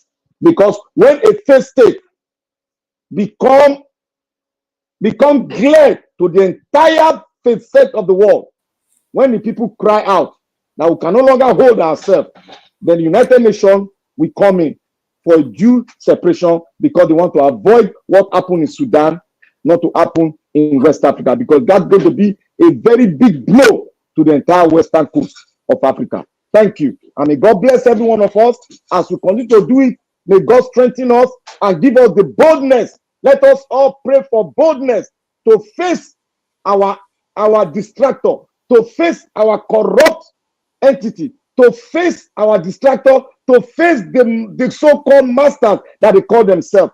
Face them boldly, like the people of Kenya. They cried for the wilderness and facing their own destiny. Our destiny is in our hand. We must take it, and it's by force. There's never a way they will call you to a round table, because you are taking the meat that they feed on. And when you take the meat that the enemies are feeding on, they will fight you. The only option, we must continue to rally until we take it back. And if you don't take it back, the next option that will be in the mind of an average Nigerian, a child born today in Nigeria, will be thinking, my mother, let's go our separate way. Thank you all, and may God bless the Oba of Benin, bless every one of us who are patriots, bless the entire Nigerians in diaspora, and bless the entire patriot on ground in Nigeria. God will see us through. Thank you. Yeah, well, thank you, Black Panther. Since the time you talk, say you don't talk finish, you spend another 5 minutes again. Well, it's okay. I think, so thank you. Sorry about that. No, manager, what you go thank will not be me. Well, I think we've really exhausted this broadcast today. Let's bring this to an end. And before we do that, give us our mandate. Are you still there? And Abdul Malik, are you still there? So that you guys can talk to us for one minute. Yes, I'm here. Yeah, if you just round up so that we can bring this to an end. Okay, thank you very much. It's been wonderful again today. Thanks to everyone. Thank you. Nigerians, let's go out. Let's do this. And I will encourage the aspirants also. You can join in this protest. Ask me how you can do it. Get a placard on your street. Just right there. End bad governance in Nigeria. Just walk around your street from start to the end. Let them see what is going on. That's how we can join also in this protest. Draw the awareness of the foreign government into these things, so that way we begin to get this to the ears of the world, that Nigeria is going through tough time in the hands of this criminal drug baron. Mr. Elvis, I'm waiting for the address for the after party. Just send me the address so that way I can help you jump on the next train to come there, so that I can take my own stash and blast. I don't say Thank you, sir. Abdul Malik, are you there? Just 1 minute, please. Abdul Malik, are you there? 1 minute. Okay. It's very unusual. Well, if you are not there, I think it's only reasonable that we try and bring this to an end, because something just struck me, and maybe we could have done this earlier than this, for whatever it is. Even if Mr. Nanjawa allow us to continue on this broadcast, maybe we could have used our simple intuition and to bring this to an end earlier than this, so that the man can have some good family time with his wife and enjoy the celebration. So that just struck me now. So because of that, every discussion will be postponed till tomorrow. Mr. Nanjawa, once again, congratulations to you and your family. And it's obvious to the whole world that we can never thank you enough. Even today, You have to do this. I'll just summarize by saying, God bless you, sir. God bless you, sir. And God bless you, sir. And good evening, Nigerians. Thank you for listening to us. And I would like to hand over to Mr. Nanjawo so that we end this broadcast. Domo, sir. Thank you, Mr. Chris. Thank you, sir. Now God bless you. You said regardless of my busy, I still managed to do this. Now do this, not with me, not with me. You know, you guys have been here since the start of this broadcasting now. So I have to thank you guys. Thank you so much, God Chris, for managing this broadcast perfectly. I'm very, very grateful. Thank you, my wonderful people that came into the panel. Black Panther, Abdul Malik, give us a mandate. Mama H.O., Oga Ferreira was here as well. Destiny was here. Mother Rita was here. And many others that came in. God bless you all. Unfortunately, that we could not take any calls today, as you all know, that I've been very, very busy, and we are still busy. Probably we are going to be busy till tomorrow morning now, the way it looks like. But still, I'll keep that one aside. I appreciate every one of you. Thank you so much for all you do. Those of you that supported the channel, you know, on my behalf, I want to say I'm grateful. It shows that I don't need to be here before you guys will support the channel. Thank you so much. This is organic support. It means that even though I'm not here, you still went on supporting. Now God bless you now.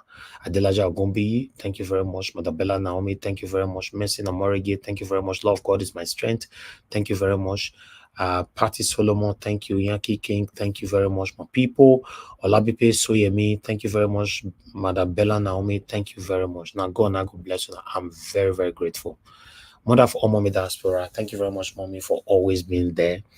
You know, even though I have been busy, but my mom said, okay, don't worry, you go, me, I'm here. Ibiasi gets. Thank you, Mommy. I love you so much. Thank you very much, Oga Chris, once again. Peggy Modi, Don Faye, thank you. Chidima, thank you very much, my people. Stanley and Ozier, thank you. Pachino Faye, my dear sister, I can see right there. Thank you very much. Thank you very much, Abu Azi. Thank you, sir, for your consistency. Me not understand your consistency again, Abu Azi. To be honest, you've been so wonderful. Thank you very much. I'm grateful. Thank you, Angie Bright. Thank you, CEO, and many others that came in that I cannot start mentioning your names. Thank you very much. I'm very, very grateful. Yeah, today have been a wonderful day for me. A day to celebrate. Like they normally say, a journey of 1,000 miles. I have to start with one step. Yes, I'm very, very grateful to God for everything that God is doing in my life and the life of my family. I'm grateful.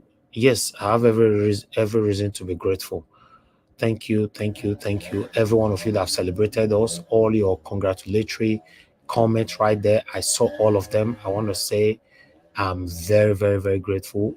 The same way you guys have celebrated us, God Almighty will put people together that will celebrate you in the mighty name of Lord Jesus Christ. Thank you. We've come to the end of the broadcast.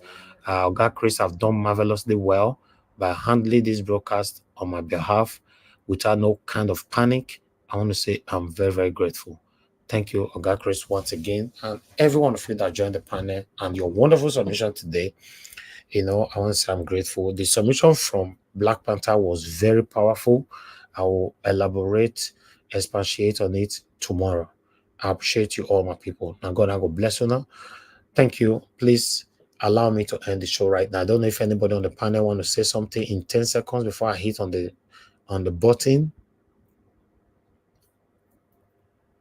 Okay, let's assume everybody's okay with this. Now, God bless you now for your understanding. Nigeria, yes, sir.